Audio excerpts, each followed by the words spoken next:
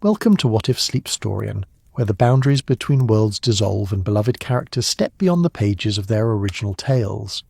Here, in the hushed hours between day and night, a master of deduction might find himself entangled in a web of whispered secrets, where the flicker of a gas lamp casts shadows that hide more than they reveal, and the impossible becomes beautifully inevitable. Each story begins with a simple question: what if? And unfolds into a gentle tapestry of intrigue, wonder, and dreams. Tonight, we begin with something a little claustrophobic, a tale woven in the dim glow of a single room, where every glance holds a secret, every word a potential lie, and every moment teeters on the edge of revelation. If these stories bring you comfort or spark your imagination, I'd be grateful if you'd like the video and subscribe, but only if you truly enjoy what I do here. Let me know where in the world you're listening from. I love seeing how far these stories travel. So dim the lights, find your most comfortable position, and let these whispered narratives carry you softly towards sleep. Picture London, 1892. Not the London of glittering ballrooms or romanticised gaslit streets, but a city of grit and shadow, where the air is thick with coal smoke and the damp chill of autumn clings to your skin. The scent of wet wool and horse manure lingers on the breeze, mingling with the faint sweetness of roasted chestnuts from a street vendor's cart. The cobblestones underfoot are slick with rain, uneven and treacherous, forcing you to watch every step. The city hums, a low, relentless murmur of carriage wheels, distant shouts, and the occasional peal of a church bell slicing through the fog. This is a world where survival demands vigilance, where the wealthy hide their fears behind velvet curtains and the poor scrape by in alleys that reek of despair. Can you imagine the weight of that air, heavy with soot and secrets, pressing against your chest? In a grand house on the edge of Mayfair, a breakfast is unfolding.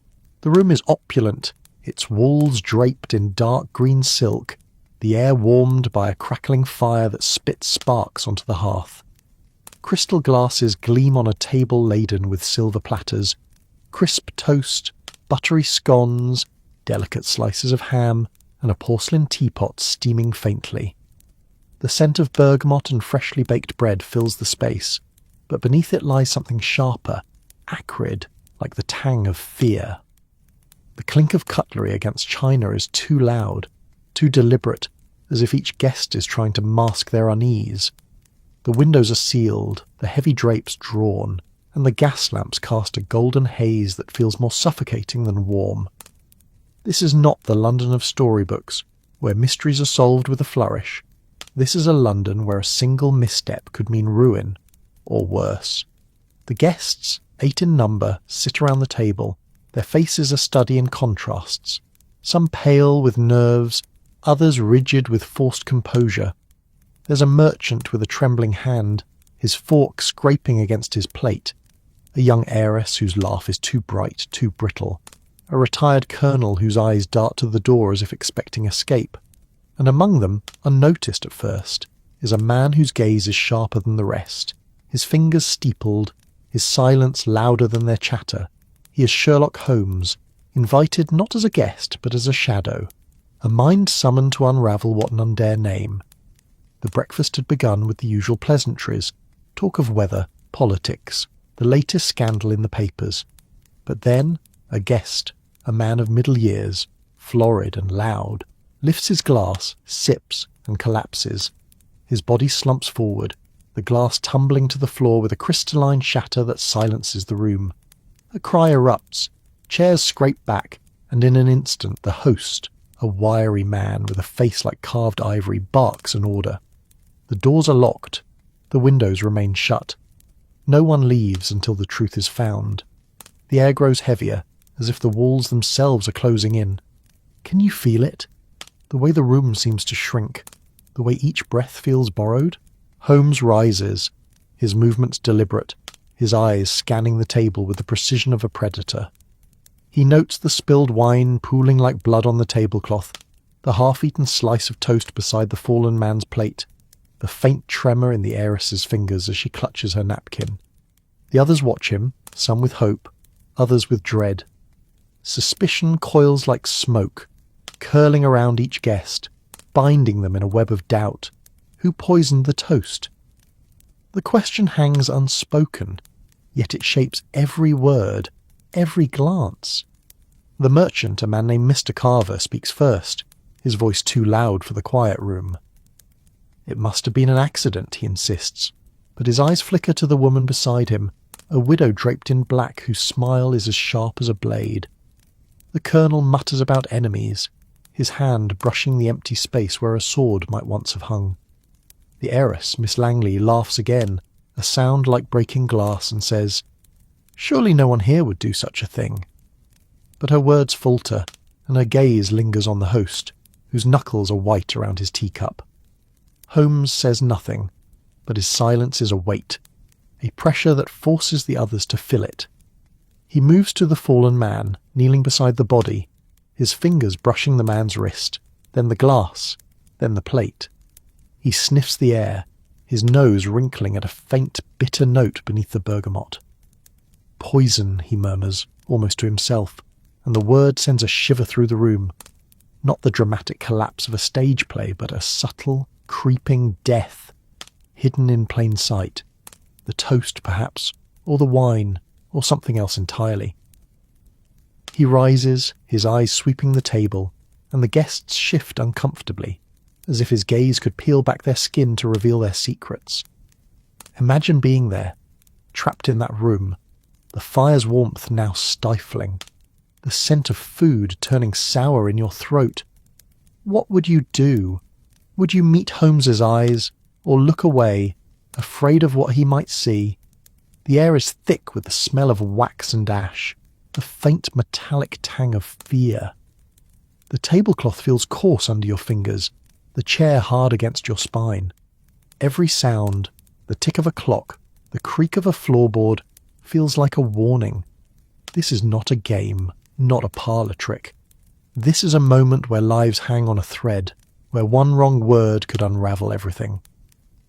Holmes begins to pace, his steps slow, deliberate, each one echoing in the tense silence. He stops beside the widow, Mrs. Harrow, whose dark eyes meet him without flinching. "You are seated closest to Mr. Grayson," he says, his voice soft but unyielding. "Did you see him take the toast?" She tilts her head, her lips curving in a way that might be amusement or defiance. "I saw him eat, Mr. Holmes," she replies, "as we all did, but I was not his keeper." Her voice is smooth, but there's a tremor in her hands, a faint clink as her bracelet brushes her wineglass. Holmes notes it, his expression unreadable, and moves on. The colonel, red-faced and bristling, slams a fist on the table. "This is absurd, you can't accuse us all." But Holmes doesn't accuse. He observes. He notes the way the colonel's cuff is stained with ink, the way Miss Langley's necklace catches the light, the way Mr. Carver's fork trembles as he sets it down. Every detail is a thread in the tapestry he's weaving, a puzzle taking shape in his mind. The room feels smaller now, the walls pressing closer, the air thick with unspoken accusations. The host, Mr. Elton, clears his throat, his voice strained. "Mr. Holmes, surely you can resolve this quickly. We are respectable people." But his eyes dart to the door, as if he too longs to escape. Holmes pauses, his gaze lingering on the table, on the crumbs scattered like clues. "Respectability," he says softly, "is a mask. And masks, Mr. Elton, are made to be removed." The words hang in the air, heavy with implication, and the guests shift in their seats, their faces a gallery of fear, anger, and guilt. The fire crackles, a log collapsing into embers, and the room seems to hold its breath. What if the truth is worse than they fear? What if the poison was not meant for one, but for many? The question lingers, unspoken, as Holmes begins to unravel the threads of motive and opportunity, his mind a blade cutting through the fog of lies. The heiress, Miss Langley, speaks again, her voice quieter now, almost a whisper. What if it was an outsider? Someone who slipped in before we arrived? Her suggestion is desperate, a lifeline thrown to the room, but Holmes shakes his head. "The doors were locked, Miss Langley. The windows are sealed. The poison was delivered by someone here, in this room, within the last hour." His words are a cage, trapping them all, and the tension tightens like a noose. The merchant carver loosens his collar, sweat beading on his brow. The widow's smile fades, her fingers tightening on her napkin. The colonel mutters under his breath, his eyes fixed on the floor. Imagine the taste of fear in your mouth, sharp and bitter, like the poison itself. Can you feel the weight of their stares, each guest wondering who among them is capable of murder? The room is a crucible, every word a spark that could ignite the truth, or destroy it. Holmes moves to the table, lifting the fallen man's glass, turning it in the light. A faint residue clings to the rim, almost invisible, but to Holmes, it's a shout in the silence. He sets it down, his eyes flicking to the toast, then to the butter dish, then to the teapot. Every object is a suspect, every gesture a confession. The narrative pauses here, not because the story ends, but because the tension demands a moment to breathe. The fire still burns, the clock still ticks, and Holmes's gaze still sweeps the room, relentless, unyielding. The truth is close, but not yet within reach. Let the weight of this moment settle over you, like a blanket, heavy but warm. Close your eyes if you wish, and let the story carry you forward into the shadows, where secrets wait to be uncovered. The fire in the grand Mayfair dining room continues its slow dance, embers glowing like eyes in the dimness, casting fleeting shadows across the faces of the guests.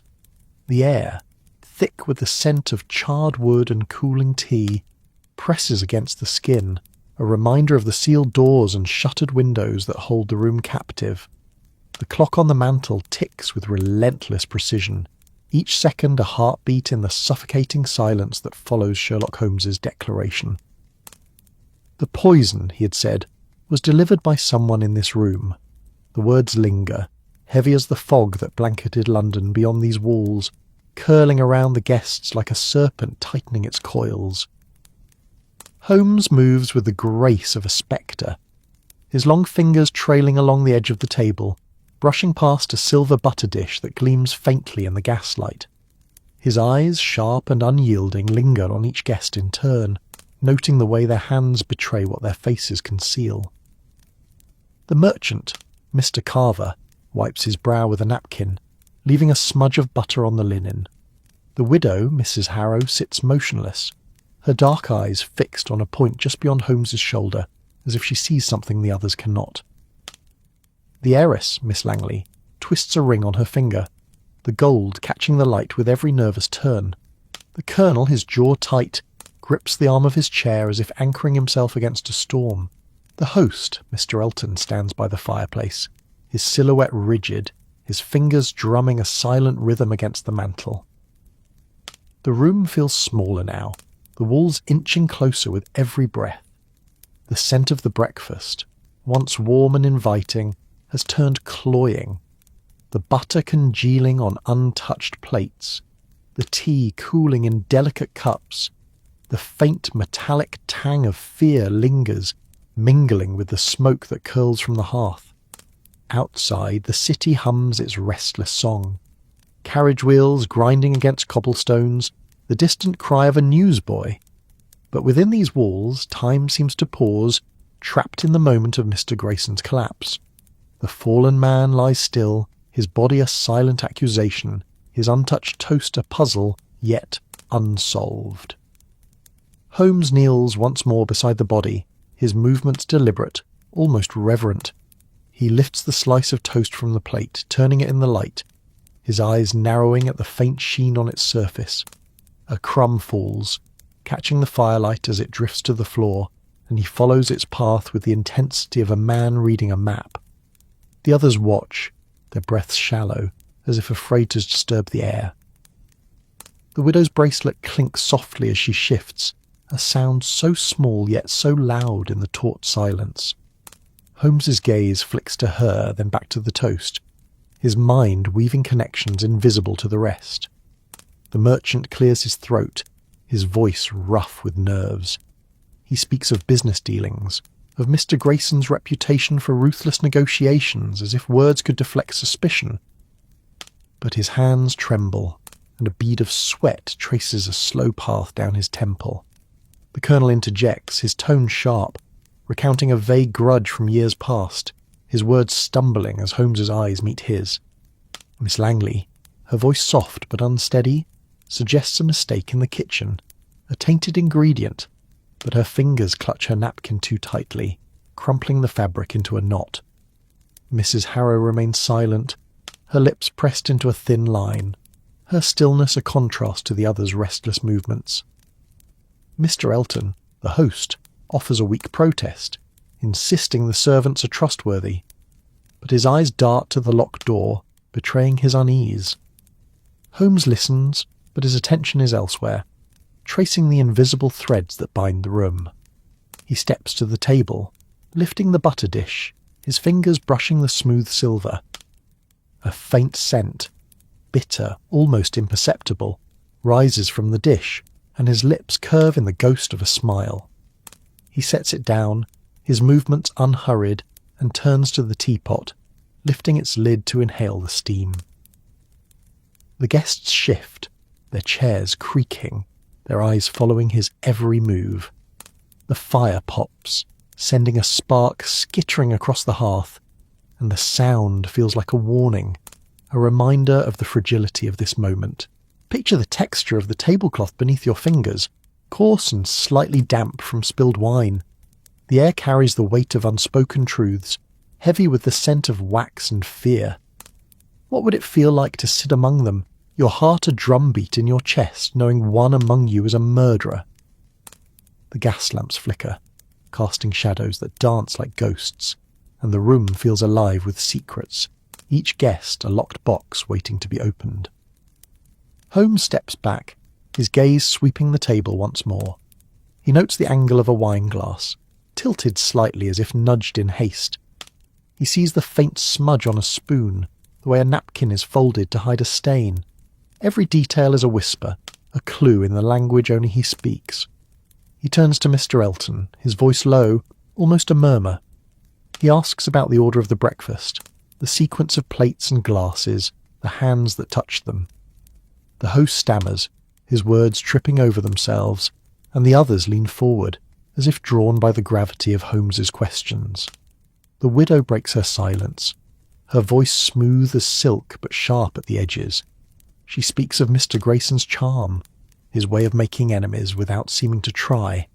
Her words are careful, measured, but her fingers trace the rim of her glass, a restless gesture that Holmes does not miss.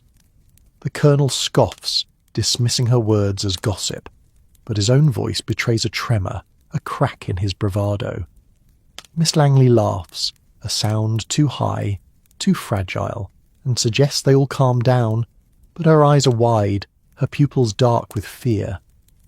The merchant mutters about debts, his words vague, his hands twisting the napkin into a rope. Holmes moves to the window, his fingers brushing the heavy drapes. The fabric is cool, slightly damp from the autumn chill seeping through the glass. He parts the curtains just an inch, and the faint light of a London morning spills in, grey and unforgiving. The city outside is a world away, its noise muffled by the thick walls, but the glimpse of freedom sharpens the tension in the room. He lets the drapes fall, the light vanishing, and turns back to the guests. His eyes linger on the butter dish, then on the toast, then on the faces that watch him, each one a mask of innocence or guilt.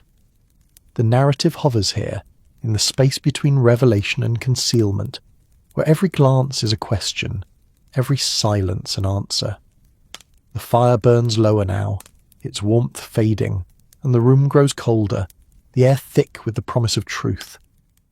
Let the story wrap around you, soft as a dream, carrying you deeper into the shadows where Holmes's mind works, relentless, unyielding, drawing ever closer to the heart of the mystery. The dining room in the Mayfair house seems to exhale, its walls holding the weight of secrets as the fire dwindles to a faint glow. The gas lamps flicker, their light casting jagged shadows that shift like whispers across the table.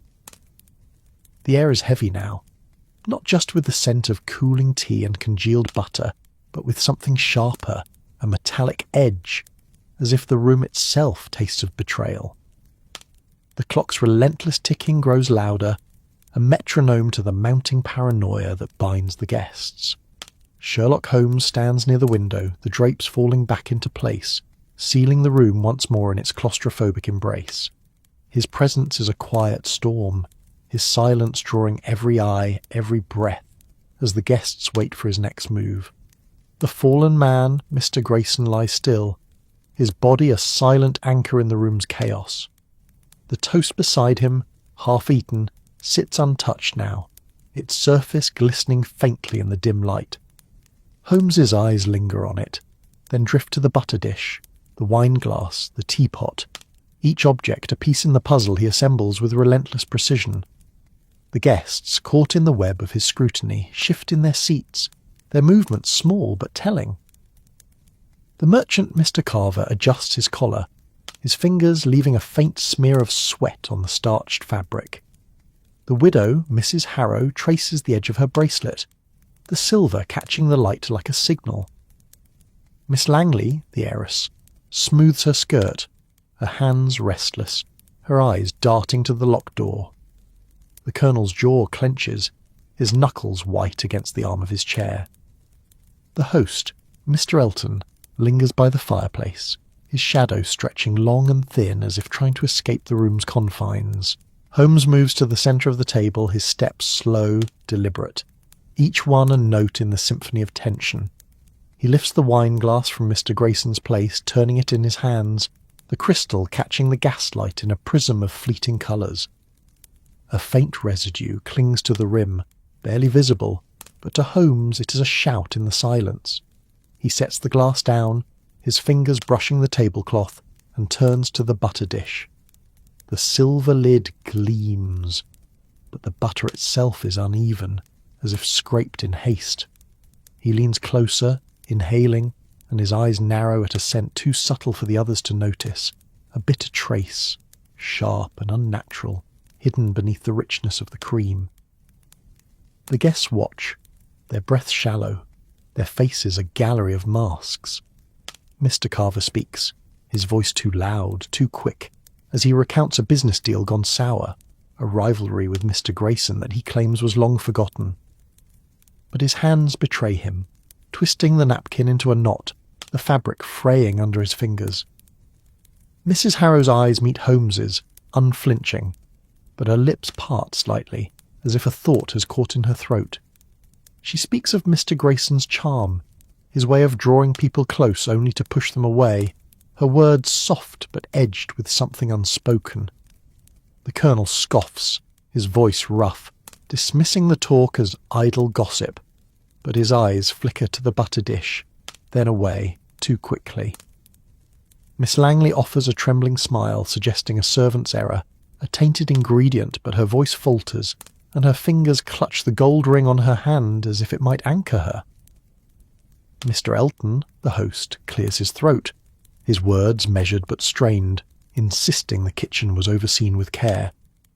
Yet his eyes linger on the door, as if he longs to fling it open and flee.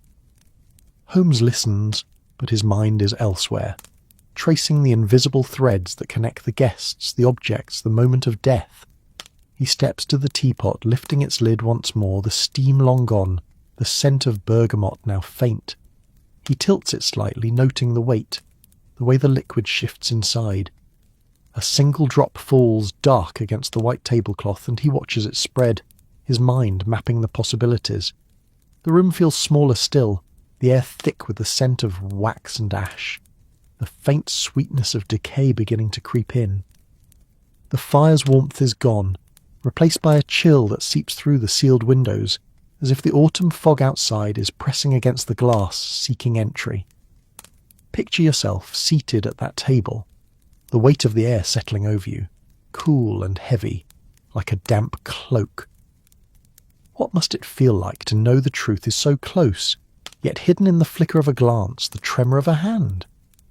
The room hums with unspoken fears, the clink of a spoon against a saucer, the creak of a chair, each sound a thread in the tapestry of suspicion. The gas lamps dim, as if the room itself is tiring, and the shadows grow longer, curling around the guests like vines. Holmes turns to Miss Langley, his voice soft, almost a whisper, as he asks about her conversation with Mr. Grayson before the breakfast began. She hesitates, her fingers tightening on her ring, and speaks of pleasantries, of talk about the weather, but her eyes betray a flicker of something deeper. Fear, perhaps, or guilt.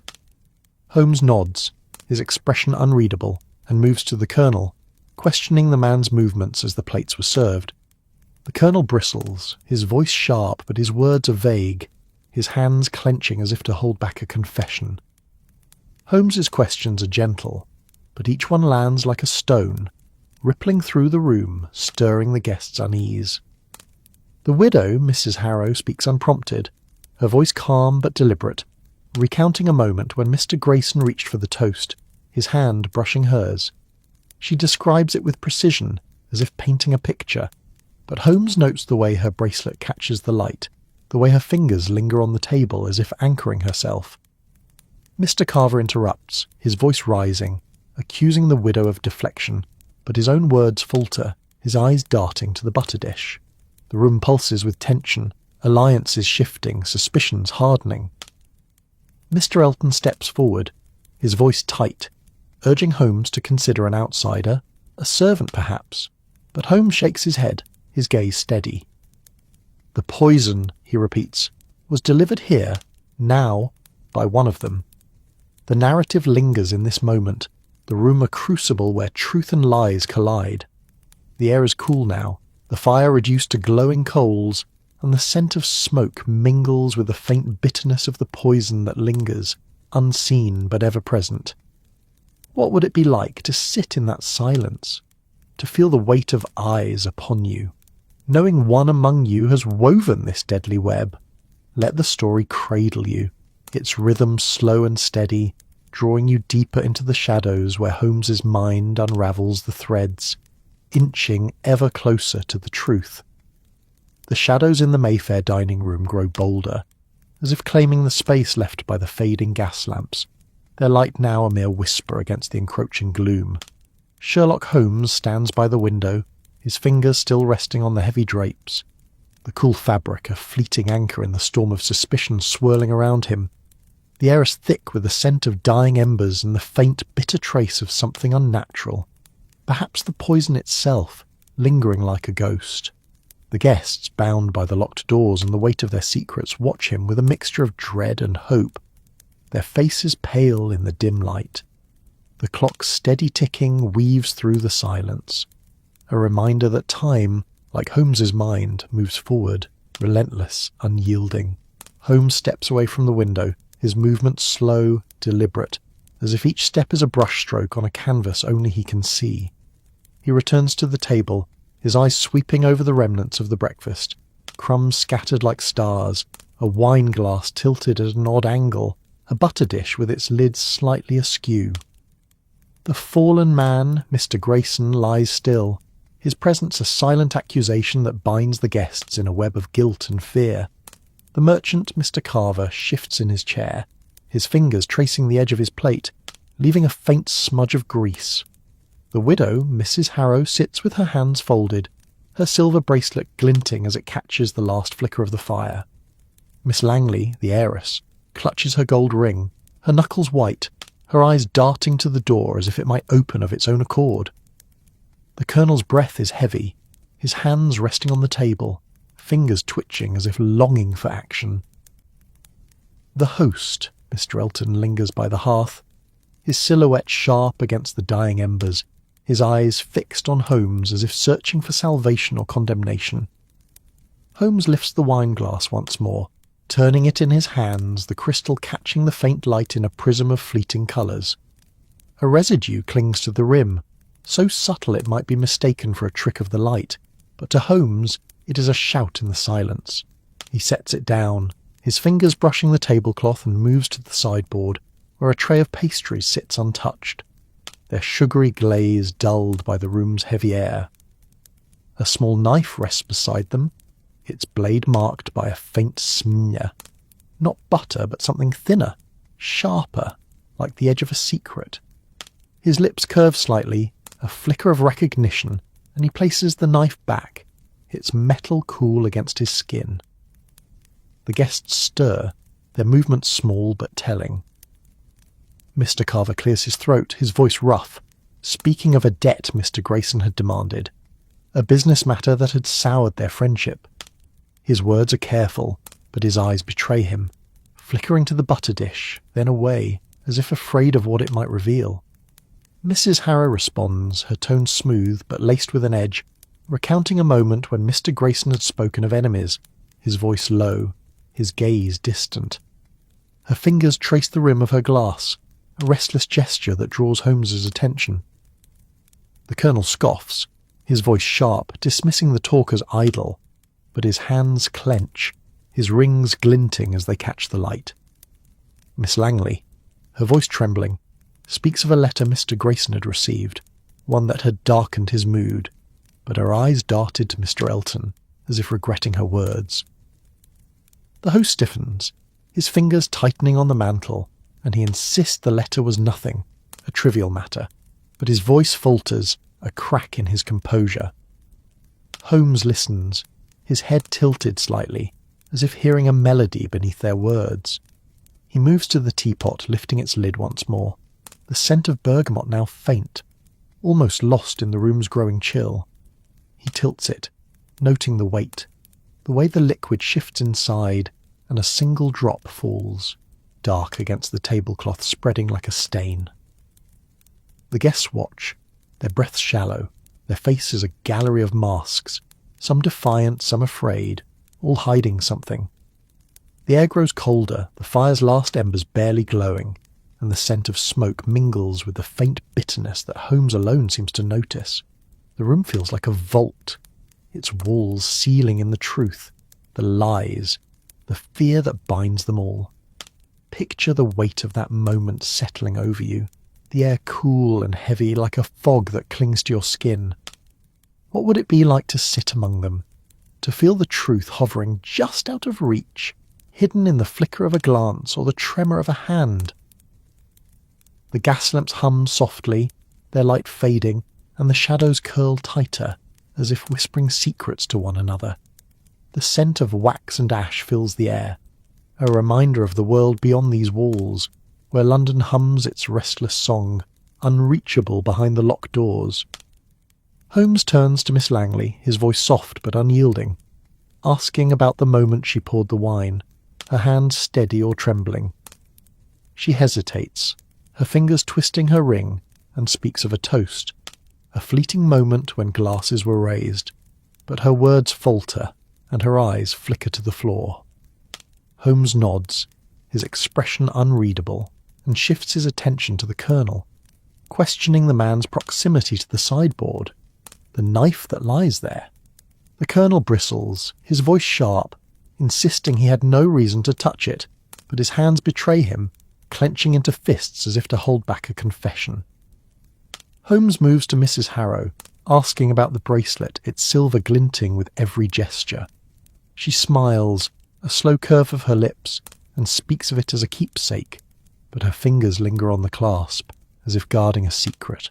The tension shifts, alliances fraying, suspicion sharpening like a blade. Mr. Carver speaks, his voice rising, accusing Mrs. Harrow of deflection, but his own words falter, his eyes darting to the teapot. Mr. Elton steps forward, his voice tight, urging Holmes to consider an accident, a tainted ingredient, but his eyes linger on the wine-glass, then away. Holmes notes it all, the hesitation, the glances, the way the room seems to hold its breath. He steps to the table, lifting a napkin folded too neatly beside Mr. Carver's plate. A faint stain marks the cloth, darker than wine, and he holds it to the light, his eyes narrowing. Carver's breath catches, his fingers tightening on the table, but he says nothing. The narrative lingers here, in the space where truth and lies collide, where every gesture is a clue, every silence a confession. The air is heavy with the scent of ash and unspoken fears.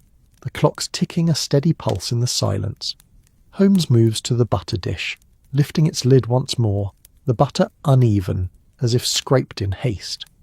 He leans closer, inhaling, and his eyes narrow at a scent too subtle for the others to notice. A bitter trace, sharp and unnatural. The guests shift, their chairs creaking, their eyes following his every move. The room pulses with tension, the walls seeming to lean inward, the air thick with the promise of revelation. Holmes steps back, his gaze sweeping the table, noting the angle of a spoon, the way a plate is pushed slightly askew, the faint smudge on a glass. Each detail is a thread in the tapestry he weaves, a puzzle taking shape in his mind. He turns to Mr. Elton, asking about the servants' movements, the sequence of the breakfast, the hands that touch the plates. The host stammers, his words vague, his eyes darting to the door as if longing to escape. The Colonel interrupts, his voice rough, accusing the servants of carelessness, but his own hands tremble, betraying his bravado.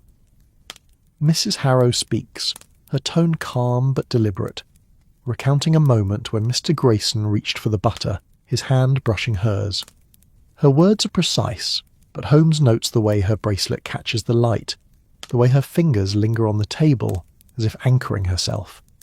The heiress, Miss Langley, speaks again, her voice barely above a whisper, suggesting a misunderstanding, a mistake in the kitchen, but her eyes are wide, her pupils dark with fear.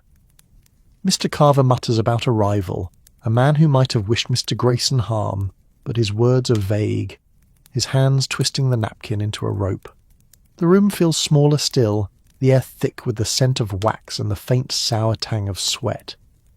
The fire is nearly gone, its warmth a memory, and the chill seeps through the sealed windows, as if the autumn fog outside is pressing against the glass, seeking entry.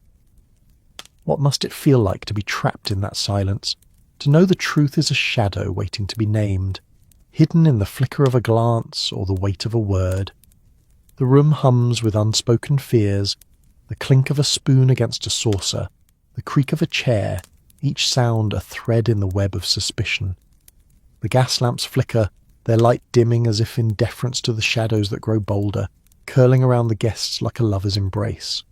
Holmes moves to the sideboard once more, his fingers brushing the tray of pastries, the knife beside them. He lifts it, turning it in the light, and the guests watch, their breaths shallow, as if afraid to disturb the air. The narrative hovers in this moment, the room a crucible where truth and lies collide. The scent of smoke and bitterness lingers, the clocks ticking a steady rhythm in the silence. Holmes's gaze is relentless, his mind a blade cutting through the fog of lies, drawing ever closer to the heart of the mystery.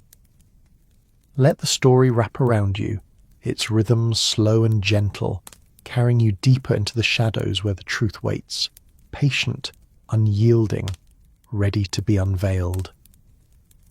The Mayfair dining room lies steeped in shadow, the gas lamps barely holding back the darkness that creeps from the corners. The air is cool now, heavy with the scent of spent wax and the faint acrid trace of something sinister. A reminder of the poison that claimed Mr. Grayson's life. Sherlock Holmes stands by the sideboard, the small knife in his hand glinting faintly as he turns it, his eyes tracing the smear along its edge. The guests, bound by the locked doors and the weight of their secrets, watch him with bated breath, their faces pale, their hands restless. The clock's ticking is a steady pulse, weaving through the silence, a metronome to the truth that draws ever closer. The room feels like a held breath, its walls a cage for the guilty and the innocent alike. Holmes sets the knife down, its metal clinking softly against the tray, and his gaze sweeps the table once more.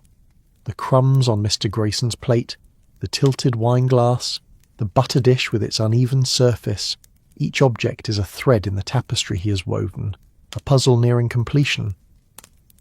The merchant, Mr. Carver, sits rigid, his napkin twisted into a frayed knot, his eyes fixed on the table as if it might shield him. Mrs. Harrow, the widow, leans back, her silk shawl whispering against her chair, her silver bracelet catching the faint light with every measured movement. Miss Langley, the heiress, grips her gold ring, her breath shallow, her eyes darting between Holmes and the locked door. The Colonel's hands rest on the table, his fingers still, but his jaw is tight, his gaze hard as if bracing for a blow. Mr. Elton, the host, stands by the hearth, his silhouette sharp against the last glowing coals, his fingers twitching as if longing to grasp something solid. Holmes steps to the centre of the room, his movements slow, deliberate, as if each step is a note in a final crescendo. He lifts the butter dish, its silver lid cool against his fingers, and examines the contents once more. The butter is uneven, a faint sheen marking its surface, and he inhales, his eyes narrowing at the bitter trace beneath the cream's richness. The guests shift, their chairs creaking, their breaths catching as if the air itself might betray them. Holmes sets the dish down, his gaze moving to the teapot, its porcelain dulled by the room's dimness. He lifts its lid, the faint scent of bergamot rising, but it is the weight of the pot, the subtle shift of its contents that draws his attention. A single drop falls dark against the tablecloth, and he watches it spread, his mind mapping the final pieces of the puzzle. The silence is a living thing now, wrapping around the guests, tightening with every tick of the clock. Holmes turns to Mr. Carver, his voice soft but unyielding, asking about the merchant's dealings with Mr. Grayson, the debt that had strained their bond. Carver stammers, his words vague, speaking of a misunderstanding, a settled matter, but his eyes flicker to the butter dish, then away, too quickly. Holmes notes the tremor in his hands, the faint smudge on his cuff, and moves on, his attention shifting to Mrs. Harrow. He asks about her conversation with Mr. Grayson, the moment their hands brushed as he reached for the toast. Her smile is calm, her voice steady as she speaks of pleasantries, but her fingers linger on her bracelet, the silver glinting like a warning. The Colonel interrupts, his voice rough, accusing Holmes of chasing shadows, but his own hands betray him, clenching as if to hold back a confession. Miss Langley speaks, her voice trembling, suggesting a servant's error, a tainted ingredient, but her eyes are wide, her pupils dark with fear. Mr. Elton steps forward, his voice tight, urging Holmes to consider an outsider, a mistake, but his eyes dart to the wineglass, then to the floor. Holmes listens, his head tilted slightly, as if hearing a melody beneath their words, a pattern emerging from the chaos of their denials. The room feels colder now, the fire's last embers barely glowing, and the air carries a chill that seeps through the sealed windows.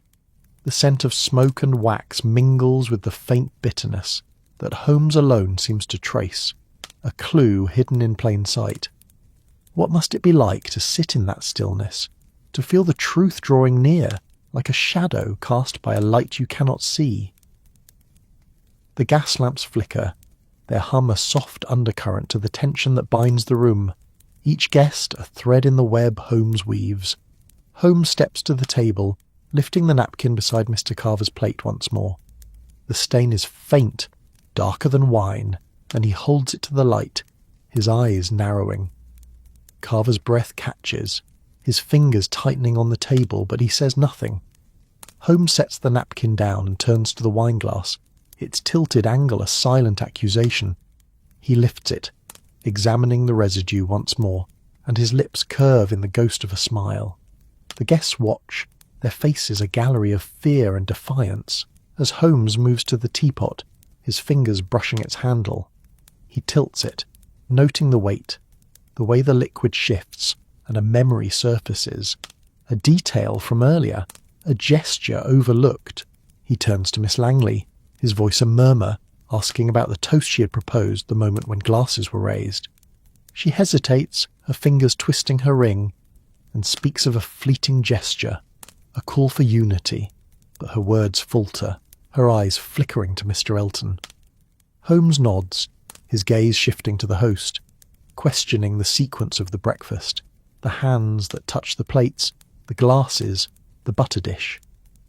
Elton stammers, his words vague, his eyes darting to the door as if it might offer escape. The Colonel scoffs, accusing the heiress of distraction, but his own voice trembles, his hands clenching tighter. Mrs. Harrow speaks, her tone deliberate, recounting a moment where Mr. Grayson had reached for the butter, his hand steady, his smile sharp. Her words are precise, but Holmes notes the way her bracelet catches the light, the way her eyes linger on the table. The tension is a living thing, coiling tighter, the air thick with the scent of ash and unspoken truths. Holmes steps back, his gaze sweeping the room, and speaks, his voice low, steady, cutting through the silence like a blade. He speaks of the butter dish, its contents tampered with, the faint sheen a clue to the poison's delivery. He speaks of the knife, its smear not butter but something sharper, a trace of the same bitterness that lingers in the air. He speaks of the napkin, the stain a mark of haste, a gesture betrayed by carelessness. The guests stiffen, their eyes wide, their breaths shallow, as Holmes weaves the threads together, his words a net closing around the truth. He turns to Mrs. Harrow, his voice soft but unrelenting, and speaks of her bracelet, its clasp loose, its silver stained with a faint residue. Her smile falters, her fingers freezing on the table, and the room holds its breath. Holmes recounts the moment she reached for the butter dish, her hand brushing Mr. Grayson's, a gesture too precise, too deliberate. He speaks of the letter Mr. Grayson received, one that had darkened his mood, a letter Mrs. Harrow had delivered, her smile masking a motive rooted in a past betrayal, a debt unpaid, a promise broken. The widow's eyes darken, her lips parting, but no words come. The others watch, their faces pale as Holmes lays bare the truth. The poison was in the butter, applied with the knife, a subtle act hidden in the chaos of the breakfast. The room exhales, the tension breaking like a wave. Mr. Carver slumps in his chair, his hands trembling with relief. Miss Langley's breath catches, her ring glinting as she releases it. The Colonel mutters, his voice low, his anger spent. Mr. Elton steps forward, his voice shaking, demanding the doors be opened. The truth now a weight he can bear. Mrs. Harrow sits still, her eyes fixed on Holmes, her silence a confession. The clock ticks on, its rhythm steady as the gas lamps flicker, casting their final light on a room forever changed. What must it feel like to see the truth unveiled, to watch the shadows part and reveal the heart of the mystery? The air is cool now, the scent of ash and bergamot fading, and the room feels lighter, as if the truth has lifted its weight. Let the story linger here, its rhythm slow and gentle, carrying you softly towards sleep, where the shadows of London fade and the world dissolves into dreams. The Mayfair dining room lies hushed, its air still heavy with the aftermath of truth unveiled. The gas lamps, now dim to a faint glow, cast long shadows that seem to cling to the walls, as if reluctant to release their hold on the secrets they've witnessed. The fire is nothing but ash, its warmth a distant memory, and the scent of bergamot and wax has faded, replaced by the cool, damp breath of an autumn night seeping through the sealed windows.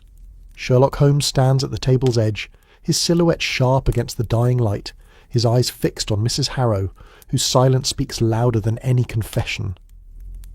The guests, released from the noose of suspicion, exhale in uneven breaths, their faces pale, their hands trembling with the weight of what has passed.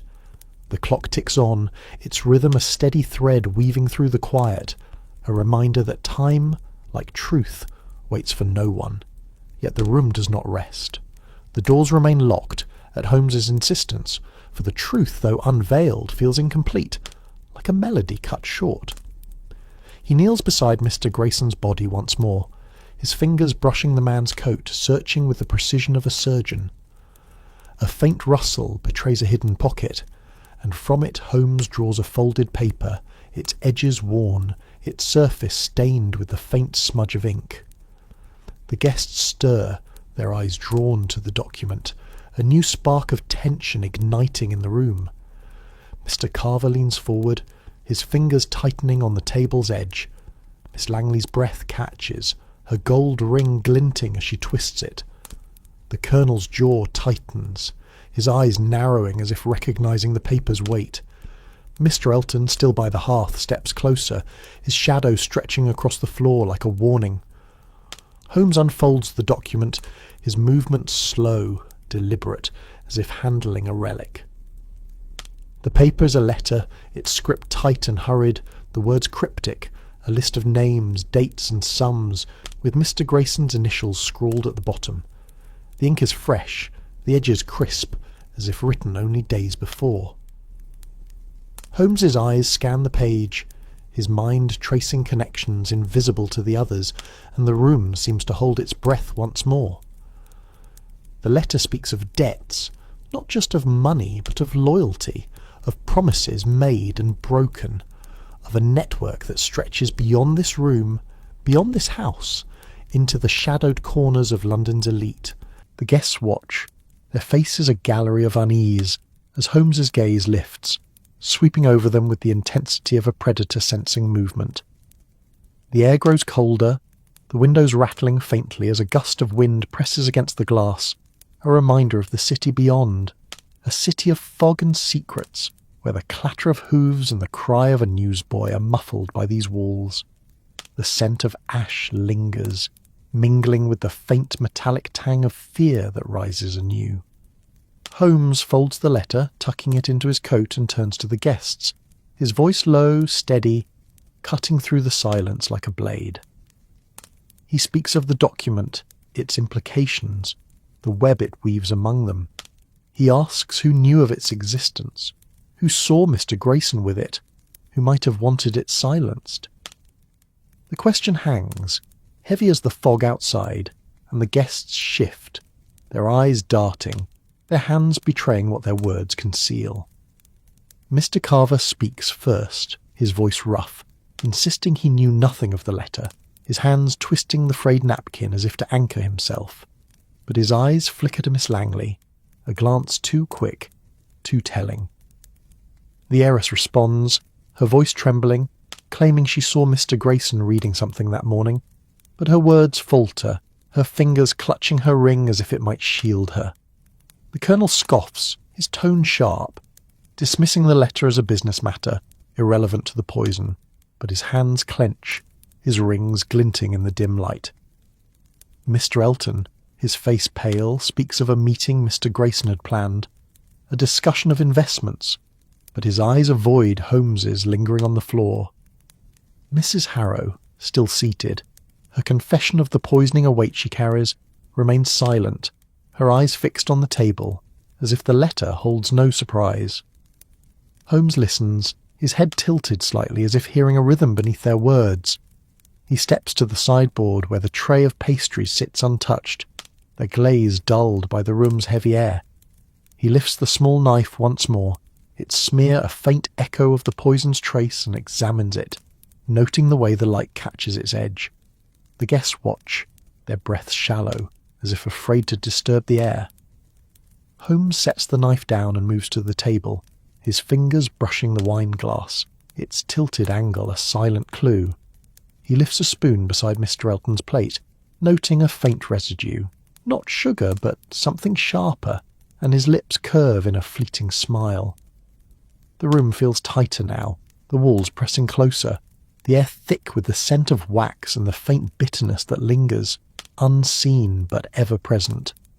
What must it feel like to stand in that moment, to sense the truth shifting like a shadow just beyond your grasp, hidden in the rustle of a paper or the flicker of a glance?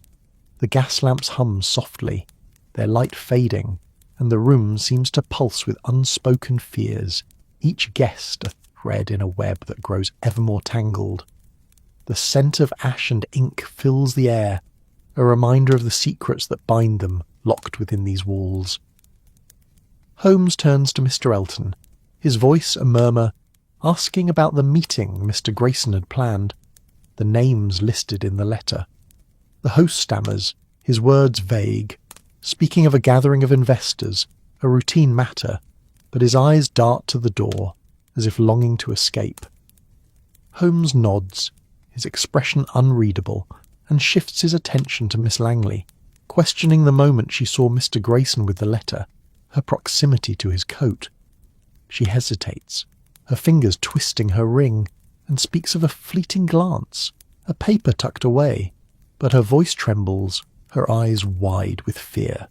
The Colonel interrupts, his voice rough, accusing Holmes of chasing ghosts, but his own hands betray him, clenching as if to hold back a confession. Mr. Carver speaks, his tone rising, suggesting the letter was a private matter, irrelevant to the murder, but his eyes flicker to the sideboard, then away. The tension coils tighter, alliances fraying, suspicion sharpening like a blade. Holmes steps to the table, lifting a napkin beside Miss Langley's plate, its fold too precise, its edge marked by a faint stain. He holds it to the light, his eyes narrowing, and the heiress's breath catches, her fingers freezing on her ring. Holmes sets the napkin down and moves to the teapot, its porcelain cool against his fingers. He tilts it, noting the weight, the way the liquid shifts, and a memory surfaces, a gesture, a glance, a moment overlooked. He speaks, his voice steady, recounting the letter's contents, the names that tie the guests to a conspiracy of debts and betrayals, a network Mr. Grayson threatened to expose. The room exhales, the air heavy with the weight of revelation, and the guests stir, their faces pale, their eyes wide. Holmes turns to Mr. Carver, his voice soft but unrelenting, asking about a debt listed in the letter, a sum tied to his name. Carver stammers, his words tripping over themselves, claiming ignorance, but his hands tremble, a bead of sweat tracing a slow path down his temple. Holmes shifts to the Colonel, questioning a date in the letter, a meeting he attended with Mr. Grayson. The Colonel bristles, his voice sharp, dismissing the matter as trivial, but his hands clench, his rings glinting like a warning. Miss Langley speaks, her voice barely above a whisper, admitting she saw the letter in Mr. Grayson's hand, but her eyes darted to Mr. Elton, as if seeking permission. The host steps forward, his voice tight, insisting the letter was a misunderstanding, a private matter, but his eyes betray him, flickering to the sideboard. The narrative lingers here, in the space where truth and lies collide, where every gesture is a clue, every silence a confession. The air is cool, the scent of ashen ink fading, but the room remains a crucible, its walls holding the weight of secrets yet to be unveiled. What must it be like to stand in that silence, to feel the truth drawing near, like a tide pulling up the shore, ready to reveal what lies beneath? The gas lamps flicker, their light dimming, and the shadows curl tighter, as if guarding the final pieces of the puzzle. Holmes's gaze is relentless, his mind a blade cutting through the fog of lies, drawing ever closer to the heart of the conspiracy. The room pulses with tension, the clocks ticking a steady rhythm in the silence. Holmes steps back, his eyes sweeping the guests, noting the way Mr. Carver's hands tremble, the way Miss Langley's ring glints, the way the Colonel's jaw tightens. He speaks of the letter, its names a map of motives, its dates a timeline of betrayal. He speaks of the knife, its smear a link to the poison, a tool used not just for murder, but to silence a truth too dangerous to be spoken.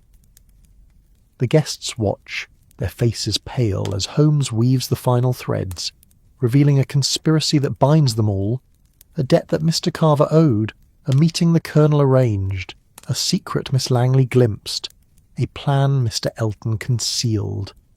The letter, he says, was Mr. Grayson's leverage, and its discovery was his death sentence.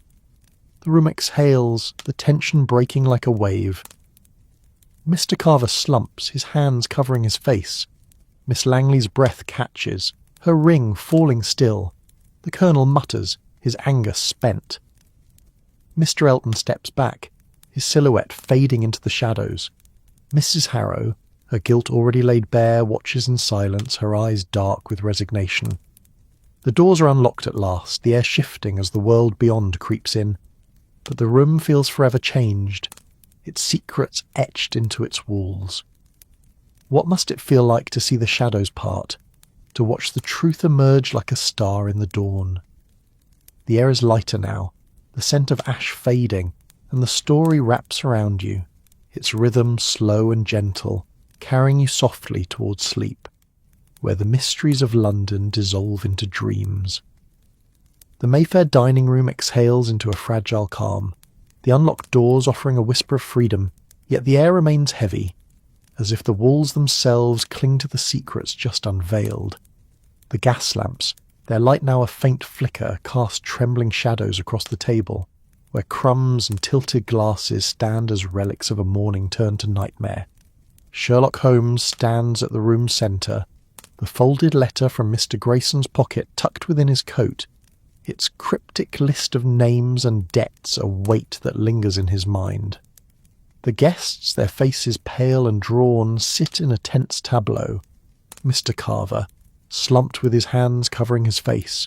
Miss Langley, her gold ring still as her breath steadies. The Colonel muttering under his breath, his anger spent. Mr. Elton fading into the shadows by the hearth, and Mrs. Harrow silent, her dark eyes fixed on a point beyond the room, her confession a chain that binds her. But the calm is fleeting, shattered by a sharp knock at the door, a sound that slices through the silence like a blade. The guests startle, their eyes darting to the entrance, where a servant's muffled voice announces a discovery, a second document found in Mr. Grayson's satchel, left forgotten by the sideboard. Holmes's gaze sharpens, his hand pausing mid-motion as he turns toward the door. The servant, pale and trembling, enters with a sealed envelope, its wax cracked but intact, bearing Mr. Grayson's initials in a hurried scrawl. The room tightens once more, the air cool and heavy with the scent of ash and the faint lingering bitterness of the morning's poison. The doors are locked again, at Holmes's command, for this new find carries a weight that demands answers, and the night outside grows restless, the wind rattling the windows like a warning. Holmes takes the envelope, his fingers tracing the wax seal, its edges rough against his skin. He breaks it open, revealing a single sheet of paper, its ink faded but legible, a letter written in a hand not Mr. Grayson's, a woman's script, delicate yet urgent. The words speak of a promise, a betrayal, a name that ties one of the guests to a scandal buried years ago, in the fog-choked streets of London's past. The guests lean forward, their breaths shallow, as Holmes's eyes scan the page, his mind weaving connections faster than the flickering light. The letter hints at a secret shared, a pact broken, and a debt that transcends money, a debt of trust, of loyalty, of blood.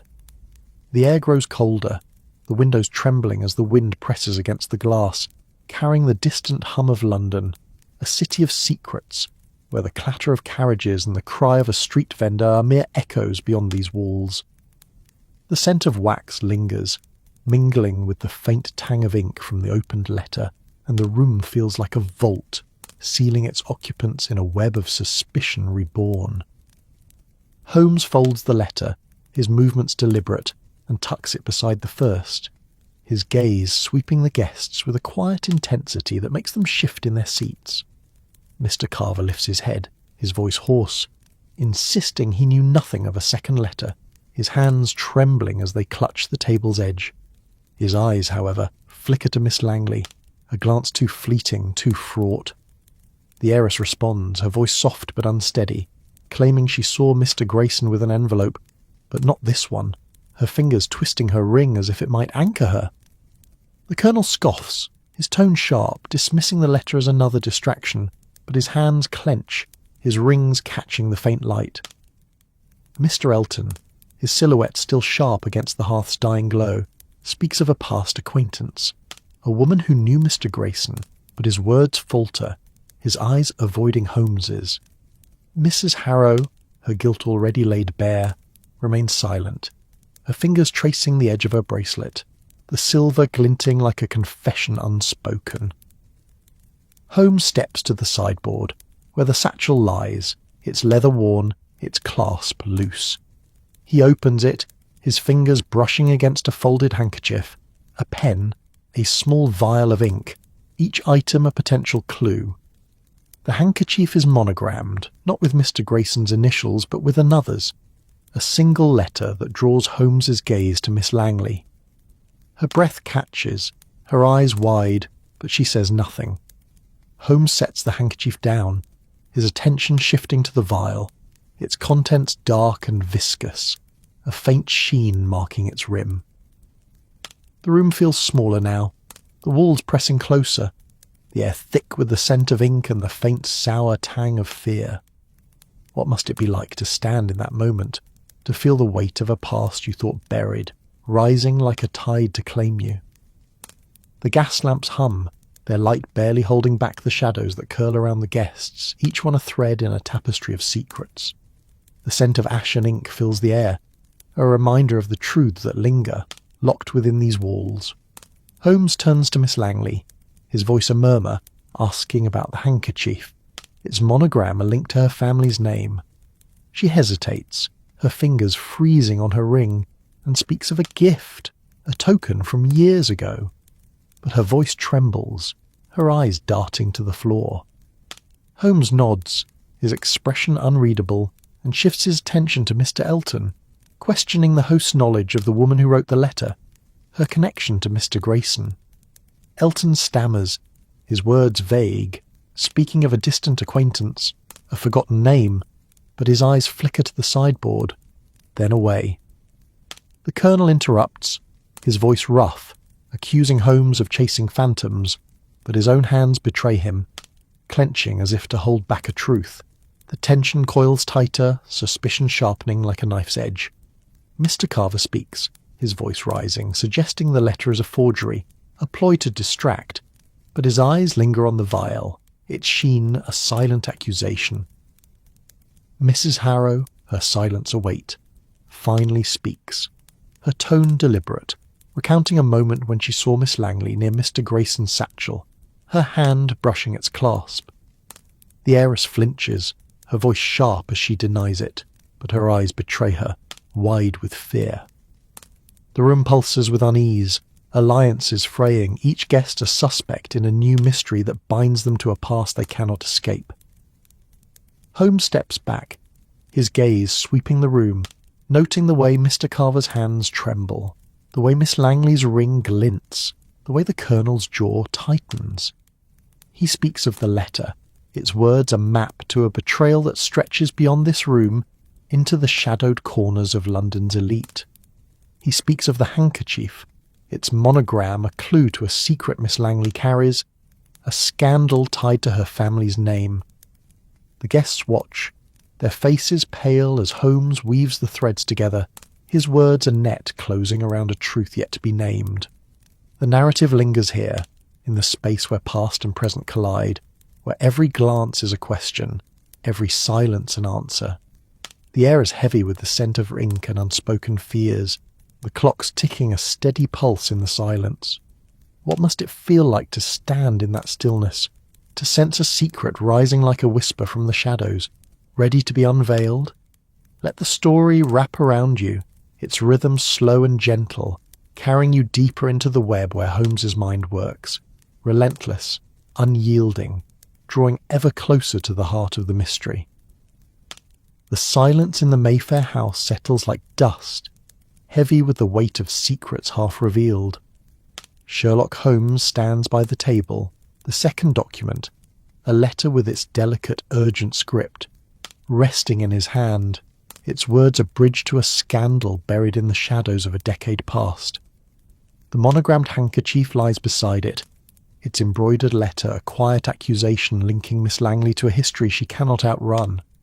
The guests, their faces pale in the faltering gaslight, sit frozen. Mr. Carver, his frayed napkin twisted into a knot. Miss Langley, her fingers clutching her gold ring. The Colonel, his jaw clenched, his eyes sharp. Mr. Elton lingering by the hearth, his silhouette wavering. And Mrs. Harrow, her silver bracelet glinting as she watches in silence. The clock's steady ticking weaves through the stillness, a thread pulling the room toward a truth yet unspoken, while the wind outside rattles the windows, a restless murmur from a London cloaked in fog. Holmes folds the letter, his movements deliberate, and tucks it into his coat. his gaze lingering on the handkerchief's monogram. The air carries a faint sharpness, not just the ink's tang, but something deeper, as if the room itself exhales the bitterness of buried truths. He steps toward the sideboard, where Mr. Grayson's satchel rests, its leather worn, its contents a map to the mystery's heart. His fingers brush the vial of ink, its rim marked by a faint sheen, and he tilts it, noting the liquid's sluggish movement, heavier than ink alone. The guests watch, their breaths shallow, their eyes drawn to his every gesture, as if each movement might unravel the web that binds them. Holmes turns, his voice a low murmur, cutting through the silence like a blade through silk. He speaks of the letter's author, a woman whose name echoes in the shadows of Miss Langley's family history, a figure tied to a scandal that cost more than reputation, a life, perhaps, or a promise broken beyond repair. He asks who among them knew her, who crossed her path in the years when London's elite whispered her name in hushed tones. The question hangs, heavy as the fog beyond the windows, and the guests stir, their faces a gallery of unease. Mr. Carver clears his throat, his voice rough, claiming no knowledge of the woman, but his hands betray him, twisting the napkin until it tears. Miss Langley's breath catches, her fingers tightening on her ring, and she speaks of a name heard in childhood, a story half forgotten, but her eyes avoid Holmes's, flickering to the floor. The Colonel responds, his tone sharp, dismissing the letter as old gossip, irrelevant to the present, but his rings glint as his hands clench, a flicker of recognition in his gaze. Mr. Elton, his voice unsteady, speaks of a woman he met once, a fleeting encounter at a ball, but his words falter, his eyes darting to the satchel. Mrs. Harrow, her silence a weight, finally speaks, her tone measured, recounting a moment when Mr. Grayson mentioned a name, a woman who vanished from society's gaze. Her fingers trace her bracelet, the silver catching the faint light, and Holmes notes the gesture, his mind weaving connections faster than the ticking clock. The air grows colder, the windows trembling as the wind's insistence grows, carrying the faint hum of a city that never sleeps. The scent of ink lingers, mingling with the stale breath of fear that rises from the guests, and the room feels like a sealed vault, its walls guarding truths too heavy to bear. Holmes lifts the vial once more, holding it to the light, its contents dark and viscous, a faint residue clinging to the glass. He sets it down, his eyes flickering to Miss Langley, whose hand hovers near her ring, as if it might shield her from the past. The satchel's clasp, loose and worn, catches his attention, and he opens it again, revealing a small notebook, its pages yellowed, its script tight and hurried. A ledger of sorts, with names and dates that echo the letter's cryptic words. What must it be like to feel the past creeping closer, its whispers rising like a tide, threatening to pull you under? The gas lamps flicker, their hum a soft pulse beneath the tension, and the shadows curl tighter, as if guarding secrets of their own. The scent of ink and ash fills the air, a reminder of the truths that linger, locked within these walls. Holmes turns to Miss Langley, his voice soft but unrelenting, asking about the notebook, its entries tied to her family's name. She hesitates, her fingers freezing on her ring, and speaks of a ledger her father kept, a record of debts long settled, but her voice trembles, her eyes wide with fear. Holmes nods, his expression unreadable, and shifts his attention to Mr. Elton, questioning the host's connection to the woman named in the letter, a figure who moved in his circles. Elton stammers, his words vague, speaking of a passing acquaintance, but his eyes flicker to the vial, then away, too quickly. The Colonel interrupts, his voice rough, accusing Holmes of chasing ghosts, but his hands betray him, clenching as if to hold back a confession. The tension coils tighter, suspicions sharpening like a knife's edge. Mr. Carver speaks, his voice rising, suggesting the notebook is a relic, irrelevant to the murder, but his eyes linger on the satchel, its clasp a silent accusation. Mrs. Harrow, her tone deliberate, recounts a moment when she saw Miss Langley near the sideboard, her hand brushing the satchel, her movements too careful. The heiress flinches, her voice sharp as she denies it, but her eyes are wide, her pupils dark with fear. The room pulses with unease, alliances fraying, each guest a suspect in a mystery that stretches beyond the poison into the shadows of a scandal that refuses to stay buried. Holmes steps to the table, lifting the notebook, its pages rustling softly as he opens it. The entries are meticulous, a record of transactions, but one name stands out, repeated in the margins, a name tied to Miss Langley's family, a debt unpaid, a promise broken. He speaks, his voice steady, recounting the ledger's contents, the dates that align with the letter, the scandal that cost a woman her place in society. The guests watch, their faces pale as Holmes weaves the threads together, his words a net closing around a truth yet to be named. He turns to Miss Langley, asking about the woman, her role in the heiress's past, the shame her family buried. She falters, her voice barely a whisper, admitting a connection, a name she was taught to forget, but her eyes betray her, glistening with unshed tears. The narrative lingers here, in the space where history and truth collide, where every glance is a question, every silence an answer. The air is heavy with the scent of ink and unspoken fears, the clock's ticking a steady pulse in the silence. What must it feel like to stand in that hush, to sense a secret you thought buried rising like a spectre, ready to claim you? Let the story wrap around you, its rhythm slow and gentle, carrying you deeper into the web where Holmes's mind works, relentless, unyielding, drawing ever closer to the heart of the scandal. The Mayfair house holds its breath, the dining room steeped in a silence that feels like the pause before a storm. Sherlock Holmes stands by the table, the second document, a letter with its urgent feminine script, resting in his hand, its words a thread to a scandal buried in the shadows of years past. The monogrammed handkerchief lies nearby, its embroidered letter a silent link to Miss Langley's family, a past she cannot outrun. The guests sit in a tense stillness, their unease palpable. Mr. Carver clutches a frayed napkin, his knuckles pale. Miss Langley twists her gold ring, her eyes averted. The Colonel grips the table's edge, his gaze sharp. Mr. Elton hovers near the hearth, his silhouette wavering in the dying light. And Mrs. Harrow, her confession of murder a weight she carries, traces her silver bracelet with a steady hand.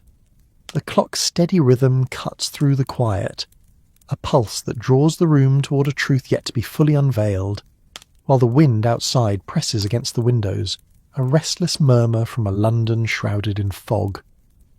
Holmes tucks the letter into his coat, his movements slow, as if each gesture is a step toward clarity. The air carries a faint sharpness, the tang of old ink mingling with the cooling ash from the hearth, a reminder of the secrets that linger in the room's heavy stillness. He steps toward the sideboard, where Mr. Grayson's satchel rests, its leather scuffed, its clasp loose. His fingers brush the vial of ink, its surface marked by a subtle sheen, and he lifts it, tilting it to catch the faltering gaslight.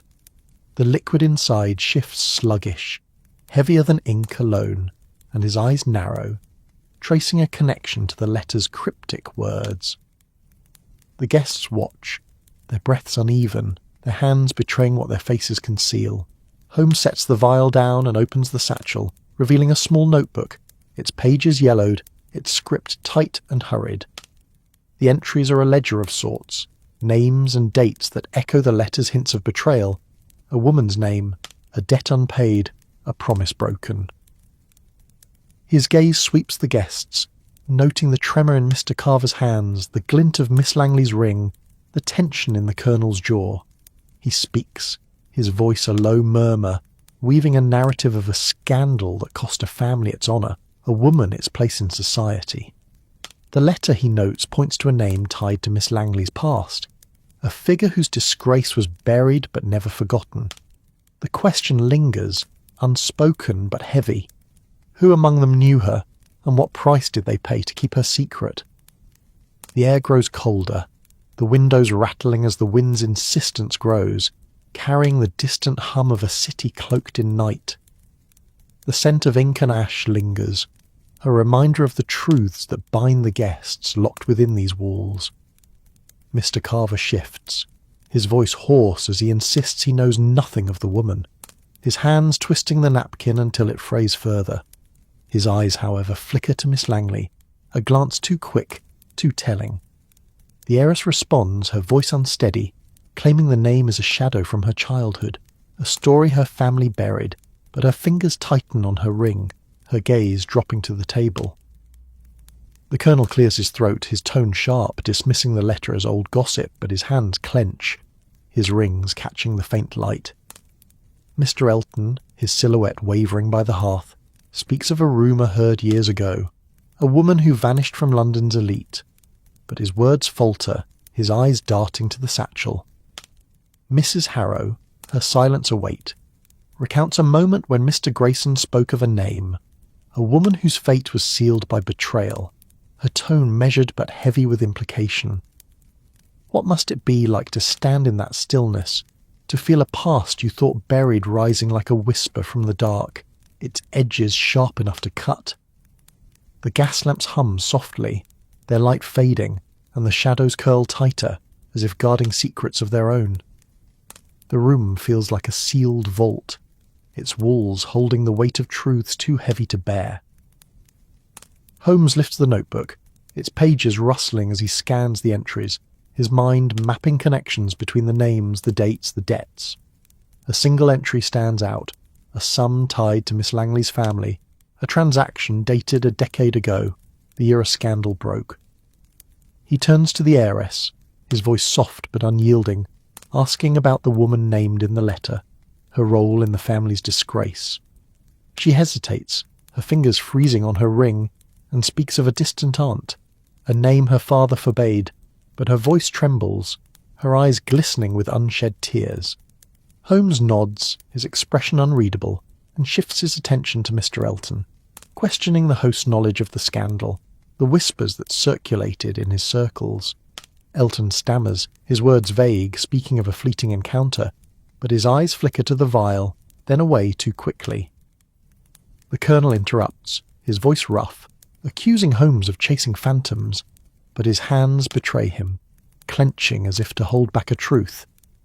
Mr. Carver speaks, his voice rising, suggesting the notebook is a relic, irrelevant to the murder, but his eyes linger on the handkerchief, its monogram a silent accusation. Mrs. Harrow, her tone deliberate, recounts a moment when she saw Miss Langley near the satchel, her hand brushing its clasp, her movements too careful. The heiress flinches, her voice sharp as she denies it, but her eyes are wide, her pupils dark with fear. The room pulses with unease, alliances fraying, each guest a suspect in a mystery that stretches beyond the poison, into the shadows of a scandal that refuses to stay buried.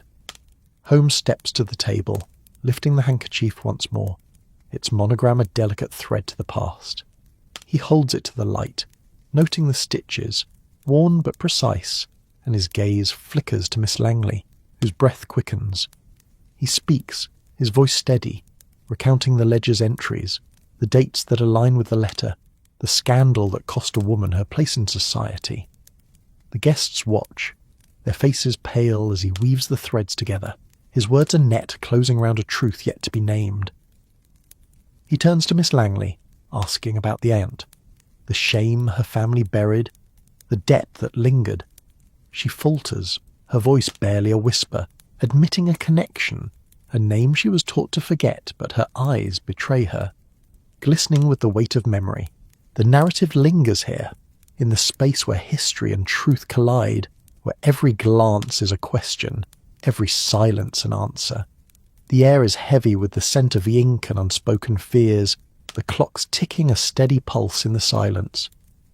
What must it feel like to stand in that hush, to sense a secret rising like a tide, its current strong enough to pull you under. Let the story wrap around you, its rhythm slow and gentle, carrying you deeper into the web where Holmes's mind works.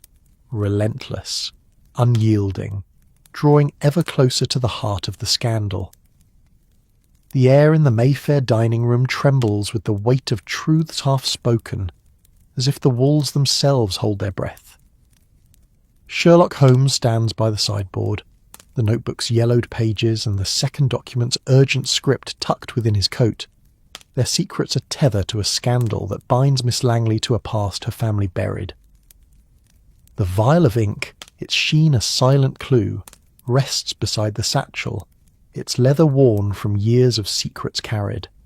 The guests, their faces pale in the faltering gaslight, sit in a fragile tension. Mr. Carver, his hands twisting a tattered napkin. Miss Langley, her gold ring catching the dim light as her fingers tremble. The Colonel, his posture rigid, his eyes sharp with defiance. Mr. Elton, lingering by the hearth, his silhouette barely visible in the dying glow, and Mrs. Harrow, her silver bracelet glinting faintly, her silence heavy with the burden of her confessed crime.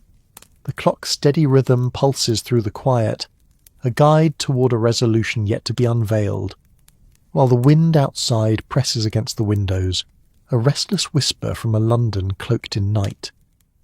Holmes steps away from the sideboard, his movements deliberate, as if each step traces the outline of a truth taking shape. The air carries a faint sharpness, the tang of old ink mingling with the cooling ash from the hearth, a reminder of the morning's poison and the deeper wounds of a buried past. He lifts the monogrammed handkerchief, its embroidered letter a delicate thread to Miss Langley's family, and holds it to the light, noting the worn stitches, the faint stain along its edge. His gaze sweeps the guests, catching the tremor in Mr. Carver's hands, the glint of the Colonel's rings, the shadow of Mr. Elton's unease. The notebook's entries, he knows, are a map to a scandal, a woman's disgrace, a debt unpaid, a promise broken, that threatens to unravel the fragile bonds of this room. Holmes speaks, his voice a low murmur, weaving a narrative of a woman whose name haunts the letter, a figure whose betrayal cost Miss Langley's family their honour. The notebook, he notes, records a transaction tied to that scandal, a sum paid to silence a truth that lingered like a shadow. He asks who among them crossed her path, who shared her secret, who stood to lose if it surfaced. The question settles over the room, heavy as the fog beyond the windows, and the guests stir, their movements betraying their unease. Mr. Carver clears his throat, his voice rough, insisting he knew nothing of the woman, but his hands tear the napkin further, his eyes flickering to Miss Langley. The heiress responds, her voice unsteady, claiming the name is a distant memory, a story her father buried, but her fingers tighten on her ring, her gaze dropping to the table. The Colonel shifts, his tone sharp, dismissing the notebook as irrelevant, a relic of old business, but his hands clench, his rings catching the faint light. Mr. Elton, his voice wavering, speaks of a rumour, a woman who vanished from London's elite, but his words falter, his eyes darting to the vial on the sideboard. Mrs. Harrow, her silence a weight, recounts a moment when Mr. Grayson spoke of a name, a woman whose fate was sealed by betrayal, her tone measured but heavy with implication. The air grows colder, the windows rattling as the wind's insistence grows, carrying the distant hum of a city that hums with secrets. The scent of ink and ash lingers, a reminder of the truths that bind the guests locked within these walls. What must it be like to linger in that quiet, to feel a past you thought buried rising like a whisper from the shadows, its edges sharp enough to wound? The gas lamps hum softly, their light fading, and the shadows curl tighter, as if guarding the final pieces of the puzzle. The room feels like a sealed chamber, its walls holding the weight of truths too heavy to bear. Holmes lifts the notebook once more, its pages rustling as he traces the entries, his mind mapping connections between the names, the dates, the debts. A single entry stands out, a sum tied to Miss Langley's family, dated a decade ago, the year a scandal broke. He turns to the heiress, his voice soft but unyielding, asking about her aunt, the woman named in the letter whose disgrace was buried at great cost. Miss Langley hesitates, her fingers freezing on her ring, and speaks of a family secret, a name her father forbade, but her voice trembles, her eyes glistening with unshed tears. Holmes nods, his expression unreadable, and shifts his attention to Mr. Elton, questioning the host's role in the scandal, his presence at a meeting noted in the notebook. Elton stammers, his words vague, speaking of a fleeting encounter, but his eyes flicker to the vial, then away. The Colonel interrupts, his voice rough, accusing Holmes of chasing ghosts, but his hands betray him, clenching as if to hold back a truth. Mr. Carver speaks, his voice rising, suggesting the notebook is a distraction, irrelevant to the murder, but his eyes linger on the handkerchief, its monogram a silent accusation. Mrs. Harrow, her tone deliberate, recounts a moment when she saw Miss Langley near the satchel, her hand brushing its clasp, her movements too careful. The heiress flinches, her voice sharp as she denies it, but her eyes are wide, her pupils dark with fear. The room pulses with unease, alliances fraying, each guest a suspect in a mystery that stretches beyond the poison, into the shadows of a scandal that refuses to stay buried. Holmes steps to the sideboard, lifting the vial of ink, its contents dark and viscous. He tilts it, noting the residue, a trace of something sharper than ink, and his lips curve in a fleeting smile. He speaks, his voice steady, recounting the notebook's entries, the dates that align with the letter, the scandal that cost a woman her place in society. He weaves the threads together, revealing a truth that binds the guests. The woman was Miss Langley's aunt, whose betrayal of a powerful ally, Mr. Elton's father, sparked a scandal that threatened both families. The debt in the notebook was a payment to silence her, but Mr. Grayson, knowing the truth, threatened to expose it, a leverage that cost him his life. The room exhales, the tension breaking like a wave. Miss Langley's breath catches, her hands falling still, her ring glinting one last time. Mr. Carver slumps, his napkin tattered in his lap, his eyes downcast. The Colonel mutters, his anger spent, his hands unclenching. Mr. Elton steps back, his silhouette fading into the shadows, his voice silent. Mrs. Harrow, her guilt already confessed, watches with dark eyes, her bracelet a faint spark in the gloom. Holmes folds the notebook, tucking it beside the letter, and speaks of the truth unveiled. A scandal buried, a debt paid, a murder committed to keep the past silent. The doors are unlocked at last, the air shifting as the world beyond creeps in, carrying the faint hum of London's night. The scent of ink and ash fades, the gas lamps flicker their final light, and the room feels lighter, as if the truth has lifted its weight. What must it be like to see the shadows part, to watch a secret laid bare, its edges softened by time? The clock ticks on, its rhythm steady as the story wraps around you, its cadence slow and gentle, carrying you softly towards sleep, where the mysteries of London dissolve into dreams. That's our tale tonight, listeners. Share your thoughts, your city, your time zone. Are you in Paris beneath the stars, Sao Paulo at sunset, or Seoul before dawn? If this story stirred something in you, like this episode and subscribe if you crave more of these shadows. Keep your lanterns lit. Rest well. Until next time. As I sit in my study this evening, the fire crackling softly in the grate, and the familiar sounds of London settling into sleep drifting through my window, I find myself compelled to record what may have been the most peculiar case Holmes and I ever encountered aboard a moving conveyance, one where the rhythmic clatter of wheels on rails provided the only constant in a mystery that seemed to shift and transform with each mile we travelled north, and where a man's desperate attempt to escape his past would teach us both that sometimes the most elaborate deceptions are undone by the simplest of oversights. Little did we know, when we boarded the midnight express to Edinburgh on that fog-shrouded October evening, that we would awaken to find ourselves investigating an impossible disappearance from a locked compartment, where the only witness was a smashed pocket watch and the only clue was a set of muddy footprints that defied every law of physics and common sense. And certainly, neither Holmes nor I could have foreseen that the solution to this baffling mystery would reveal a truth so human, so desperately relatable, that even my consulting detective friend would find himself moved to unexpected compassion for a man whose crime was nothing more than the perfectly understandable desire to begin his life anew. The journey to Scotland had been arranged at rather short notice, Holmes having received an urgent telegram from the Chief Constable of Edinburgh, requesting our assistance with what he described as a matter of the utmost delicacy involving certain members of the nobility.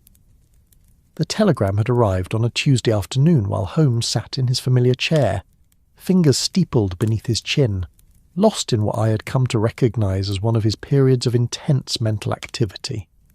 When Mrs. Hudson brought up the yellow envelope, he read it with the quick, darting eye movements that indicated his mind was already racing ahead to possibilities and complications.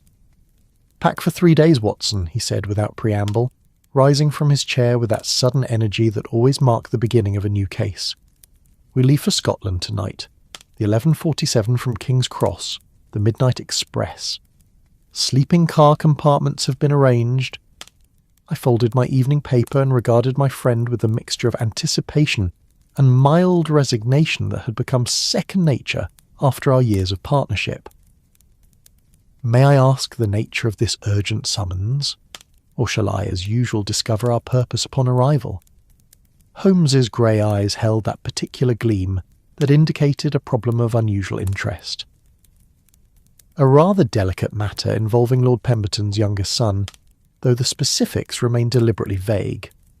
The Chief Constable's telegram suggests scandal carefully contained, but one senses currents beneath the surface that may prove far more turbulent than appearances suggest.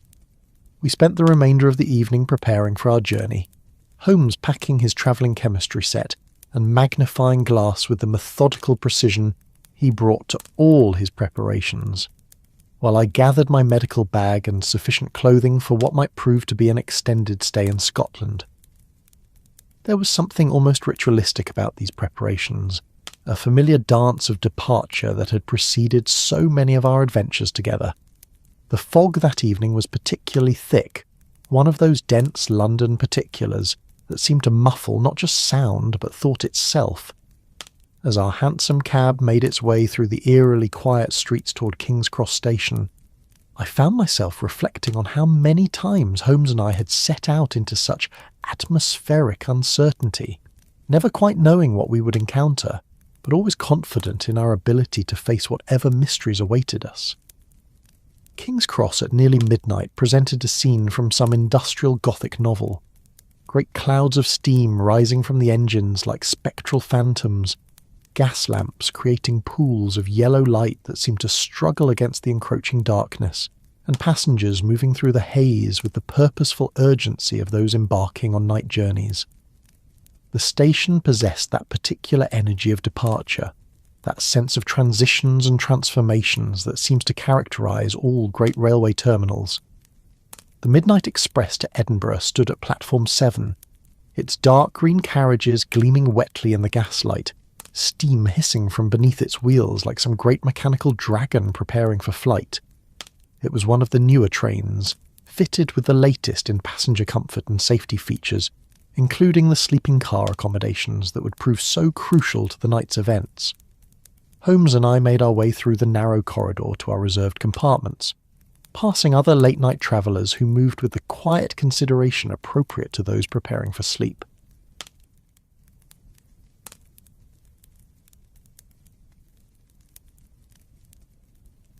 Our compartments were adjacent, modest but well-appointed spaces with fold-down bunks and small washing facilities.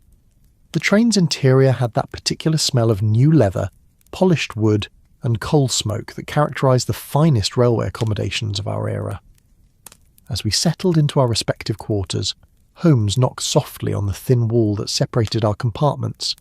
"Sleep well, Watson," he called quietly. "Tomorrow promises to present us with challenges that will require our full attention and clearest thinking." I arranged my few belongings in the small storage space provided and prepared for what I hoped would be a restful night's journey.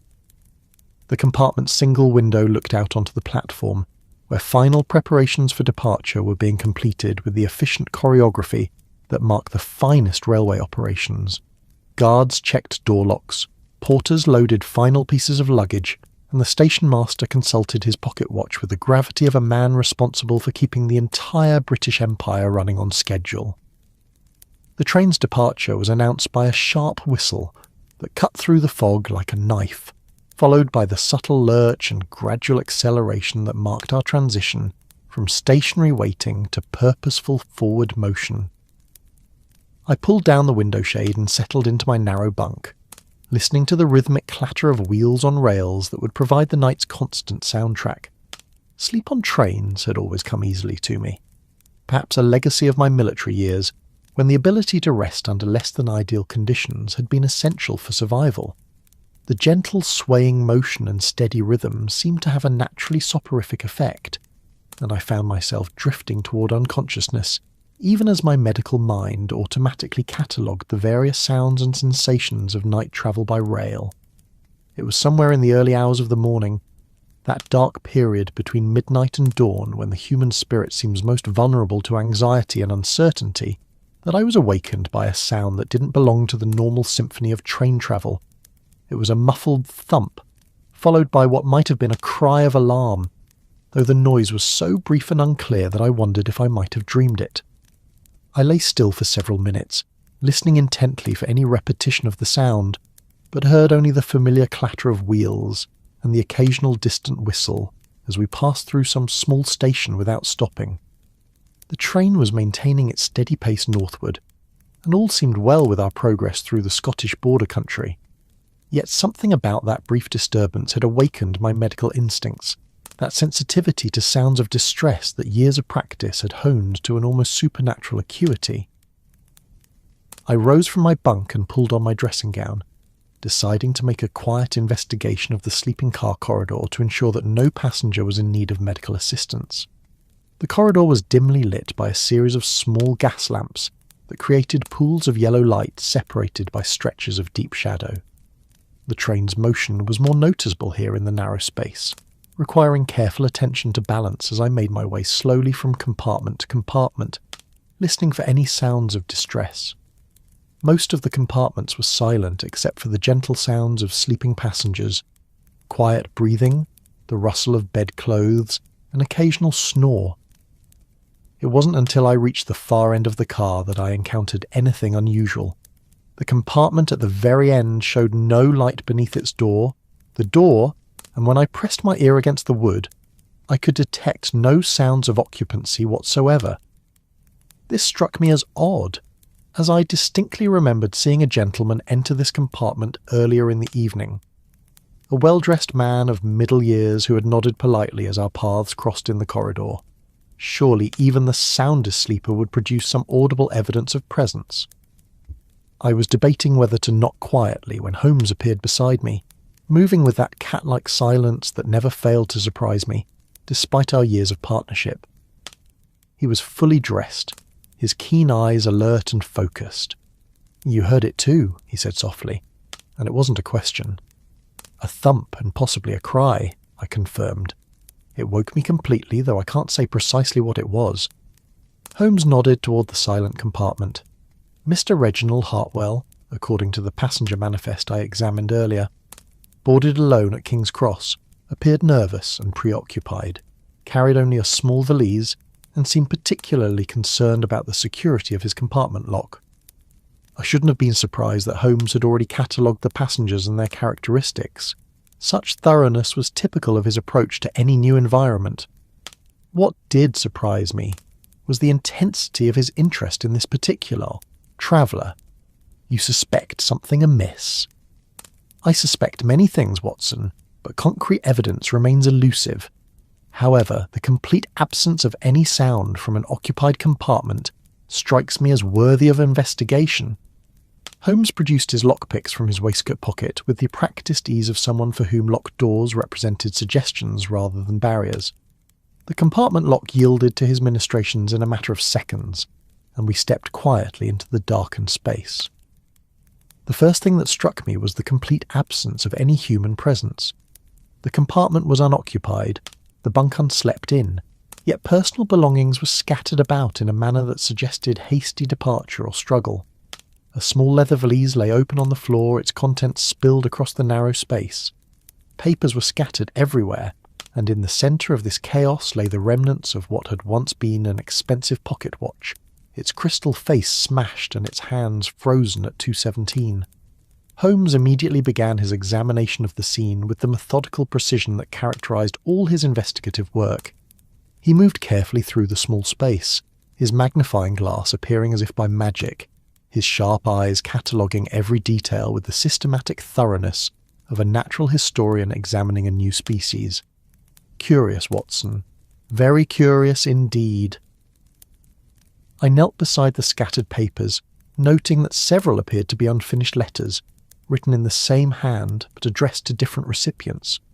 The handwriting was hurried, almost frantic, and several letters had been started but abandoned after only a few lines.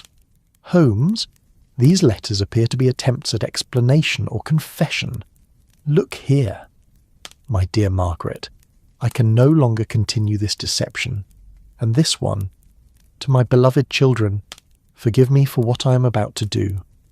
Yet none are completed. Holmes had turned his attention to the compartment's window, examining the frame and mechanism with particular care. The window's unlocked, Watson, and shows signs of having been opened recently. Note the condensation patterns on the glass and the slight displacement of the curtain.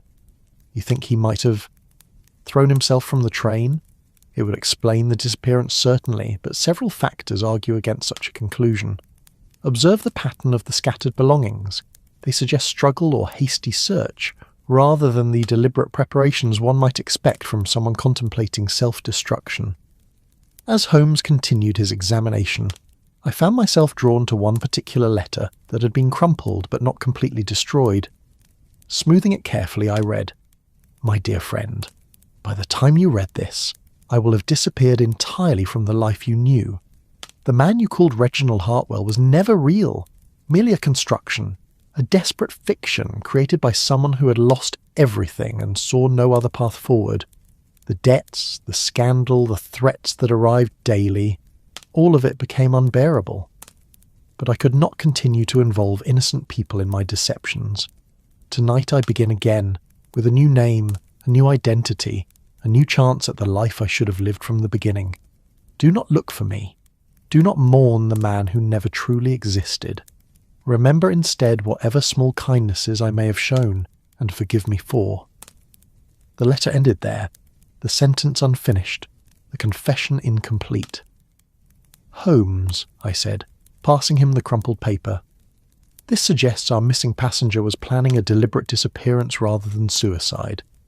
But how does one simply vanish from a moving train?" Holmes read the letter with his characteristic speed and concentration, his grey eyes moving rapidly across the hurried handwriting. When he finished, he folded the paper carefully and placed it in his waistcoat pocket. "The question of method becomes paramount, Watson. Let us examine what physical evidence tells us about Mr. Hartwell's departure from this compartment." What followed was one of the most remarkable demonstrations of Holmes's investigative methods I had ever witnessed. Working in the confined space of the railway compartment, he began to reconstruct the events of the previous hours with the precision of a scientist conducting a laboratory experiment. First, he examined the scattered belongings with his magnifying glass, noting the pattern of their distribution and the nature of the items themselves. The valise was opened hastily but not randomly, he observed. Notice how certain items, documents, personal papers, anything that might identify our traveller, have been specifically removed, while clothing and personal effects remain untouched. Next, he turned his attention to the broken pocket watch, examining not just the damaged timepiece itself, but the pattern of glass fragments around it. The watch was not simply dropped or thrown down in haste. He concluded it was deliberately smashed, and at precisely 2:17. Given that we heard the disturbance at approximately that time, we can assume this represents the moment of departure. Most intriguingly, Holmes's examination of the window revealed traces of mud on the sill. Fresh earth that had no business being inside a railway compartment travelling through the night. This becomes more curious by the moment, Watson. How does Scottish soil find its way into a sealed compartment on a moving train? As dawn began to break over the Scottish countryside, our train continued its steady progress toward Edinburgh, but Holmes and I found ourselves absorbed in a mystery that seemed to defy rational explanation. The missing passenger had vanished completely, leaving behind evidence of planned departure, but no apparent means of escape.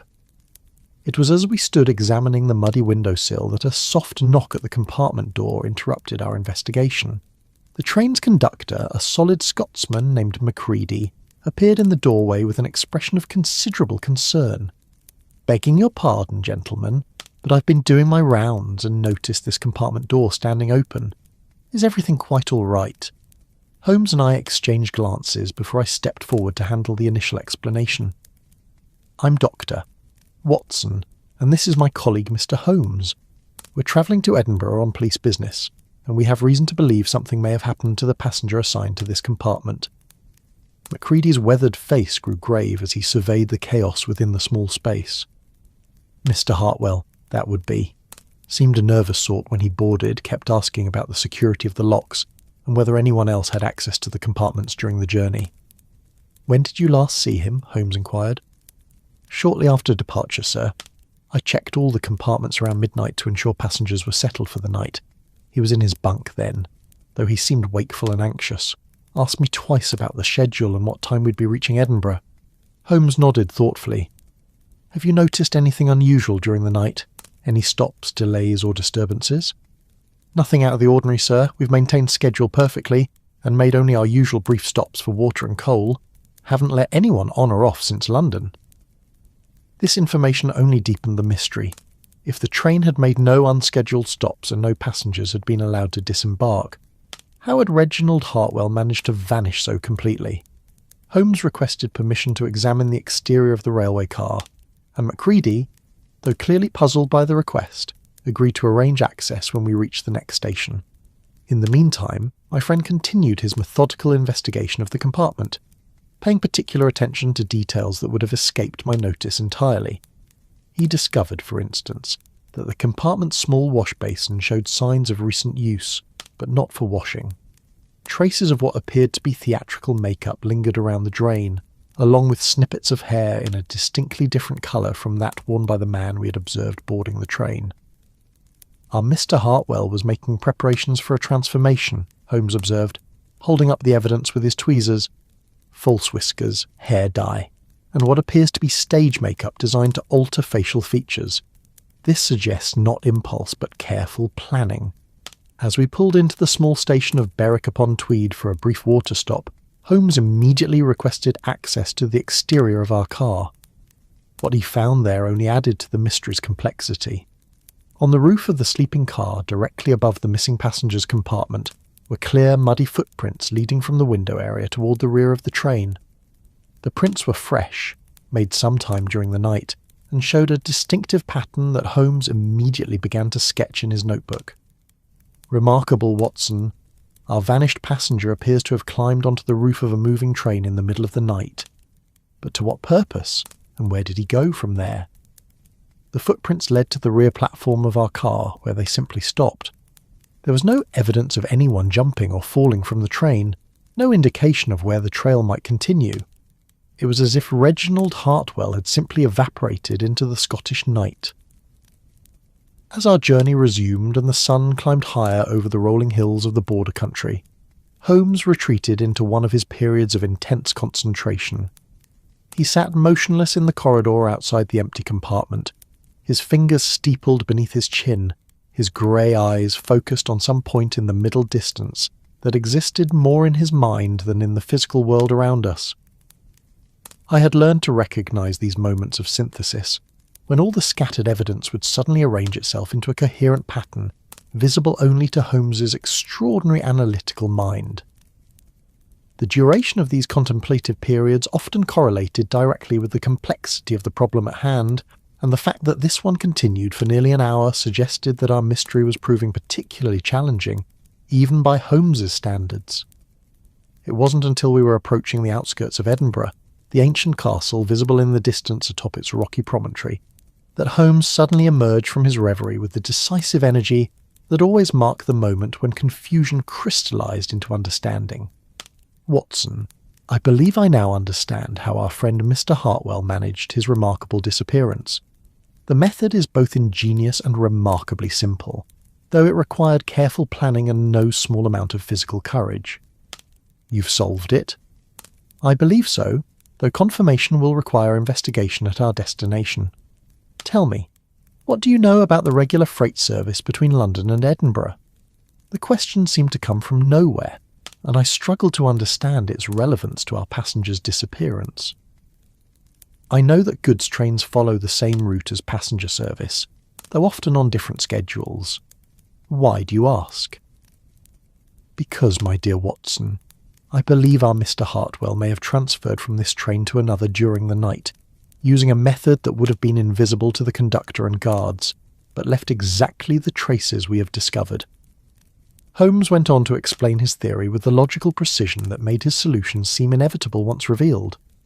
The muddy footprints on the roof, the smashed pocket watch marking the exact time of departure, the theatrical makeup and disguise materials, all pointed to a carefully orchestrated plan. Consider the geography, Watson. During the night, our route passed through several sections where freight trains heading north run on parallel tracks. At certain points, particularly through the border country, these tracks run close enough together that an agile person might transfer from one moving train to another.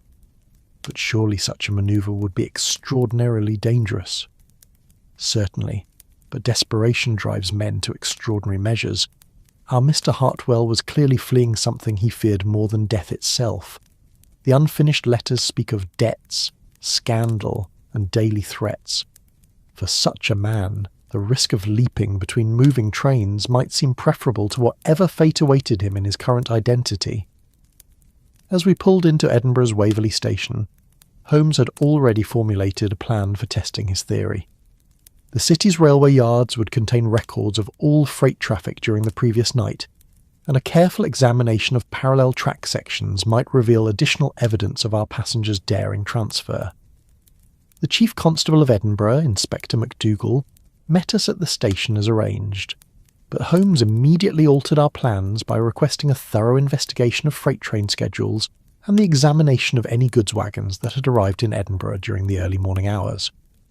"I believe you may find," Holmes told the inspector, "that one of those freight cars contains evidence of an unauthorised passenger, along with the theatrical props needed for a complete transformation of identity." Inspector MacDougall, a shrewd Scotsman with deep-set eyes and a greying beard, listened to Holmes's theory with the careful attention of a professional law enforcement officer. When Holmes had finished his explanation, the inspector nodded slowly. "It's a remarkable theory, Mr. Holmes, but it assumes that our missing passenger had detailed knowledge of freight train schedules and track layouts. How would a man like Hartwell acquire such specific information?" Holmes smiled with the satisfaction of someone whose theory was holding up under examination. "That, Inspector, brings us to the heart of Mr. Hartwell's true identity and the reason for his desperate flight from London." What Holmes revealed next would prove to be the key to understanding not just the method of disappearance, but the motivation behind it. Through his careful examination of the abandoned letters and personal effects, he had pieced together a picture of a man living under an assumed identity, desperately trying to maintain a fiction that had become impossible to sustain. Reginald Hartwell was actually Thomas Morrison, a former railway clerk who had embezzled funds from his employer and fled London under a false name 3 years earlier. His knowledge of train schedules and track layouts came from his previous legitimate employment, while his current identity was an elaborate construction designed to allow him to start fresh. But the past had caught up with him, as it so often does. His creditors had discovered his true identity and were threatening exposure unless he paid debts he could never hope to clear. Rather than face ruin and imprisonment, Morrison had planned one final transformation, a complete disappearance, followed by the emergence of yet another new identity. The freight train transfer was the key to this plan. By timing his departure to coincide with a northbound goods train on parallel tracks, Morrison could vanish from the passenger train while boarding a freight car that would carry him to Scotland. Once there, he would use his theatrical disguise materials to emerge as an entirely different person, one with no connection to either Reginald Hartwell or Thomas Morrison. The pocket watch was smashed deliberately to mark the exact time of transfer, Holmes explained as we made our way to the railway yards. He needed to record the moment for his own reference, perhaps to establish an alibi for his new identity.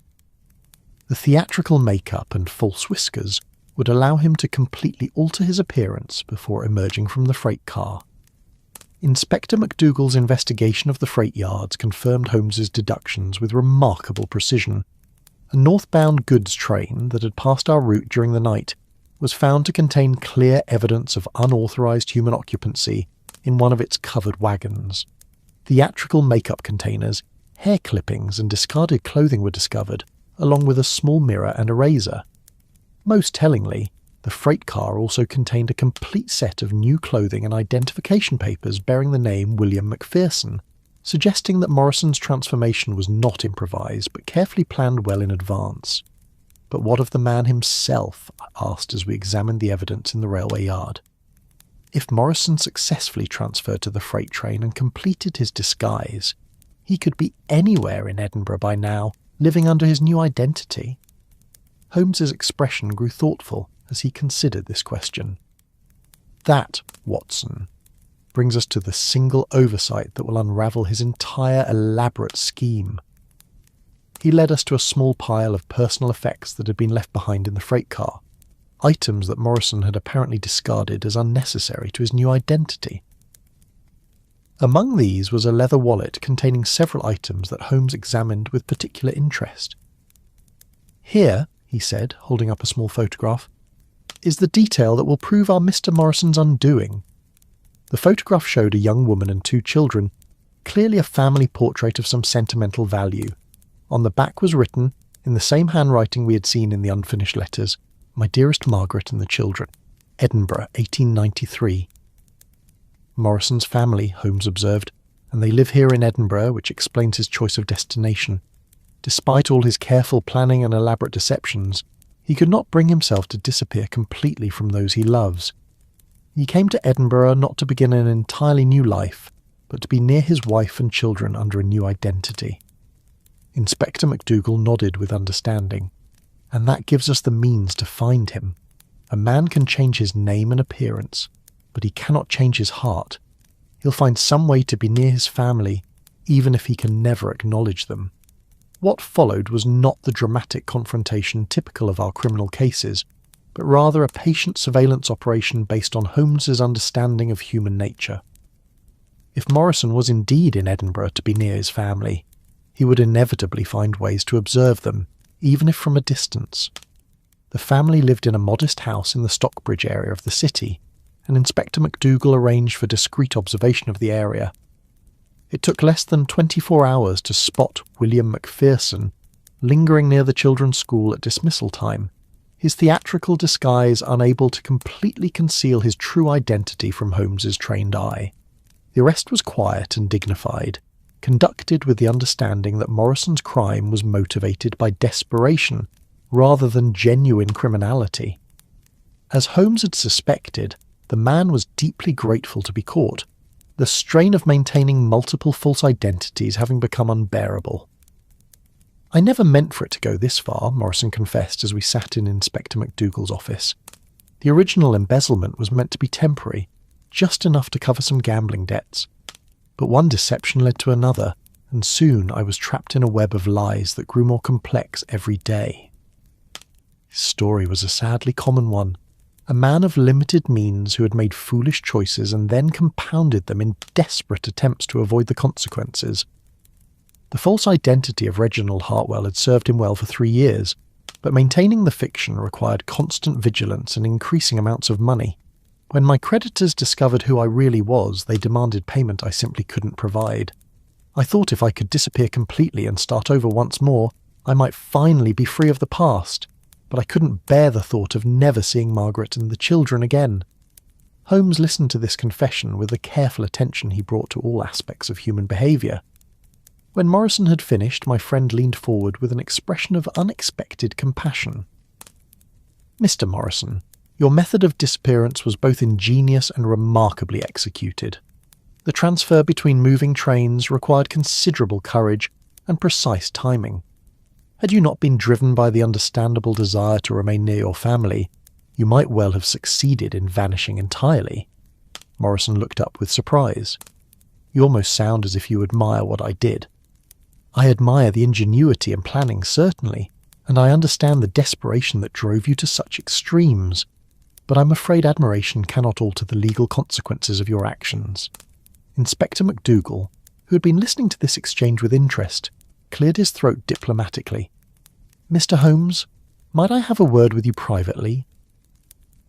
What passed between Holmes and the inspector during their brief conference I was never to learn completely, but when they returned, MacDougall's expression had grown considerably more sympathetic to Morrison's plight. "Mr. Morrison," the inspector said, "your case presents certain complications that may work in your favour. The original embezzlement occurred in London, outside my jurisdiction. The theatrical disappearance from the train, while irregular, doesn't appear to constitute an actual crime. Your unauthorised travel on a freight train is a railway violation, but hardly a serious offence." Morrison looked confused. "I don't understand. Are you saying I'm not to be arrested?" "What I'm saying," MacDougall replied carefully, "is that your case requires coordination with London authorities, and that process may take some time. In the meanwhile, you might consider using that time to make arrangements with your creditors, and perhaps seek legal advice about resolving your situation through proper channels." It was, I realised, a remarkably humane resolution to a case that could have ended in far harsher consequences. Morrison was given the opportunity to return to London voluntarily, work with authorities to resolve his original crime, and hopefully rebuild his relationship with his family through honest means rather than continued deception. As we prepared to return to London ourselves, Holmes reflected on the case with his characteristic analytical detachment, combined with an unusual degree of human sympathy. "Morrison's scheme was nearly perfect, Watson. Had he been content to disappear completely, abandoning all connection to his previous life, he would almost certainly have succeeded. His downfall was entirely human, the inability to sever emotional ties even when survival demanded it. Do you think he'll be able to rebuild his life?" "I believe he has a chance, provided he can resist the temptation to solve his problems through further deception. The courage he showed in planning and executing his escape suggests inner resources that might be directed toward more constructive purposes." Our return journey to London was considerably more peaceful than our northbound adventure.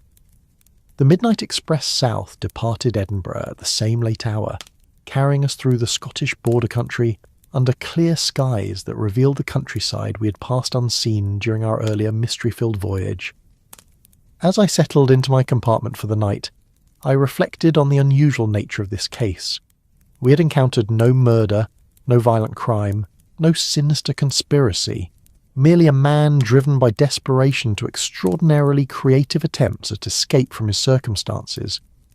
Yet in some ways, Morrison's story had proven more complex and challenging than many of our more dramatic cases.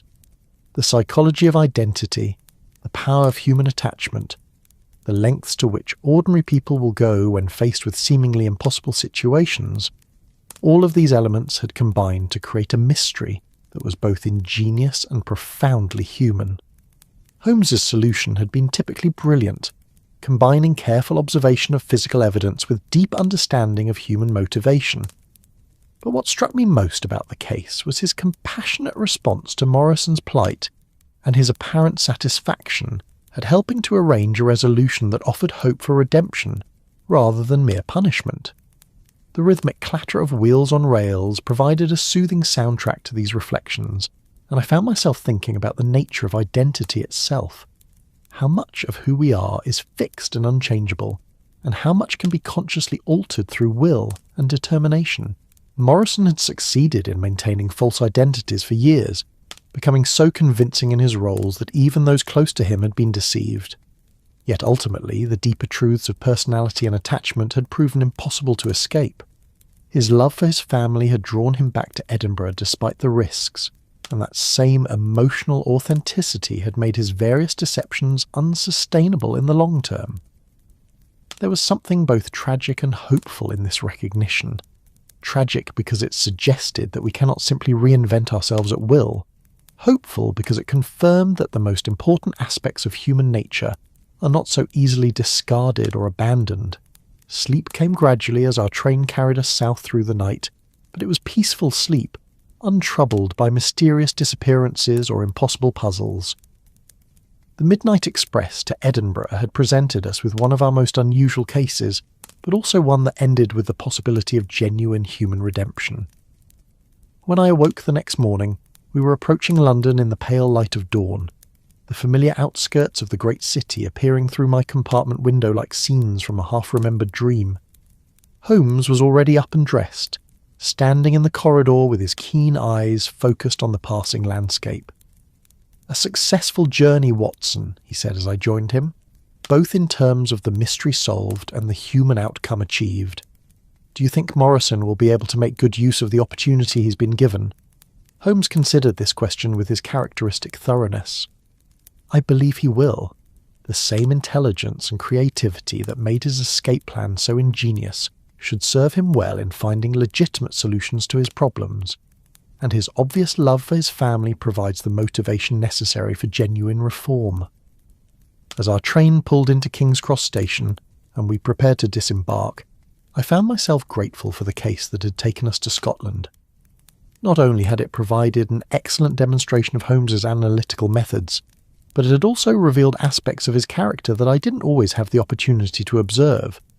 His compassionate understanding of Morrison's situation, his willingness to work with Inspector MacDougall to arrange a humane resolution, and his evident satisfaction at helping to provide a chance for redemption, all of these suggested depths of feeling that Holmes rarely displayed in our more typical criminal investigations. The morning air of London greeted us with its familiar mixture of coal smoke, horse-drawn traffic, and the general bustle of the great city beginning another day. As we made our way back to Baker Street, I reflected on how many times we'd returned from adventures in distant places, carrying with us new understanding of both human nature and the methods by which truth might be discovered. Mrs. Hudson welcomed us back with her usual combination of maternal concern and practical efficiency, having prepared a proper English breakfast and freshly brewed tea that tasted infinitely better after our days of railway dining car fare. "I trust your journey was successful, gentlemen," she inquired as she bustled about our sitting room, restoring order to spaces that had been unoccupied for several days. "Indeed it was, Mrs. Hudson," Holmes replied. "We encountered a mystery that proved both challenging and ultimately quite satisfying in its resolution."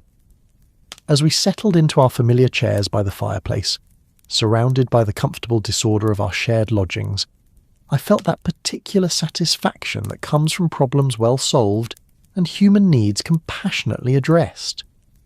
The case of the Midnight Express had reminded us that detection at its finest serves not merely to expose wrongdoing, but to understand the complex motivations that drive human behaviour.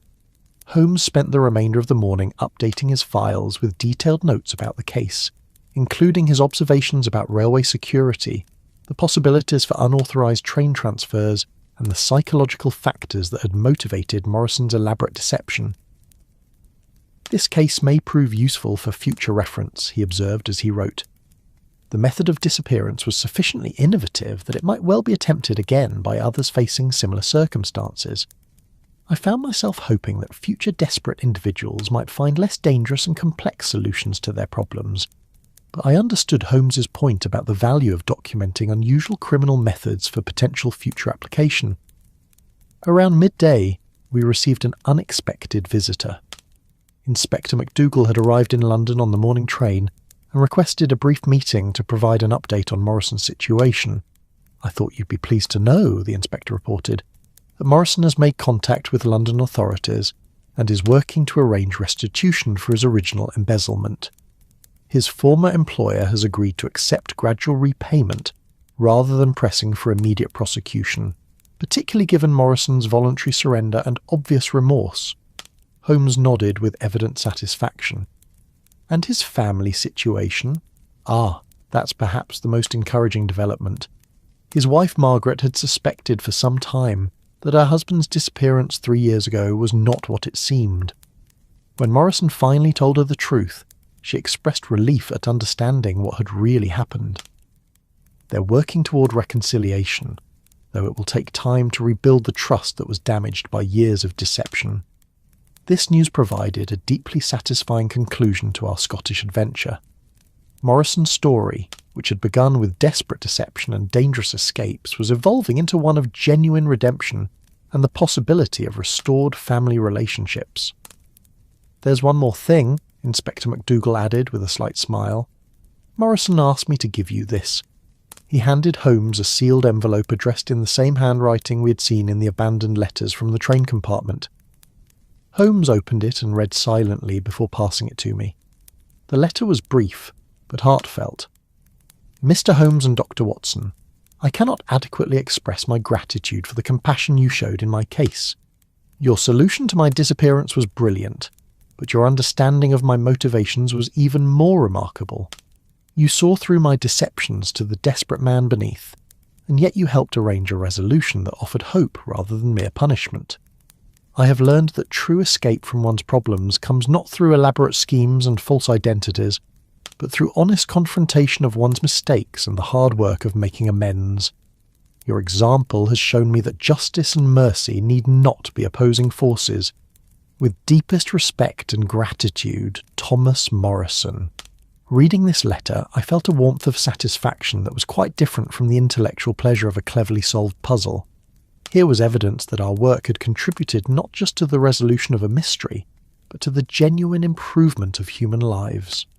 Holmes, too, seemed moved by Morrison's words, though he characteristically deflected attention from the emotional aspects of the case. An interesting application of deductive methods to a problem of human desperation rather than criminal intent, he observed.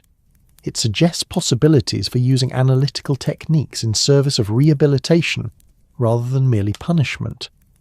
Inspector MacDougall took his leave shortly after, but not before expressing his hope that future collaborations between London and Edinburgh authorities might benefit from the precedent established in Morrison's case. The possibility of treating certain crimes as symptoms of underlying problems rather than simple moral failures represented a progressive approach that both Holmes and I found encouraging. The remainder of that afternoon passed quietly, with Holmes absorbed in his chemical experiments and me catching up on medical journals that had accumulated during our absence. Yet I found my thoughts returning repeatedly to the events on the Midnight Express and their broader implications. Morrison's case had demonstrated how easily a person's life could spiral out of control through a series of seemingly small compromises and deceptions. His original embezzlement had been relatively minor, motivated more by poor judgment than criminal intent, but each subsequent lie had required additional deceptions to maintain, until he found himself trapped in an increasingly complex web of false identities. The psychological toll of maintaining such elaborate fictions must have been enormous. The constant vigilance required to remember which identity he was supposed to be, the isolation that came from being unable to form genuine relationships based on truth, the gradual erosion of his sense of authentic self. All of these factors had contributed to the desperation that drove him to attempt such a dangerous escape. Yet Morrison had also demonstrated remarkable resilience and creativity in his various schemes. The planning required for his train transfer had been meticulous, and the execution had required considerable physical courage. These same qualities, directed toward legitimate goals, might well enable him to rebuild his life successfully. As evening approached and Mrs. Hudson prepared our dinner, I found myself reflecting on the nature of identity and the possibility of genuine personal transformation. Morrison's theatrical disguises and false papers had enabled him to appear to be different people, but they had not changed his fundamental character or emotional attachments. His love for his family had persisted through all his deceptions, ultimately drawing him back to Edinburgh despite the risks. This constancy of deep feeling, even in the midst of elaborate lies, suggested that some aspects of human nature are indeed unchangeable, or at least resistant to conscious manipulation. There was something both humbling and encouraging in this recognition. Humbling because it suggested limits to our ability to simply reinvent ourselves at will. Encouraging because it confirmed that the most important aspects of our humanity, our capacity for love, loyalty, and genuine connection, are not easily destroyed even by our own worst choices. Holmes emerged from his chemical work as dinner was being served, his long fingers stained with various reagents, but his mood apparently improved by whatever experiments he had been conducting. "Watson," he said as we took our places at the table, "I've been thinking about Morrison's case and its implications for our future work. The methods we use to solve the mystery of his disappearance might be equally applicable to helping people who find themselves in similarly desperate circumstances." "You mean using detection to prevent crime rather than simply solve it?" "Precisely. Consider how much suffering might have been avoided if Morrison had been able to seek help when his problems first began to spiral out of control. Most people who resort to desperate measures do so because they cannot see any other options, not because they are inherently criminal." This observation opened up an entirely new perspective on the potential applications of Holmes's analytical abilities. The same skills that enabled him to unravel complex criminal conspiracies might be used to identify and address the underlying problems that drive people toward desperate acts. It would require a different approach to client relationships, I mused. Instead of being called in after crimes have been committed, we would need to identify people at risk before they reach the point of desperation. Indeed, and it would require a more comprehensive understanding of human psychology and social conditions. The ability to read physical evidence would need to be combined with insight into economic pressures, family dynamics, and the various factors that contribute to personal crisis. The idea was intriguing, though I wondered about the practical challenges of implementing such an approach. How would one identify people at risk of making desperate choices? What kind of intervention would be most effective? And how could help be offered in ways that would be accepted rather than rejected? These questions occupied much of our dinner conversation, leading to a wide-ranging discussion about the relationship between individual choice and social conditions, the role of shame and pride in preventing people from seeking help, and the various ways that communities might better support members facing serious difficulties. Holmes's analytical mind was clearly engaged by these possibilities, and I could see him beginning to formulate theoretical frameworks for understanding and addressing the kinds of problems that had driven Morrison to his elaborate deceptions. The key insight from Morrison's case, he concluded, is that prevention requires early intervention. By the time someone is desperate enough to attempt such extreme measures, the underlying problems have usually become far more complex and difficult to resolve. As we retired to our sitting room for the evening, I found myself grateful for the way our Scottish adventure had expanded my understanding of both Holmes's methods and their potential applications. The case had demonstrated that detection at its finest involves not just the solution of puzzles, but genuine insight into human nature and compassionate response to human need. The fire crackled softly in the grate as Holmes settled into his chair with his pipe, the familiar ritual marking the transition from active investigation to quiet reflection. The evening light filtering through our windows had taken on the golden quality that characterized late autumn in London, and the sounds of the great city settling into night provided a comforting backdrop to our thoughts. "Holmes," I said, as I arranged my own chair closer to the fire, "do you think we might actually receive cases where people seek our help before resorting to desperate measures? It seems to me that most people would be reluctant to reveal their problems to strangers, especially problems that might involve illegal activities." Holmes drew thoughtfully on his pipe before responding. "An excellent point, Watson. The stigma attached to certain kinds of problems does indeed prevent people from seeking help when it might be most effective. However, I believe there are ways to overcome this reluctance." He went on to outline his thoughts about establishing a more accessible form of consultation service, one that might allow people to seek advice anonymously or through intermediaries. The goal would be to provide early intervention before problems reach the point where desperate measures seemed like the only option.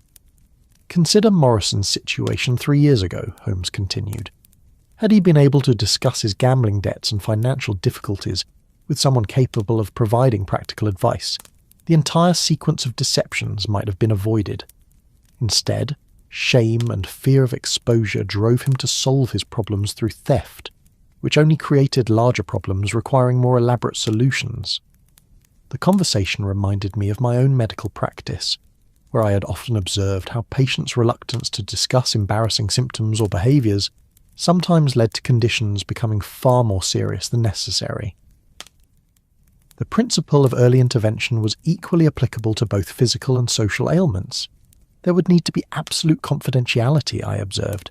People would need to know that seeking help wouldn't result in immediate exposure or legal consequences. Precisely. And there would need to be practical resources available, ways to address financial problems, mediate family conflicts, provide temporary support during difficult transitions. Detection and analysis are useful only if they can be followed by effective action. As the evening progressed, our discussion evolved into a more systematic consideration of how such a preventive approach might actually be implemented. Holmes's methodical mind began to organise the concept into discrete components: identification of at-risk individuals, assessment of underlying problems, development of intervention strategies, and coordination with existing resources for ongoing support. The railway companies, for instance, he noted, might be willing to train their personnel to recognise signs of passengers in distress. Morrison's nervous behaviour when boarding the train was clearly observable to anyone with basic knowledge of what to look for. And medical practitioners could be educated about the warning signs of financial or family problems that might drive patients toward desperate choices, I added. We often see the physical symptoms of stress without recognising their underlying causes. The more we discussed these possibilities, the more feasible they seemed. London's vast network of professional services, charitable organisations and social institutions could potentially be organised into a comprehensive system for early identification and intervention in personal crises. Yet I also recognise the challenges involved in creating such a system. It would require unprecedented cooperation between different types of organisations, significant changes in how problems were understood and addressed, and probably new forms of training for the various professionals who might serve as frontline observers. It would be a long-term project, Holmes acknowledged, but Morrison's case suggests that the potential benefits could be enormous, not just in terms of preventing crime, but in reducing human suffering and strengthening the social fabric of the community. As the fire burned lower and the evening grew late, I found myself thinking about the broader implications of our discussion. If Holmes was correct about the possibility of preventive intervention, it suggested a very different approach to law enforcement and social policy than currently existed. Instead of waiting for problems to manifest as crimes and then applying punishment, society might develop systems for identifying and addressing problems before they reach that point. Such an approach would require a fundamental shift in perspective, from reactive punishment to proactive support. The challenges would be significant, but so would the rewards.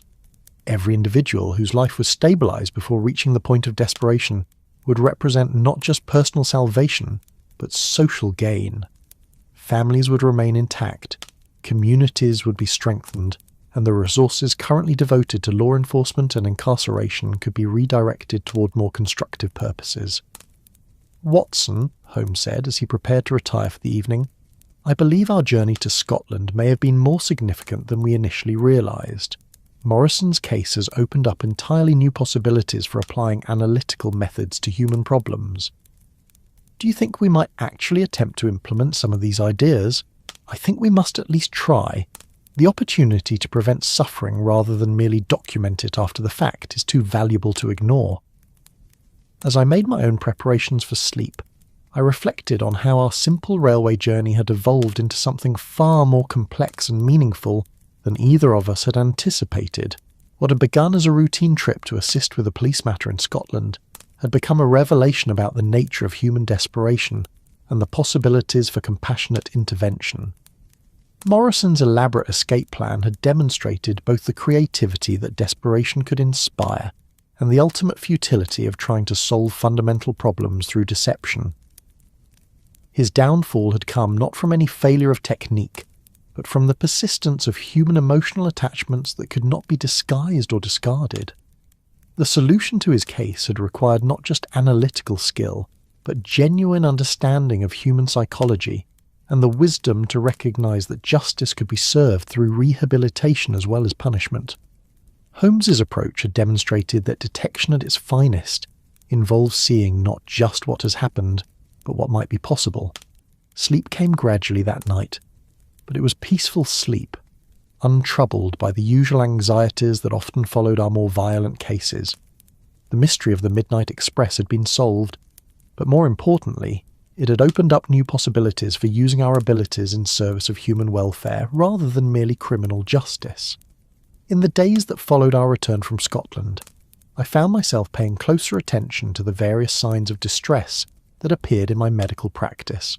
Patients whose physical symptoms seemed to stem from financial worries, family problems, or other social stresses received not just medical treatment, but gentle inquiries about whether they might benefit from other forms of assistance.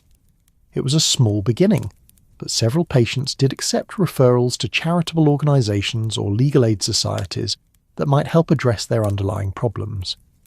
In each case, I felt the satisfaction of providing genuinely comprehensive care rather than merely treating symptoms. Holmes, meanwhile, began developing what he called his early intervention protocols, systematic approaches to identifying and assessing individuals who might be at risk of making desperate choices. He studied the warning signs that had been present in Morrison's case and began to develop more general principles for recognising similar patterns in other situations.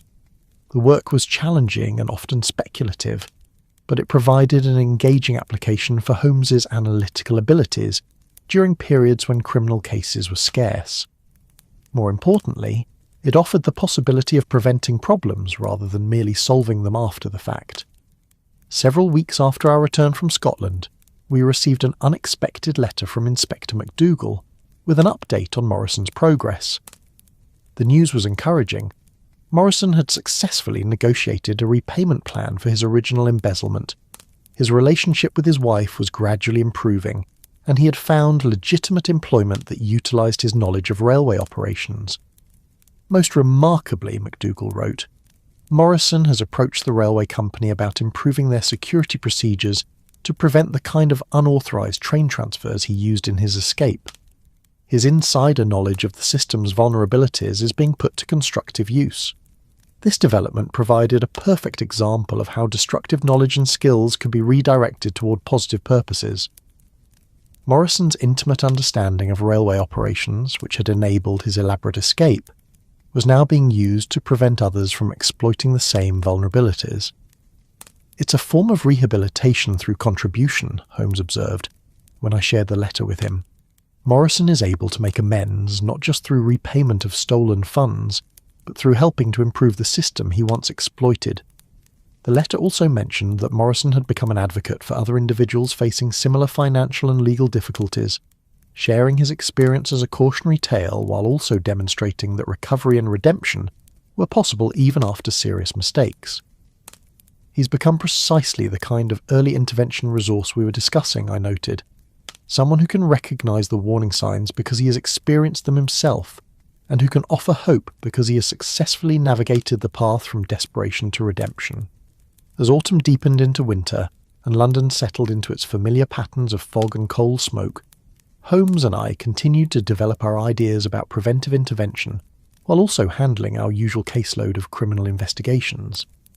The contrast between reactive detective work and proactive prevention became increasingly apparent, reinforcing our conviction that both approaches had important roles to play.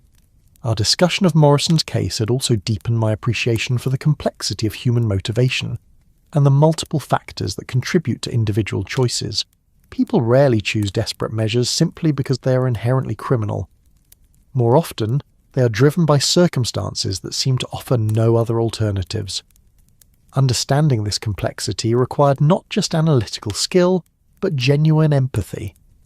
The ability to see situations from the perspective of those involved, rather than merely as external observers. Morrison's story had demonstrated that even elaborate criminal schemes could be motivated by love and loyalty as much as by selfishness or greed. This recognition had implications that extended far beyond our detective work. In my medical practice, in Holmes's criminal investigations, and in our daily interactions with the people of London, we were constantly encountering individuals whose behaviour reflected complex mixtures of choice and circumstance, wisdom and desperation, strength and vulnerability. The challenge was to develop the insight necessary to recognise these complexities and the wisdom to respond appropriately. Sometimes that response involved prosecution and punishment, but sometimes it involved understanding and assistance. The key was learning to distinguish between situations that required different approaches. As Christmas approached and Baker Street took on the festive atmosphere that characterised London during the holiday season, I found myself reflecting on the gifts that our Scottish adventure had provided. We had solved an intriguing mystery and helped a desperate man find a path toward redemption, but we had also gained new understanding of our own capabilities and responsibilities. The case of the Midnight Express had reminded us that detection at its finest serves not just to expose wrongdoing, but to understand the human condition in all its complexity. It had shown us that analytical methods could be applied to prevention as well as solution, and that justice could be served through rehabilitation as well as punishment. Most importantly, it had demonstrated that even the most elaborate mysteries often resolved into fundamentally human stories of love, loyalty, fear, and hope. Morrison's escape plan had been ingenious, but his motivation had been simple: the desire to escape an unbearable situation while remaining connected to those he loved. On Christmas Eve, as Holmes and I sat by our fire sharing a quiet evening and reflecting on the year's cases, I found myself particularly grateful for the lessons learned from our journey to Scotland. The mystery had been solved, the human problems had been addressed, and our understanding of both detection and human nature had been significantly enriched. "Watson," Holmes said as he refilled his pipe, "do you ever wonder what Morrison is doing tonight? Whether he's spending Christmas with his family, whether the reconciliation is proceeding successfully?" "I hope he is," I replied. "His story deserves a happy ending, and from Inspector MacDougall's reports, it seems he's earning one through honest effort and genuine repentance. Indeed, it's a reminder that some of our most satisfying cases are those where everyone involved emerges better than they began." As midnight approached and Christmas Day began, I thought about the various forms of transformation we had witnessed during our adventure. Morrison's multiple identity changes had been external and ultimately unsustainable, but his eventual return to authentic self-expression had enabled genuine personal growth and restored relationships. The train journey itself had been transformative as well, carrying us not just from London to Scotland, but from a relatively simple understanding of detective work to a more complex appreciation of its possibilities. We had boarded the Midnight Express as investigators. We had returned as something more like healers. In the quiet of Christmas morning, with London temporarily peaceful, under a light covering of snow, I found myself grateful for the partnership that had made such growth possible. Holmes's analytical brilliance combined with his growing capacity for human understanding, my medical training enhanced by deeper insight into the social dimensions of health and illness, together we had become more effective than either could have been alone. The case of the Midnight Express to Edinburgh had ended, but its lessons continued to influence our approach to both detective work and daily life. We had learned that the most profound mysteries are often those involving human motivation, and that the most satisfying solutions are those that address underlying problems rather than merely their symptoms. As I conclude this extended journal entry, many months after our Scottish adventure, I can report that Morrison's rehabilitation has continued successfully. He has completed his restitution payments, restored his relationship with his family, and become a valued advocate for others facing similar challenges. Inspector MacDougall has implemented several of the security improvements Morrison suggested, and the railway company has established procedures for identifying and assisting passengers who appear to be in distress. Small steps, perhaps, but ones that might prevent other desperate individuals from feeling that, elaborate deceptions offer their only hope for escape. Holmes and I have continued to develop our ideas about preventive intervention, and while progress has been gradual, we have succeeded in helping several individuals address serious problems before they reach the point of desperation. Each case has reinforced our conviction that detection serves its highest purpose when it enables healing rather than merely punishment. The Midnight Express continues its regular service between London and Edinburgh, carrying passengers through the night toward whatever destinations await them. Most arrive safely and without incident, but occasionally the train carries someone like Morrison, desperate, frightened, and convinced that deception offers the only path forward. When such cases arise, I hope they will encounter the kind of understanding and assistance that help transform Morrison's story from tragedy to redemption. For in the end, that may be the most important lesson of our Scottish adventure, that human problems, however complex, can often be solved through a combination of analytical insight and compassionate intervention. The rhythmic clatter of wheels on rails no longer reminds me just of comfortable travel, but of the constant motion of human lives toward unknown destinations. Some journeys are smooth and predictable.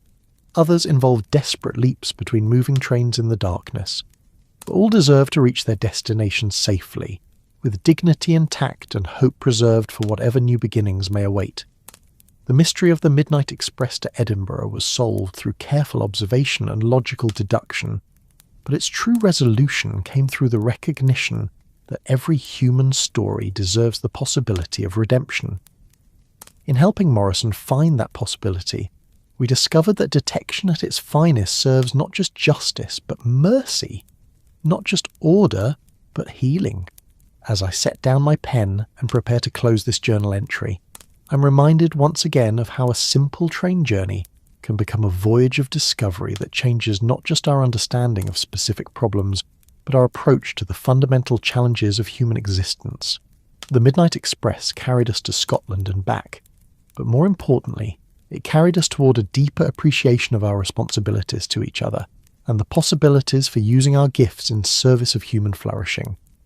In that sense, perhaps we are all passengers on some great express train, carrying us through the darkness toward destinations we cannot fully foresee, but hoping that when morning comes, we will find ourselves in a place of greater understanding, deeper compassion, and renewed hope for the journey that lies ahead.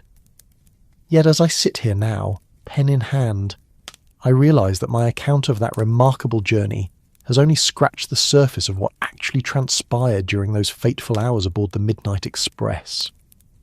The bare facts of Morrison's disappearance and Holmes's brilliant deduction tell only part of the story. The deeper truth lies in the countless small observations, the gradual accumulation of evidence, and the slow process by which seemingly impossible events reveal themselves to be entirely explicable once viewed from the proper perspective. To truly understand what happened that night, I must return to the beginning and recount the events with the careful attention to detail that Holmes himself would bring to such a narrative. For it was in those details, the precise timing of sounds, the specific pattern of footprints, the exact nature of the evidence left behind, that the key to solving our mystery ultimately resided. The fog that evening was indeed particularly thick, but what I failed to mention in my earlier account was how it seemed to transform the very nature of our journey from the moment we left London. Visibility from the train windows was virtually nil, creating an almost submarine-like sensation as we moved through the night landscape. This atmospheric peculiarity would prove crucial to understanding how Morrison managed his seemingly impossible escape. Holmes had noticed the fog's density immediately, commenting as we settled into our compartments that such conditions provided excellent cover for activities that might otherwise be observed and reported. At the time, I assumed he was speaking generally about criminal behaviour, but I now realise he was already considering the specific advantages such weather might offer to someone planning a carefully orchestrated disappearance. The passenger manifest that Holmes had studied so carefully revealed several intriguing details about our fellow travellers that became significant only in retrospect. In addition to Morrison travelling under his assumed identity of Reginald Hartwell, the sleeping car carried a small but diverse group of individuals whose presence would complicate our investigation in unexpected ways. There was Mrs. Abernathy, an elderly widow travelling to visit her daughter in Glasgow, whose chronic insomnia would make her an unwitting witness to some of the night's crucial events. Mr. and Mrs. Pemberton, a middle-aged couple returning from their honeymoon in Paris, whose romantic preoccupations would render them oblivious to the drama unfolding around them. Colonel Fitzpatrick, a retired military officer, whose precise habits and attention to detail would provide some of our most reliable testimony about the evening's timeline. And then there was Miss Sarah Whitman, a young governess travelling to take up a position with a family in Edinburgh, whose nervous disposition and tendency towards sleepwalking would initially make her a suspect in Morrison's disappearance, before ultimately providing crucial evidence for his innocence. Holmes had catalogued these individuals with his characteristic thoroughness, noting not just their names and stated destinations, but also their apparent emotional states, their interactions with the train staff, and the subtle details of dress and behaviour that might prove relevant to any investigation that might arise. "One never knows, Watson," he had observed as we prepared for sleep, when seemingly random fellow passengers might become crucial witnesses to unexpected events. The art of detection often lies not in discovering extraordinary clues, but in recognising the significance of ordinary observations when they are placed in the proper context. His words proved prophetic in ways neither of us could have anticipated at the time.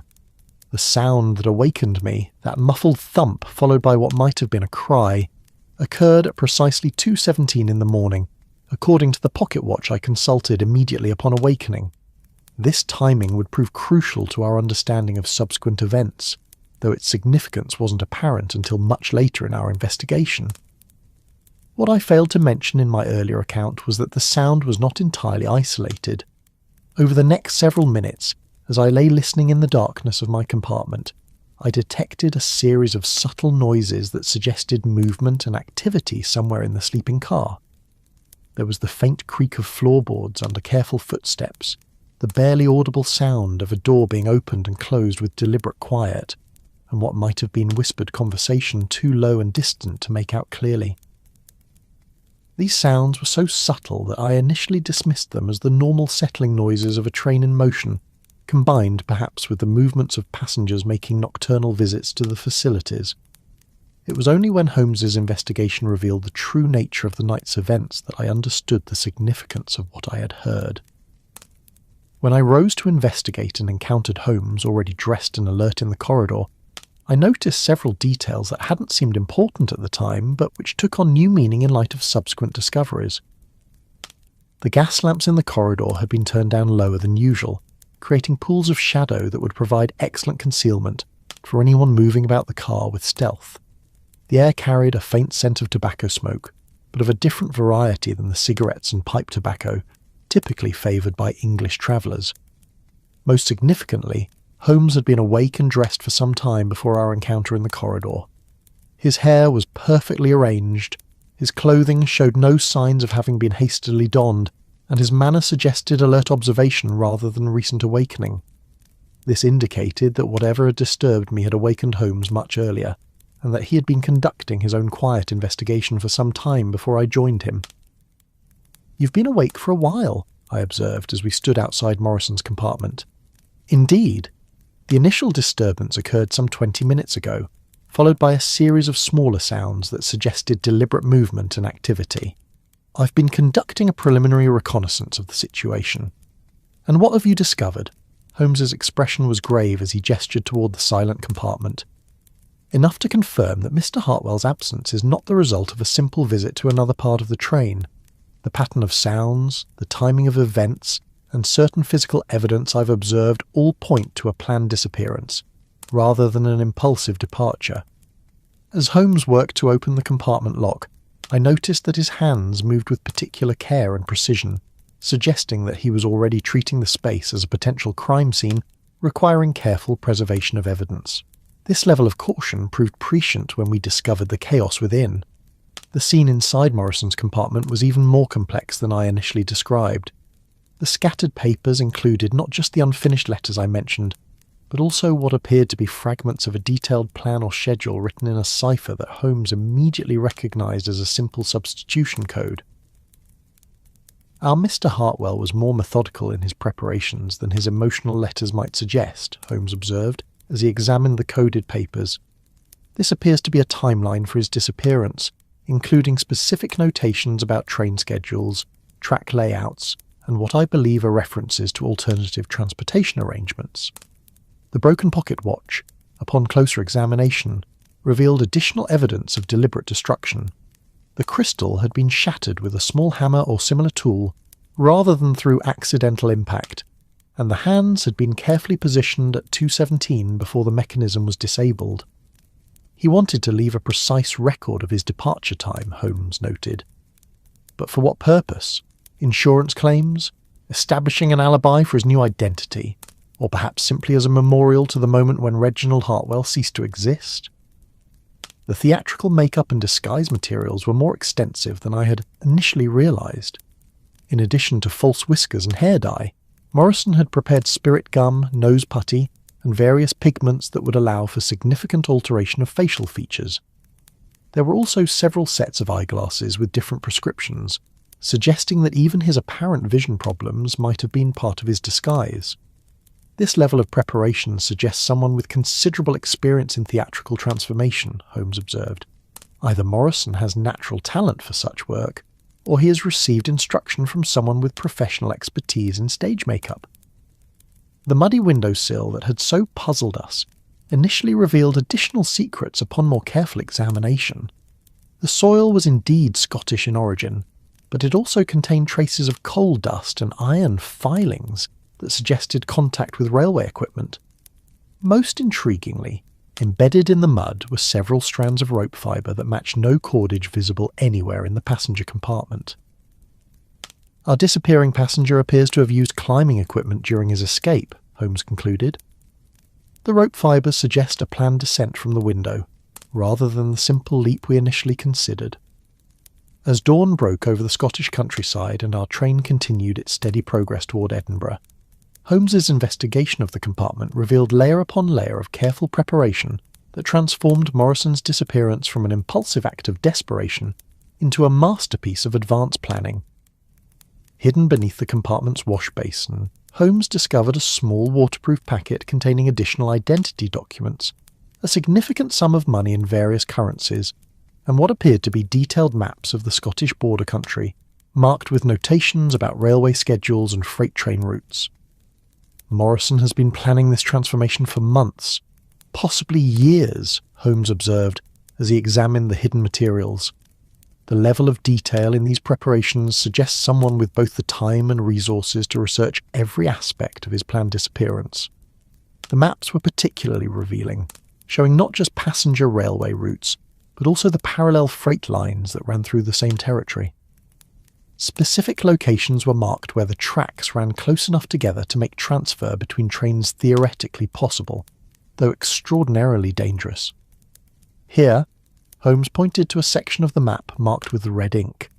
Approximately 30 miles south of our current position, the northbound freight route runs within 20 feet of the passenger line for nearly half a mile.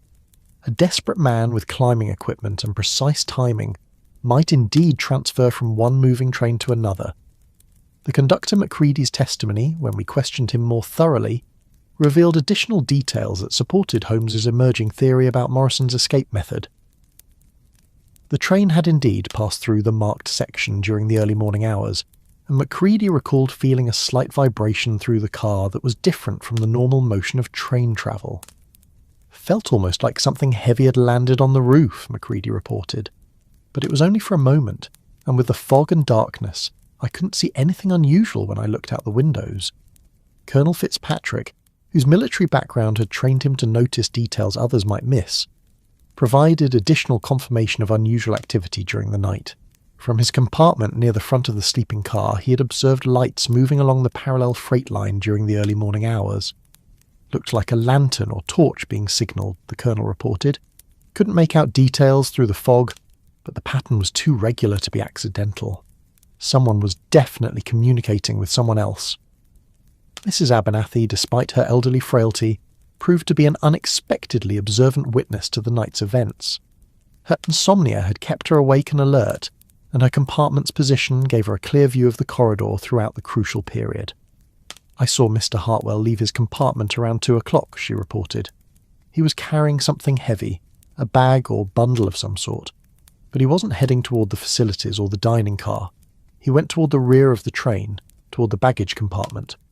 This testimony provided the missing link in Holmes's reconstruction of Morrison's escape. The baggage compartment at the rear of the sleeping car had external access hatches that could be opened from inside, providing a route to the exterior of the train without passing through areas monitored by the conductor. Holmes's examination of the baggage compartment revealed clear evidence of recent use. The external hatch showed signs of having been opened from within, and the floor near the access point was marked with the same Scottish soil we had found in Morrison's compartment. "He used the baggage compartment as his staging area," Holmes explained as we examined the evidence. "From here, he could access the exterior of the train and make his way to the roof for the transfer to the freight train." The rope fibres we had found in the mud told the rest of the story. Morrison had lowered himself from the baggage compartment to the coupling between cars, then used climbing equipment to reach the roof of the train. From there, he had waited for the precise moment when the freight train on the parallel track was close enough for him to make his desperate leap. The timing would have been critical, Holmes noted. Too early and he would miss the freight train entirely. Too late, and the trains would have diverged again, making the transfer impossible. He must have studied the schedules and track layouts extensively to identify the exact moment when such a transfer would be feasible. The theatrical makeup and disguise materials now made perfect sense as well. Morrison would have needed to complete his transformation from Reginald Hartwell to his new identity during the journey on the freight train, emerging at his destination as an entirely different person. The broken pocket watch was his signal to begin the operation, Holmes concluded. By smashing it at exactly 2:17, he marked the moment when Reginald Hartwell would cease to exist and his new identity would be born. As our train pulled into Edinburgh's Waverley station, Holmes had reconstructed Morrison's escape with such precision that we were able to predict exactly which freight train he had boarded and where it would have taken him. Inspector McDougall's investigation of the railway yards confirmed every detail of Holmes's deduction. The freight car that had carried Morrison to Edinburgh showed clear evidence of human occupancy, exactly as Holmes had predicted. The disguise materials, the discarded clothing, and the complete set of new identity documents were all found precisely where Holmes's analysis had suggested they would be. The most remarkable aspect of Morrison's plan, Holmes observed, as we examined the evidence in the railway yard, was not its complexity but its simplicity. By using existing transportation infrastructure and timing his movements to coincide with normal freight operations, he created an escape route that was both effective and nearly invisible. Inspector McDougall's capture of Morrison, now calling himself William Macpherson, near his family's home in Edinburgh provided the final confirmation of Holmes's deductions. When confronted with the evidence of his elaborate escape, Morrison freely admitted to the entire scheme. "I knew it was only a matter of time before someone figured out what I'd done," Morrison confessed. "Mr. Holmes's reputation for solving impossible cases is well known. I suppose I should be honoured that my little disappearing act provided him with such an interesting puzzle." Morrison's confession revealed the full extent of his preparations, which had indeed taken months of careful planning. He had studied railway schedules, practised with climbing equipment, and even taken lessons in stage makeup from a retired actor in London. The entire scheme had been designed to allow him to escape his debts and start fresh while remaining near his beloved family. The irony, Morrison reflected, is that in trying so hard to disappear completely, I made my presence more obvious than if I had simply walked away quietly. The elaborate nature of my escape was itself a clue to my true intentions. Holmes listened to this confession with the careful attention he brought to all aspects of human behaviour. When Morrison had finished his account, my friend leaned forward with an expression of genuine curiosity. "What intrigues me most about your scheme, Mr. Morrison, is not the technical details of its execution, but the psychological complexity of its motivation. You went to extraordinary lengths to escape your problems, yet you couldn't bear to escape completely from those you loved. That contradiction ultimately made your capture inevitable." Morrison nodded sadly. "I thought I could have both. freedom from my past and proximity to my family. I didn't realise until too late that those goals were fundamentally incompatible. The resolution of Morrison's case, as I have already described, proved far more satisfying than the typical conclusion of our criminal investigations. Inspector McDougall's compassionate approach to sentencing, combined with Morrison's evident remorse and his employer's willingness to accept gradual restitution, created the possibility for genuine rehabilitation rather than mere punishment. But what I found most remarkable about the case was the way it challenged our understanding of the relationship between detection and justice. Holmes's brilliant solution to the mystery of Morrison's disappearance could have led to harsh punishment and family destruction. Instead, it opened the door to redemption and restoration. Sometimes, Holmes observed as we prepared to return to London, the most important skill a detective can possess is knowing when not to pursue every available avenue of prosecution. Justice is best served when it creates opportunities for positive change, rather than simply documenting past failures. The train journey back to London provided ample time for reflection on the case and its broader implications. As the Scottish countryside rolled past our windows in the clear light of day, I found myself thinking about the nature of identity and the possibility of genuine transformation. Morrison's theatrical disguises and false papers had enabled him to appear to be different people, but they had not changed his fundamental character or values. His love for his family had persisted through all his deceptions, ultimately drawing him back to Edinburgh despite the risks. This constancy of deep feeling, even in the midst of elaborate lies, suggested that some aspects of human nature are indeed unchangeable, or at least resistant to conscious manipulation. Morrison could alter his appearance and his name, but he could not alter his heart. There was something both humbling and encouraging in this recognition. Humbling because it suggested limits to our ability to simply reinvent ourselves at will, encouraging because it confirmed that the most important aspects of our humanity, our capacity for love, loyalty and genuine connection, are not easily destroyed even by our own worst choices. The case also provided insights into the relationship between desperation and creativity. Morrison's escape plan had required remarkable ingenuity, precise timing, and considerable physical courage. These same qualities, directed toward legitimate goals, might well have enabled him to solve his financial problems through conventional means. "It's curious," I observed to Holmes as our train approached London, "how often criminal behaviour represents the misdirection of genuine talents rather than their absence." Morrison possessed exactly the skills needed to succeed in legitimate enterprise: careful planning, attention to detail, willingness to take calculated risks. He simply applied them to the wrong purposes. Holmes nodded thoughtfully, which suggests that effective crime prevention might focus more on redirecting talents than on suppressing them. Society benefits more from transforming criminal energy into productive activity than from simply containing or punishing it. This insight would prove influential in our subsequent work, leading us to pay closer attention to the underlying motivations and capabilities of those involved in our cases. Sometimes the most effective resolution involved helping people find legitimate outlets for their abilities rather than simply stopping their illegal activities. As we settled back into our familiar routines at Baker Street, I found myself grateful for the lessons learned during our Scottish adventure. The case had demonstrated that detection at its finest involves not just solving puzzles, but understanding the human condition in all its complexity. Morrison's story was ultimately one of love overcoming fear, authenticity triumphing over deception, and the possibility of redemption even after serious moral failure.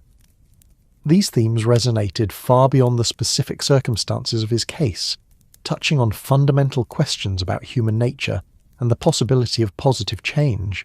The weeks that followed our return brought regular updates on Morrison's progress, each one confirming that his commitment to rehabilitation was genuine and sustained. His work with the railway company to improve security procedures demonstrated that his intimate knowledge of the system's vulnerabilities could be put to constructive use. More importantly, his gradual reconciliation with his family showed that damaged relationships could indeed be repaired through honest effort and genuine remorse. His wife Margaret's initial scepticism gave way to cautious hope, as Morrison demonstrated through consistent behaviour that his commitment to honesty was real. "The most difficult part," Morrison wrote in one of his letters to us, "is learning to live without deception after years of maintaining elaborate fictions. Truth requires a different kind of courage than lies, but it's ultimately far less exhausting." His children, who had been too young to fully understand their father's original disappearance, gradually came to accept the man he was becoming, rather than judging him solely by his past mistakes. Their capacity for forgiveness provided both motivation and validation for Morrison's efforts at transformation. The case also had lasting impact on our approach to future investigations. Holmes began to pay closer attention to the underlying social and economic factors that contributed to criminal behaviour, recognising that effective solutions often required addressing root causes rather than simply documenting symptoms. "Every crime tells a story about the conditions that made it seem necessary or attractive," Holmes observed during one of our evening discussions. "Understanding those conditions is often more important than simply identifying the perpetrator." This perspective led to several cases where our investigation revealed systemic problems that required broader solutions than individual prosecution. Employers whose unfair practices drove employees to embezzlement, landlords whose exploitation pushed tenants toward desperate measures, financial institutions whose predatory lending created cycles of debt and deception, all became subjects for our attention and intervention. The skills that made Holmes a brilliant detective, careful observation, logical analysis, and systematic investigation, proved equally valuable for identifying and addressing social problems before they manifested as criminal behaviour. Prevention required the same methodical approach as solution, but with different goals and methods. As spring arrived in London and the anniversary of our Scottish journey approached, I found myself reflecting on how much our understanding of both detection and justice had evolved since that foggy night when we boarded the midnight express to Edinburgh. What had begun as a routine consultation with Edinburgh police had become a masterclass in the complexity of human motivation and the possibility of redemptive justice. Morrison's case had challenged our assumptions about crime and punishment, while demonstrating the potential for creative solutions to seemingly intractable problems. The case had also deepened my appreciation for Holmes's unique combination of analytical brilliance and human insight. His solution to the mystery of Morrison's disappearance had been intellectually satisfying, but his compassionate response to Morrison's situation had been morally inspiring. "The finest detection," Holmes had observed, "serves not just to expose what has been hidden, but to illuminate possibilities for positive change. When investigation leads to transformation rather than merely punishment, it fulfills its highest purpose." 1 year after our journey to Scotland, we received an unexpected invitation to visit Morrison and his family in Edinburgh. His transformation had been so complete, and his rehabilitation so successful, that he had been appointed to a position with the Scottish Railway Authority, where his expertise in security matters was highly valued. The reunion was deeply moving, providing tangible evidence that our investment in Morrison's redemption had been justified.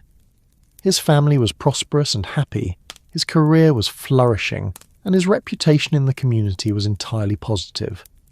Most remarkably, he had become an advocate for criminal justice reform, using his own experience to argue for approaches that emphasized rehabilitation over retribution. "Mr. Holmes's investigation saved my life," Morrison told us during our visit, but not in the way either of us expected at the time. "By solving the mystery of my disappearance, he forced me to confront the reality that deception could never provide lasting solutions to my problems. That confrontation was the beginning of genuine change. Standing in Morrison's comfortable Edinburgh home, surrounded by evidence of his successful rehabilitation, I felt a profound sense of satisfaction that was different from anything our criminal cases had ever provided. Here was proof that detection could indeed serve healing rather than merely justice, transformation rather than merely punishment." The conversation during our visit ranged over many topics, but inevitably returned to the lessons learned from Morrison's case and their broader implications for society's approach to crime and punishment. Morrison's insights, gained from personal experience of both criminal behaviour and successful rehabilitation, were particularly valuable. The key insight, he reflected, is that most criminal behaviour represents problem-solving gone wrong rather than genuine moral failure. People choose illegal activities because they seem to offer solutions to pressing problems, not because they enjoy doing wrong. This perspective suggested that effective crime prevention required providing better alternatives rather than simply threatening punishment for bad choices. If people could find legitimate ways to solve their problems, they would generally prefer those to illegal alternatives. Society spends enormous resources on detecting and punishing crime after it occurs, Morrison observed, but relatively little on understanding and addressing the conditions that make crime seem attractive or necessary in the first place. Holmes listened to these observations with the careful attention he brought to all forms of evidence, recognizing that Morrison's personal experience provided insights that no amount of theoretical analysis could match. "Your experience suggests," Holmes said, "that the most effective crime prevention might involve systematic attention to the kinds of problems that drive people toward desperate measures: financial pressures, family crises, social isolation, lack of legitimate opportunities for advancement." The discussion continued well into the evening, covering topics that range from specific policy recommendations to fundamental questions about human nature and the possibility of change. Morrison's transformation from desperate criminal to respected citizen provided a powerful example of the potential for redemption, but also raised questions about how such transformations might be encouraged more systematically. As we prepared to return to London the next morning, Morrison presented us with a gift that captured the essence of what his case had taught us. It was a photograph of his family taken on the anniversary of his successful rehabilitation, but mounted in a frame made from pieces of the original pocket watch he had smashed on the train, transformed from an instrument of deception into a symbol of renewal. "Time stopped for me on that train," Morrison explained, "but it also began again. The broken watch represents both the end of my old life and the beginning of my new one. I wanted you to have this reminder that even the most shattered situations can sometimes be repaired and given new purpose." The journey back to London provided ample opportunity for reflection on all that had transpired since our original trip to Scotland. The physical route was the same, but our understanding of the territory, both geographical and moral, had been transformed by our experiences. Holmes spent much of the journey absorbed in writing detailed notes about Morrison's case and its implications for future investigations. His systematic mind was clearly working to extract general principles from specific experiences, developing theoretical frameworks that might guide similar cases in the future. "Morrison's case represents a new category of investigation," he observed, as we approached London. "Not criminal detection in the traditional sense, but what we might call redemption facilitation, using analytical methods to create opportunities for positive transformation, rather than simply exposing wrongdoing." The possibility of applying detective skills to such purposes was intriguing, though I wondered about the practical challenges of implementing such an approach on any significant scale. Individual cases like Morrison's could be handled through personal intervention, but broader application would require systematic changes in how society approached crime and punishment. It would require training law enforcement officers to recognise opportunities for rehabilitation rather than focusing exclusively on prosecution, I observed, and it would require social institutions capable of providing the support necessary for genuine transformation. Holmes nodded thoughtfully. Both possible, given sufficient will and resources. Morrison's case demonstrates that the potential benefits, in terms of human happiness and social welfare, could be enormous. As our train pulled into King's Cross Station and we prepared to resume our London routines, I felt a sense of completion that was deeply satisfying. The mystery of the Midnight Express had been solved, but more importantly, it had opened new possibilities for understanding the relationship between detection and justice. The case had demonstrated that the most profound mysteries are often those involving human motivation rather than physical evidence, and that the most satisfying solutions are those that create opportunities for positive change rather than simply documenting past failures. Mrs. Hudson welcomed us back to Baker Street with her usual combination of maternal concern and practical efficiency. Over tea and her excellent scones, We shared edited versions of our Scottish adventures, focusing on the intellectual challenge of Morrison's escape method, while omitting the more personal details of his situation. "Another successful case, then?" she inquired, with the knowing smile of someone who had grown accustomed to our irregular schedule and unusual investigations.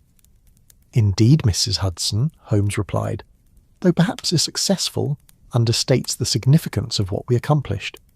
This case may prove to be one of our most important, not for the complexity of the mystery, but for what it taught us about the possibilities for using detection in service of human healing." As we settled back into our familiar chairs by the fireplace, surrounded by the comfortable disorder of our shared lodgings, I felt grateful for the partnership that had made such growth possible. Our journey to Scotland had been professionally successful, but more importantly, it had deepened our understanding of both human nature and our responsibilities to the community we served. The case of the Midnight Express to Edinburgh had ended, but its influence would continue to shape our approach to detection for years to come. We had learned that the finest investigation serves not just to solve puzzles, but to create possibilities for positive transformation, and that justice at its best enables healing rather than merely punishment. In the quiet of our Baker Street sitting room, with the familiar sounds of London evenings settling around us, I reflected on how a simple train journey had become a voyage of discovery that changed not just our understanding of specific problems, but our approach to the fundamental challenges of human existence. The mystery had been solved through careful observation and logical deduction, but its true resolution had come through the recognition that every human story deserves the possibility of redemption. In helping Morrison find that possibility, we had discovered that detection at its finest serves not just order, but healing, not just justice, but mercy. As I prepared to conclude this extended journal entry, many months after our Scottish adventure, I am struck by how the lessons learned on the Midnight Express continue to influence our daily work. Every case now receives careful consideration, not just for what crimes may have been committed, but for what underlying problems might be addressed and what opportunities for positive change might be created. The rhythmic clatter of wheels on rails no longer reminds me simply of comfortable travel, but of the constant motion of human lives toward unknown destinations. Some journeys are smooth and predictable, others involve desperate leaps between moving trains in the darkness. But all deserve to reach their destination safely, with dignity intact and hope preserved for whatever new beginnings may await. Morrison's story became a touchstone for our subsequent work, a reminder that even the most elaborate deceptions often conceal fundamentally human motivations, and that the most satisfying resolutions are those that address underlying needs rather than simply punishing surface behaviours. The broken pocket watch, transformed into a frame for a family photograph, sits on our mantelpiece as a constant reminder that time can indeed begin again, that shattered situations can sometimes be repaired and given new purpose, and that detection at its finest creates possibilities for transformation rather than merely documenting past failures.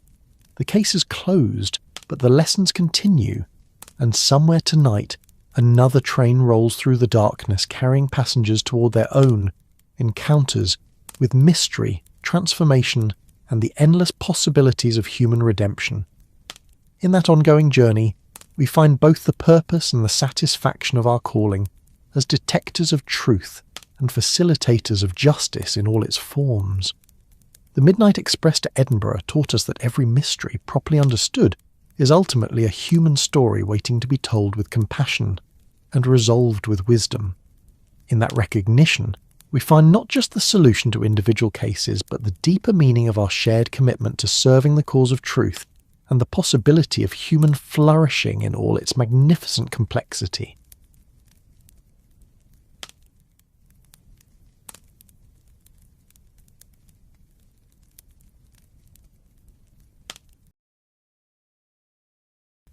As I sit in my study this evening, the firelight casting dancing shadows across these pages, I find myself compelled to record the strangest case Holmes and I ever encountered, one where the most innocent of dinner conversations concealed the most elaborate deception, and where a snowstorm that trapped us with strangers would reveal that sometimes the greatest mysteries lie not in what people steal, but in what they're willing to sacrifice for those they love. The autumn wind rattles my windows tonight, much as it did that fateful evening nearly 3 months ago, when Holmes first suggested our unexpected journey to Switzerland. I confess, dear journal, that at the time I thought his proposal was quite mad. We had just concluded the rather tedious affair of the Blackwood inheritance, a case that had required more patience than brilliance to solve, and I was looking forward to nothing more ambitious than a quiet evening with my medical journals, and perhaps a modest supper at Simpson's. "Watson," Holmes had announced, bursting into our sitting room with that peculiar energy that always preceded his more unconventional suggestions. "Pack your warmest clothes. We leave for Switzerland tomorrow morning." I looked up from my copy of The Lancet, where I had been reading a fascinating article on the treatment of recurring war wounds, a subject of more than academic interest to me, as my old Giselle bullet wound had been troubling me considerably of late. The damp London autumn seemed to have awakened every ache and phantom pain that the Afghan hills had bequeathed to me. "Switzerland?" I replied, setting down the journal and regarding my friend with the mixture of exasperation and affection that had become my habitual response to his more impetuous announcements. "Holmes, might I inquire as to the nature of this sudden continental urgency? Have the Swiss banks been robbed? Has some Alpine mystery captured your imagination?" But Holmes was already moving about the room with that restless energy of his, gathering papers and consulting his continental railway guide. Nothing so dramatic, my dear fellow. Merely a physician's prescription, though not one written by any medical man. "I'm afraid I don't follow." He paused in his gathering and fixed me with that penetrating gaze that always made me feel he could read every thought written across my face. "Watson, you have been favouring your left leg for the better part of a fortnight. This morning you added an extra spoonful of sugar to your coffee, a sure sign that pain is disrupting your sleep and you require additional energy to compensate. Yesterday evening I observed you massage your shoulder 3 times during dinner, each time when you thought I was not looking." I shifted uncomfortably in my chair, though whether from the accuracy of his observations or the actual discomfort he described, I could not say. "The weather has been rather damp, precisely my point." He resumed his activity, now pulling his small travelling valise from beneath his bed. "What you require is not another London autumn of increasingly bitter cold and penetrating fog, but clean mountain air, therapeutic hot springs, and the sort of complete rest that only distance from Baker Street can provide." "Holmes," I protested, though I confess with less conviction than I had intended, "we cannot simply abandon London on a whim. What of your correspondence, your clients? Mrs. Hudson will think we've taken leave of our senses." "Mrs. Hudson," he replied with a slight smile, "took the liberty of suggesting this very course of action yesterday morning while you were out attending to your patients. It seems our excellent landlady has been observing your discomfort with the same attention to detail that you attribute solely to my methods of observation." I found myself both touched and mildly embarrassed to learn that my condition had been so apparent to our motherly landlady. "And where, precisely, do you propose we undertake this therapeutic exile?" Holmes produced a letter from his jacket pocket, the paper bearing the elegant letterhead of what appeared to be a continental hotel. The Grand Hotel Alpenhof, situated in a charming valley near Interlaken. I am informed by my correspondent, a former client whose discretion proved as valuable as his gratitude, that the establishment offers not only the finest Swiss hospitality, but also natural hot springs renowned for their beneficial effects upon rheumatic conditions. Your former client being the Baron von Reichenbach, whose somewhat delicate matter regarding a missing manuscript we resolved last spring. He writes that October is the perfect season for such a retreat. The summer crowds have departed, the winter sports enthusiasts have not yet arrived, and the autumn alpine air possesses what he describes as healing properties beyond the scope of conventional medicine. I must admit that as Holmes described the Baron's letter, painting pictures of crisp mountain mornings, thermal pools steaming in the cool air, and the profound quiet that only mountains can provide, I felt my resistance beginning to weaken. The persistent ache in my leg seemed to pulse in sympathy with his words, as if my body were adding its own voice to his persuasive arguments. The railway journey, I said, making what I knew was likely my final objection, will be quite arduous.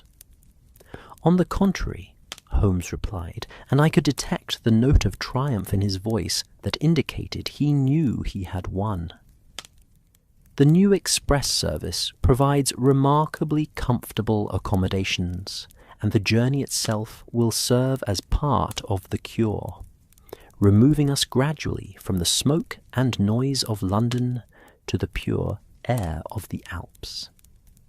And so it was that we found ourselves 36 hours later settled into a first-class compartment of the Continental Express, watching the English countryside give way to French vineyards, and eventually to the dramatic peaks and valleys of Switzerland. I must confess that Holmes had been quite right about the therapeutic value of the journey itself.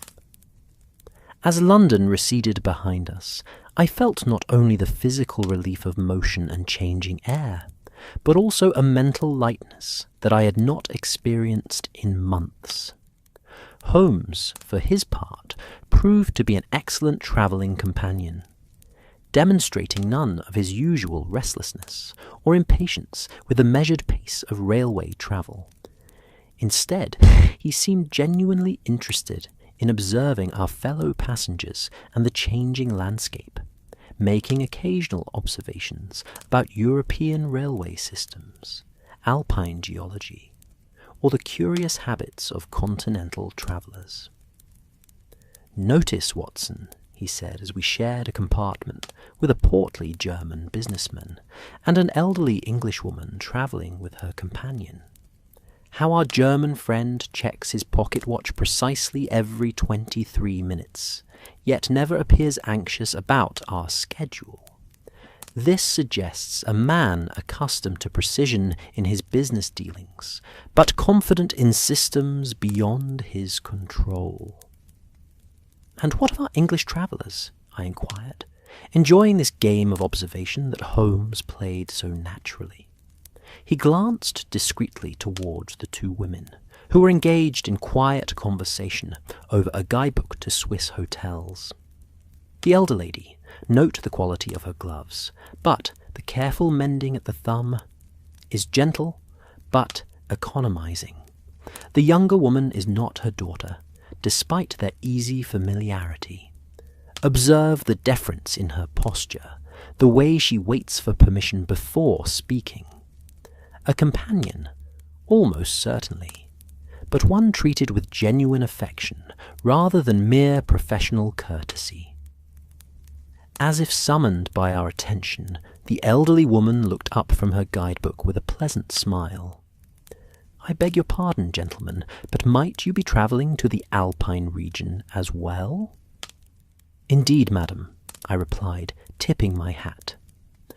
Dr. Watson, and this is Mr. Holmes. We are bound for the Grand Hotel Alpenhof. How delightful, she exclaimed, and I was struck by the genuine warmth in her voice. I am Mrs. Pembroke, and this is Miss Morrison, my dear companion.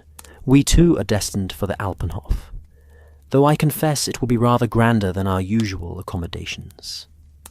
Holmes leaned forward slightly, his interest clearly piqued. Your usual accommodations.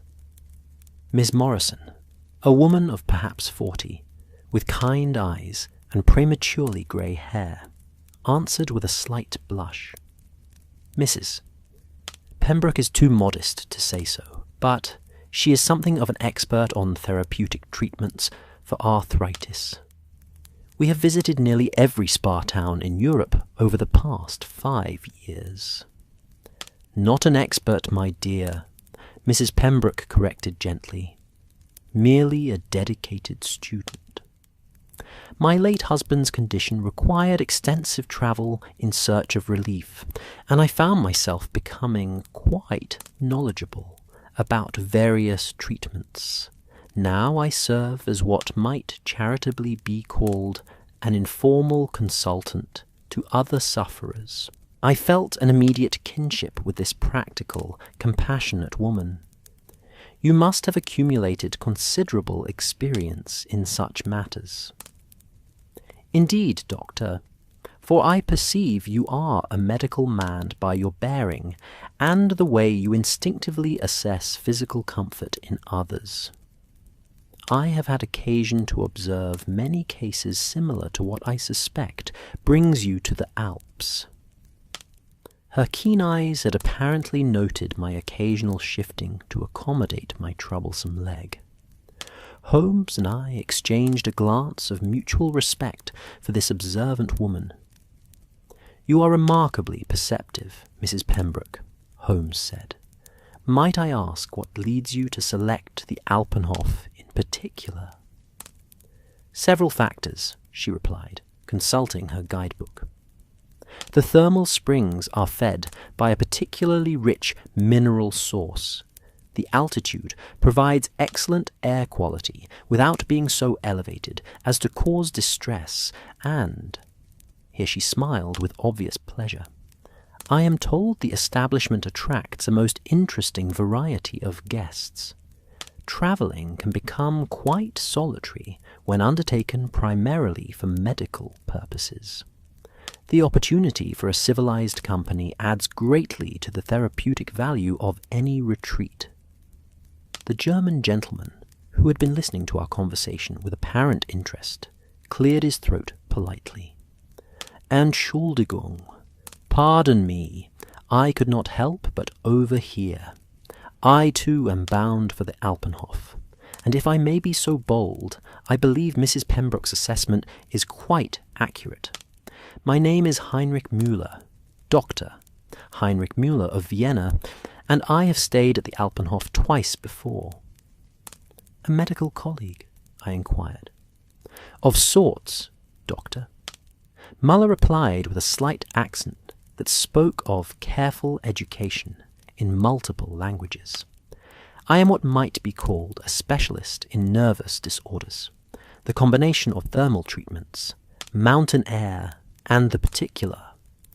The atmosphere of the Alpenhof has proven remarkably beneficial for patients suffering from what we term neurasthenia, nervous exhaustion brought on by the pressures of modern life. Holmes's eyebrows rose slightly at this description. You speak of the atmosphere as if it possesses particular therapeutic properties beyond the obvious physical benefits. Dr. Mellor's weathered face creased in a thoughtful smile. Indeed, Mr. Kulm, Holmes. The Alpenhof has developed something of a reputation among European physicians as a place where healing encompasses more than mere physical restoration. The proprietor, Herr Zimmermann, has created an environment that encourages, how do you say, the restoration of psychological equilibrium as well as bodily health. As our train wound through increasingly dramatic Alpine scenery, I found myself genuinely anticipating our arrival at this remarkable establishment. The prospect of thermal baths and mountain air had initially attracted me purely for their potential relief of my physical discomforts, but the conversation with our fellow travellers had awakened my curiosity about the social and psychological dimensions of our destination. Holmes, I observed, was displaying that particular quality of attention that indicated his detective instincts were engaged, though whether by Dr. Muller's intriguing descriptions or by some other aspect of our journey, I could not determine. He had begun that subtle process of observation and cataloguing that always preceded his most interesting deductions. Dr. Muller, he said, his tone carefully casual. You mentioned that you had stayed at the Alpenhof twice before. Might I inquire whether you found the variety of guests as interesting as Mrs. Pembroke anticipates? The Austrian physician's expression grew thoughtful, and I detected a slight hesitation before he answered. The Alpenhof does indeed attract a most diverse clientele, Mr. Holmes. Persons from various countries and social stations, each seeking their own particular form of restoration. I have found that when people are removed from their familiar surroundings and placed in circumstances that encourage both relaxation and reflection, they often reveal aspects of themselves that remain hidden in their ordinary lives. How fascinating, Holmes murmured, though I could hear the deeper interest beneath his casual tone. Our conversation continued as the afternoon light began to fade, and the mountains rose ever higher around us. Mrs. Pembroke proved to be a delightful conversationalist, with a fund of stories from her various spa tours, while Miss Morrison demonstrated a quiet intelligence and dry wit that had clearly endeared her to her employer. Dr. Muller, though more reserved, offered fascinating insights into the psychology of therapeutic travel and the curious social dynamics that developed among temporary communities of health seekers. As evening approached and the lights of Interlaken came into view, I realized that my anticipation for our Alpine retreat had grown far beyond simple hopes for physical relief. The promise of interested company, combined with the prospect of observing Holmes in an environment completely removed from the criminal underworld of London, had transformed what I had initially seen as a medical necessity into what might prove to be a genuinely enriching experience. Gentlemen, Mrs. Pembroke announced as we began gathering our belongings, I do hope we shall have the pleasure of continuing our acquaintance at the Alpenhof. Indeed, madam, I replied, and meant it sincerely. I suspect this Alpine adventure may prove more interesting than any of us anticipate. Holmes caught my eye as I spoke these words, and I saw in his expression that familiar glint that suggested he had already begun to detect undercurrents of mystery in what others might see as mere polite conversation. Little did I know, as our train pulled into the station and we prepared for the final stage of our journey to the Grand Hotel Alpenhof, that our innocent therapeutic retreat would soon become one of the most unusual and ultimately illuminating cases of our entire partnership. The mountain air that greeted us as we stepped from the railway carriage was indeed as crisp and invigorating as promised, carrying scents of pine and snow and that peculiar clarity that belongs only to high altitudes. But beneath that crystalline purity, had I known to detect it, lay the first subtle whispers of the storm that would soon trap us all in circumstances none of us could have foreseen, and with consequences that would challenge not only Holmes's methods of detection, but his understanding of justice itself. The carriage ride from Interlaken to the Grand Hotel Alpenhof wound through valleys that seemed carved by the hands of ancient gods, each turn revealing vistas more breathtaking than the last. As we climbed steadily higher into the mountains, I found myself reflecting, as I do now, these many months later, upon how external forces so often serve to reveal the internal truths we carry within us. The approaching storm that would soon trap us all together was merely nature's way of creating the circumstances necessary for human nature to reveal itself in its most authentic form. The Alpenhof, when it finally came into view as our carriage rounded a particularly dramatic bend, exceeded even my elevated expectations. The hotel rose from its mountain perch like something from a fairy tale, its timber and stone construction perfectly harmonized with the Alpine landscape, while suggesting luxury and comfort beyond anything I had imagined. Gas lamps already glowed warmly in the gathering dusk, and smoke rose from multiple chimneys, promising the kind of hearth-warmed welcome that only the finest establishments can provide. "Magnificent," breathed Mrs. Pembroke from the seat opposite, and even the usually reserved Miss Morrison murmured her agreement.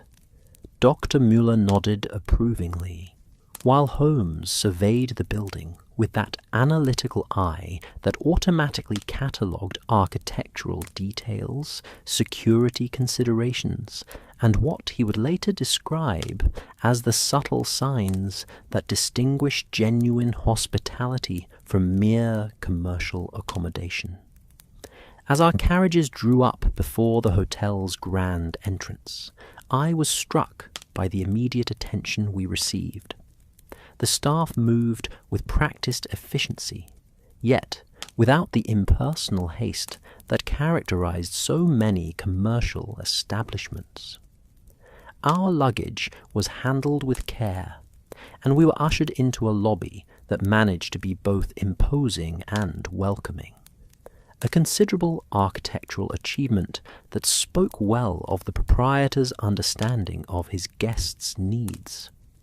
Herr Zimmermann himself appeared within moments of our arrival, a man of perhaps 50, with the robust health that mountain living often bestows, yet possessing the refined manners of one accustomed to catering to distinguished guests. His English, though accented, was precise and cultured, and his greeting suggested genuine pleasure at our arrival, rather than mere professional courtesy. "Dr. Watson, Mr. Holmes," he said, consulting what appeared to be a leather-bound registry. "We are honoured by your presence. Dr. Müller, welcome back to the Alpenhof. Your usual suite has been prepared. Mrs. Pembroke, Miss Morrison, I trust your journey was comfortable?" I was impressed by his personal attention to each guest, suggesting either an exceptional memory or very thorough preparation for our arrival. As we completed the registration formalities, I became aware of other guests moving about the lobby and adjacent public rooms, figures glimpsed peripherally, but suggesting the diverse and interesting company that Mrs. Pembroke had anticipated. Holmes, I noticed, had positioned himself where he could observe both the registration desk and the broader social dynamics of the hotel, his attention apparently casual, but, in reality, meticulously cataloguing every detail. Already, I suspected, he was beginning to form those preliminary impressions that would later prove so crucial to understanding the events that were to unfold. Our rooms when we were shown to them, proved to be everything the hotel's reputation had promised. Mine overlooked the valley through which we had travelled, offering views that would surely prove therapeutic in themselves, while Holmes's adjacent chamber commanded a prospect of the hotel's gardens and the dramatic peaks beyond. Both rooms were furnished with that combination of comfort and elegance that characterizes truly superior accommodation, and the thermal heating system, fed, we were informed, by the same mineral springs that supplied the hotel's famous baths, ensured a warmth and comfort that seemed almost luxurious after the increasingly chill mountain air. "Watson," Holmes said, appearing at the connecting door between our chambers as I was unpacking my medical bag, "I suggest we explore the hotel's public areas before dinner. The evening hours often provide the most revealing insights into an establishment's character and clientele." I readily agreed, partly out of curiosity about our temporary home, but primarily because I had already begun to feel the beneficial effects of the mountain air, and wished to explore the grounds before darkness made such exploration impossible. Holmes, I suspected, had other motivations for this preliminary reconnaissance, though as yet I could not determine what particular aspects of our situation had engaged his detective instincts. The hotel's public areas proved to be a marvel of thoughtful design and comfortable elegance. The main salon occupied what must have been the entire ground floor of one wing, with enormous windows offering panoramic mountain views and furnishings arranged to encourage both intimate conversation and larger social gatherings. A magnificent stone fireplace dominated one end of the room, already crackling with a welcoming fire that seemed to draw guests naturally into its warm circle. The thermal bath facilities, which we inspected briefly during our tour, exceeded even Dr. Müller's enthusiastic descriptions. The mineral pools, fed by natural hot springs, were housed within a conservatory that provided the sensation of bathing outdoors while protecting against mountain weather. The water itself possessed that distinctive mineral scent that spoke of deep earth origins and genuine therapeutic properties, and I found myself anticipating my first immersion with considerable pleasure.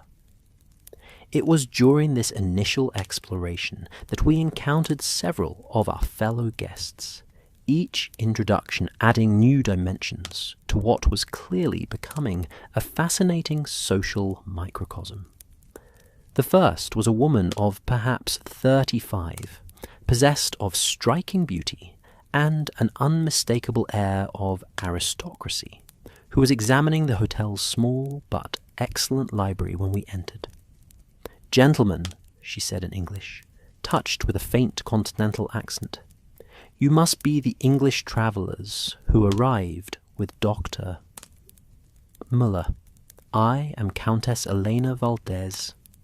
Her smile was warm, but carried that subtle reserve that speaks of noble birth and careful breeding. Holmes executed a perfect bow, while I offered a respectful nod. "Dr. Watson, and this is Mr. Holmes. We are delighted to make your acquaintance, Countess." Dr. Watson. How fortunate. I was hoping to encounter a medical man during my stay.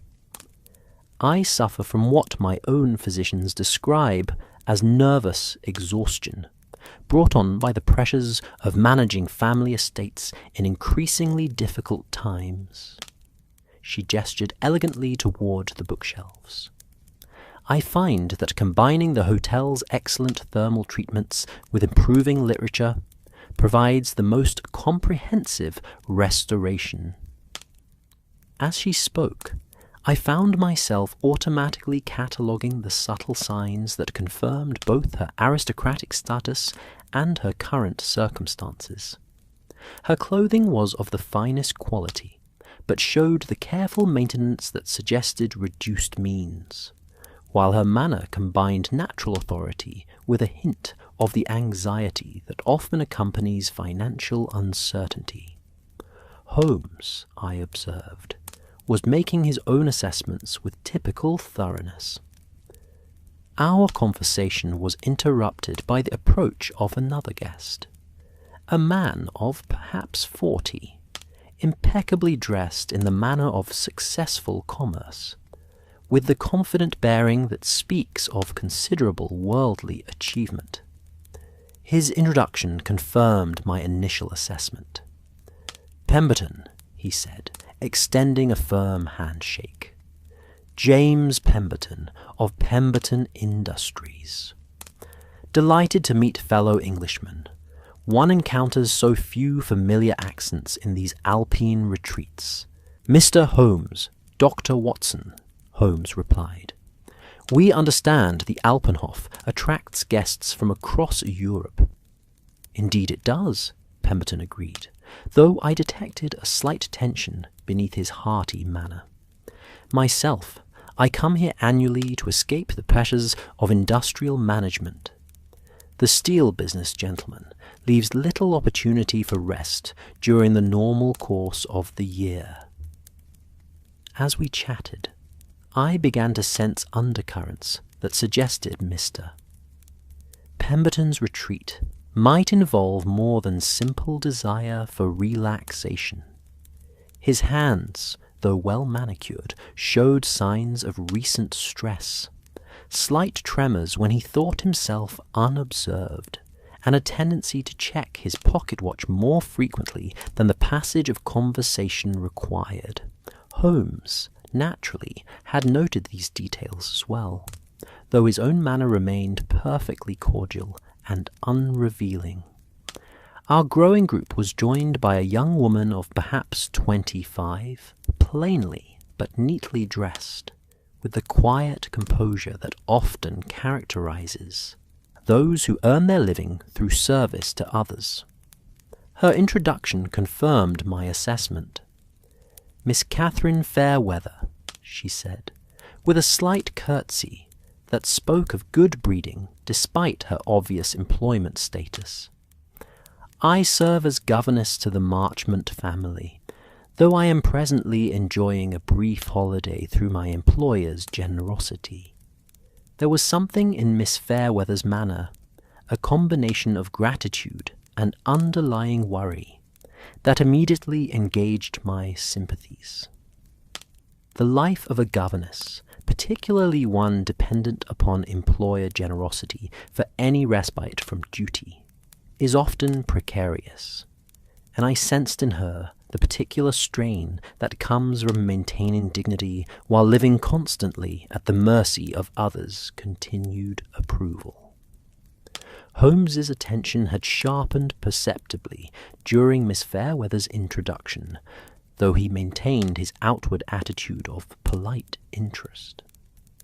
I had learned to recognize this particular quality of attention in my friend.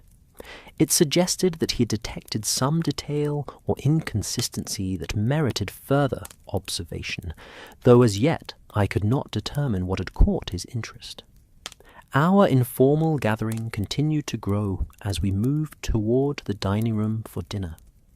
We were joined by a final member of what would prove to be our complete party, a man of perhaps 50, distinguished in appearance, but somehow elusive in manner, who introduced himself simply as Ashford.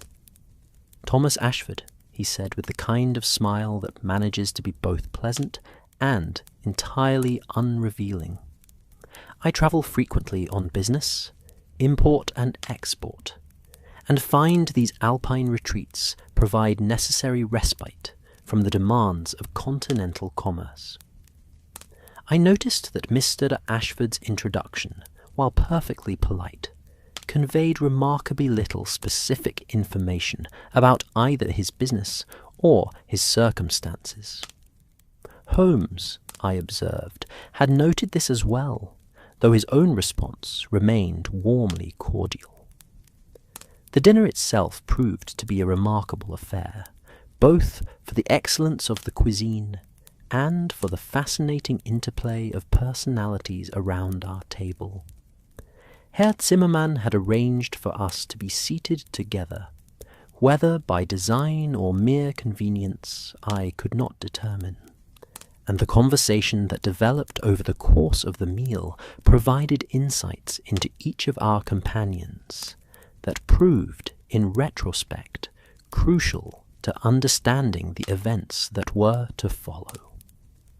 It was during the fish course that Countess Valdez made the observation that would later assume such significance, though at the time it seemed merely an elegant woman's natural pride in a beautiful possession. "I must confess," she said, touching the extraordinary brooch that adorned her evening dress, "that I feel almost guilty about wearing such finery in these rustic surroundings. This piece belonged to my great-grandmother, a gift from a Medici prince, according to family legend. The jeweller who last appraised it described it as irreplaceable, both for its historical significance and its artistic merit. The brooch was indeed remarkable, an intricate creation of gold and precious stones that caught the candlelight with every movement, clearly the work of a master craftsman, and undoubtedly of considerable value. Each of our dinner companions examined it with appropriate appreciation, though I noticed that several seemed to study it with more than casual interest.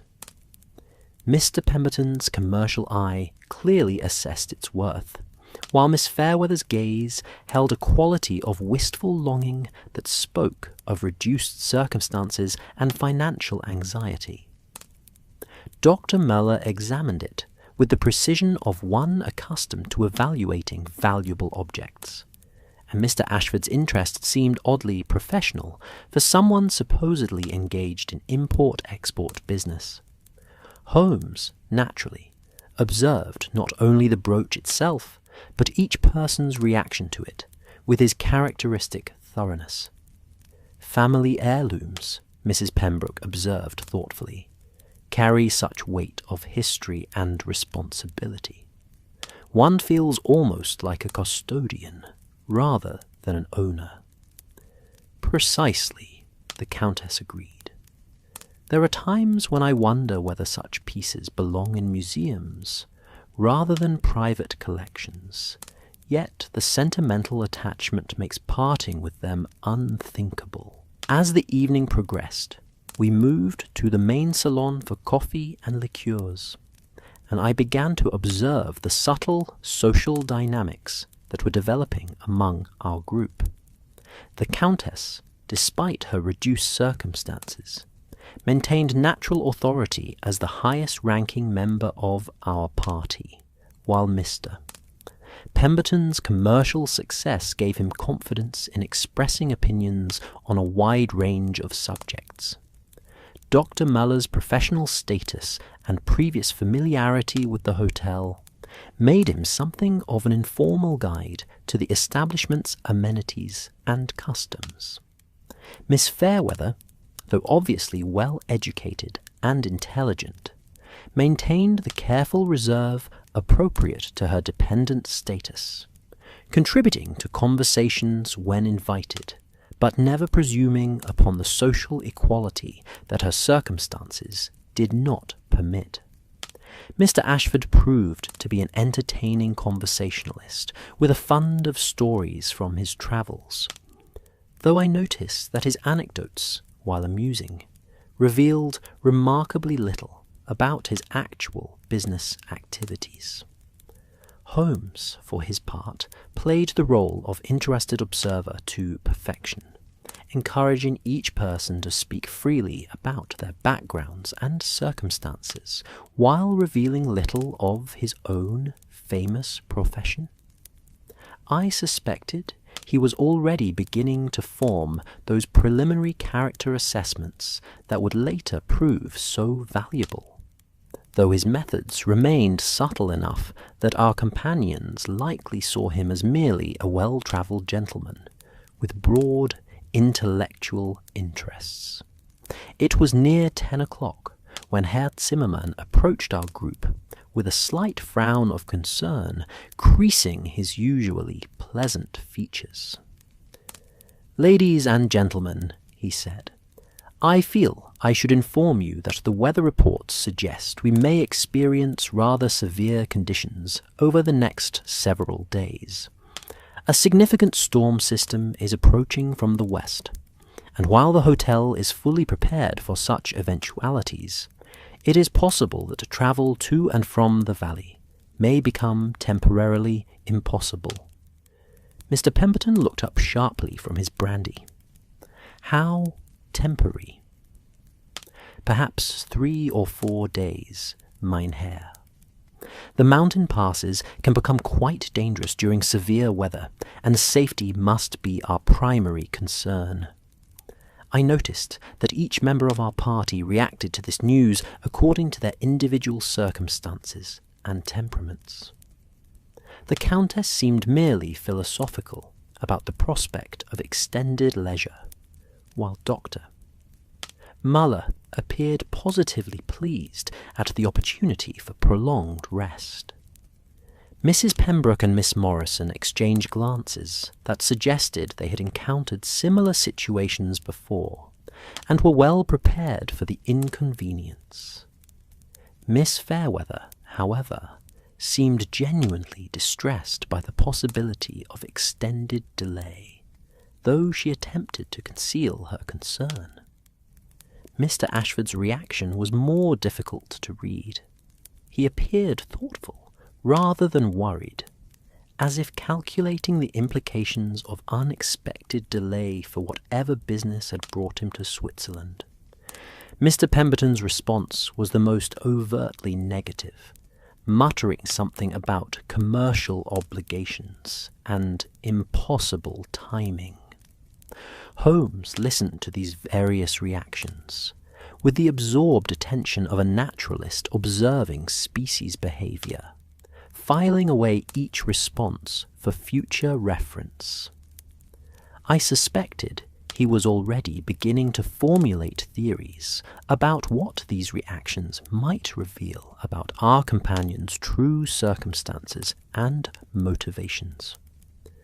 As the evening drew to a close and our party began to disperse toward their respective chambers, I found myself reflecting upon the curious social experiment that circumstances seemed to be creating.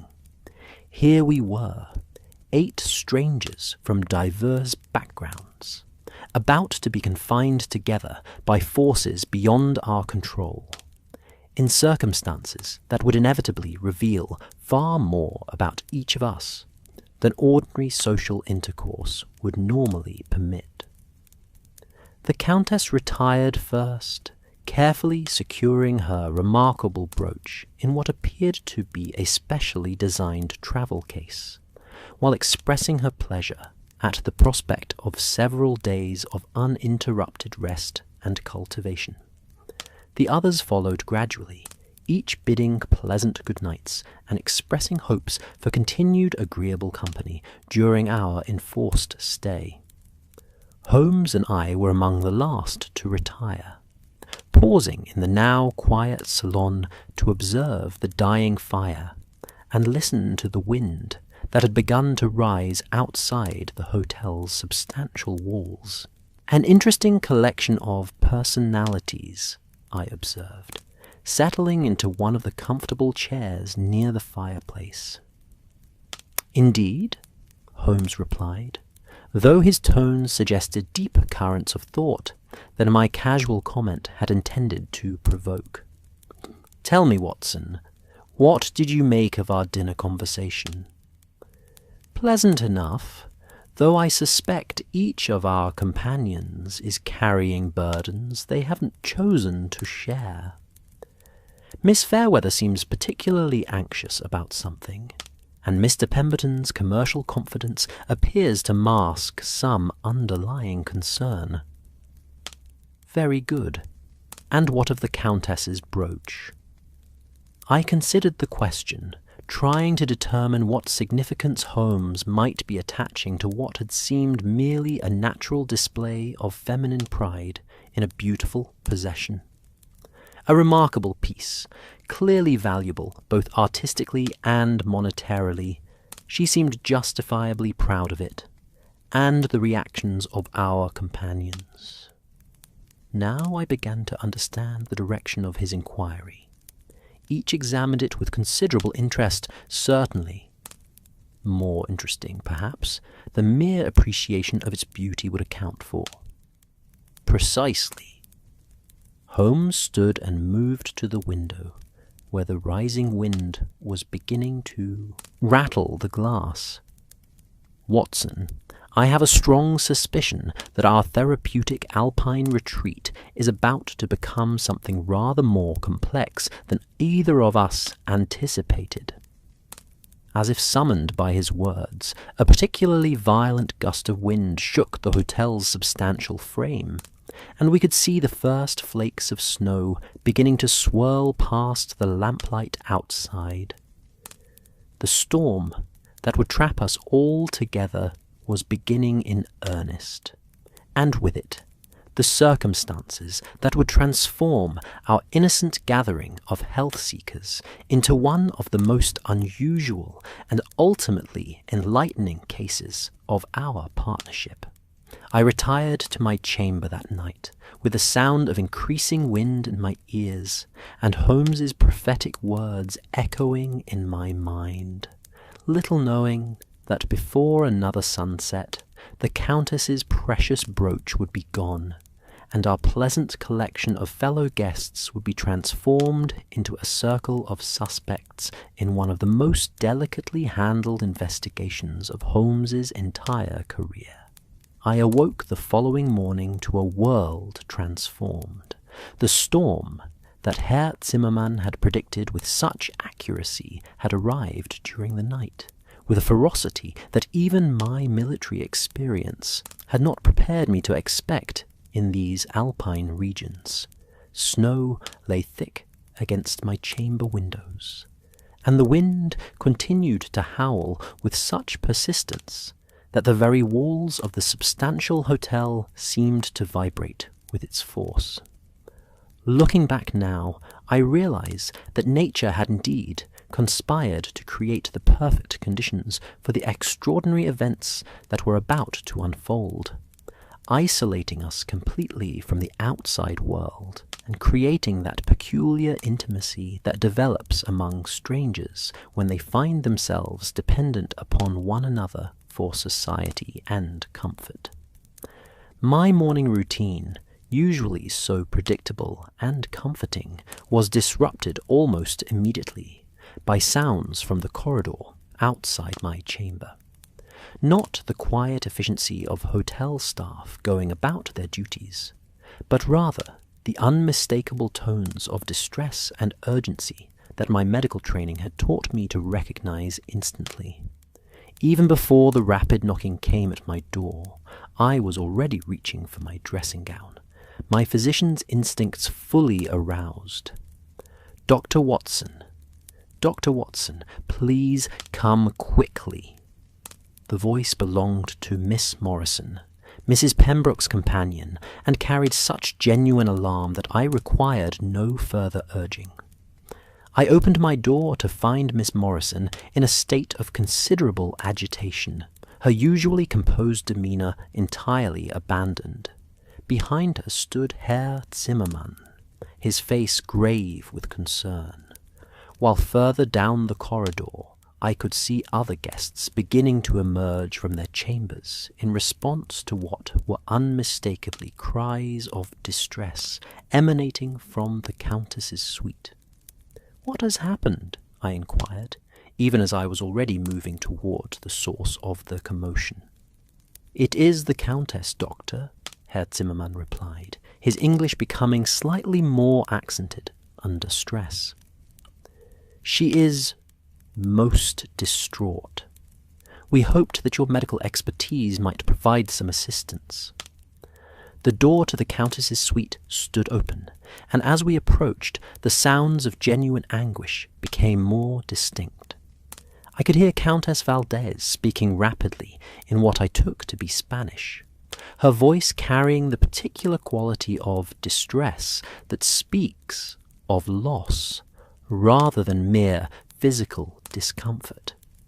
Mrs. Pembroke was attempting to provide comfort in her practical, motherly way, while Dr.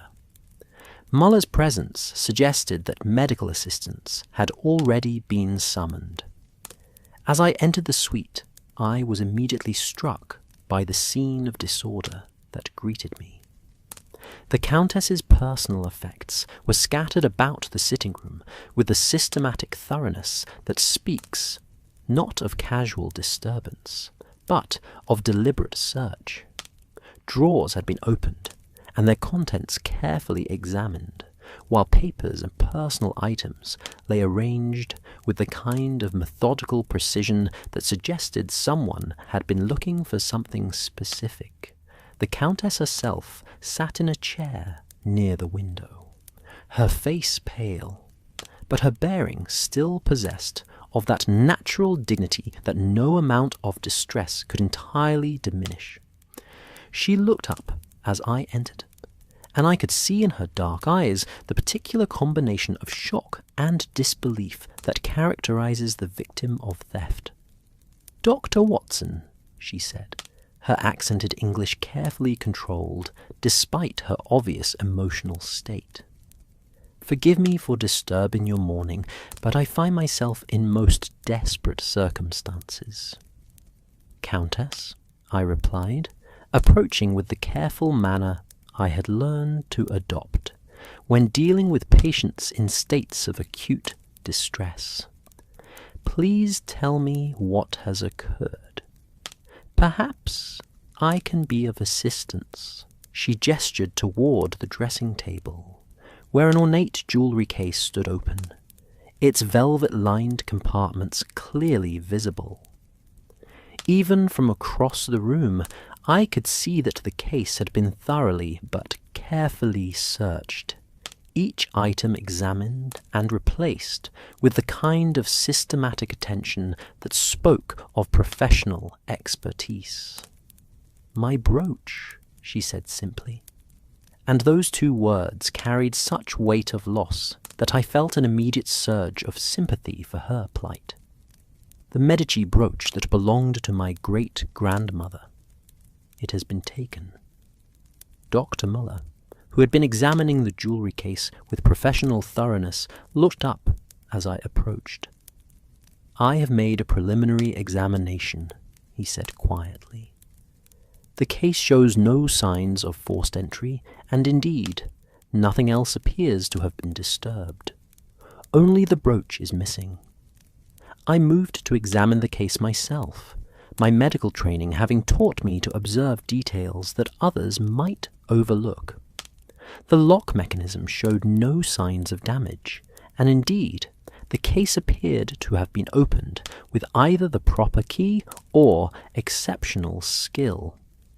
The other pieces of jewellery, while clearly valuable, remained undisturbed in their individual compartments, arranged with the kind of care that suggested intimate familiarity with their proper placement.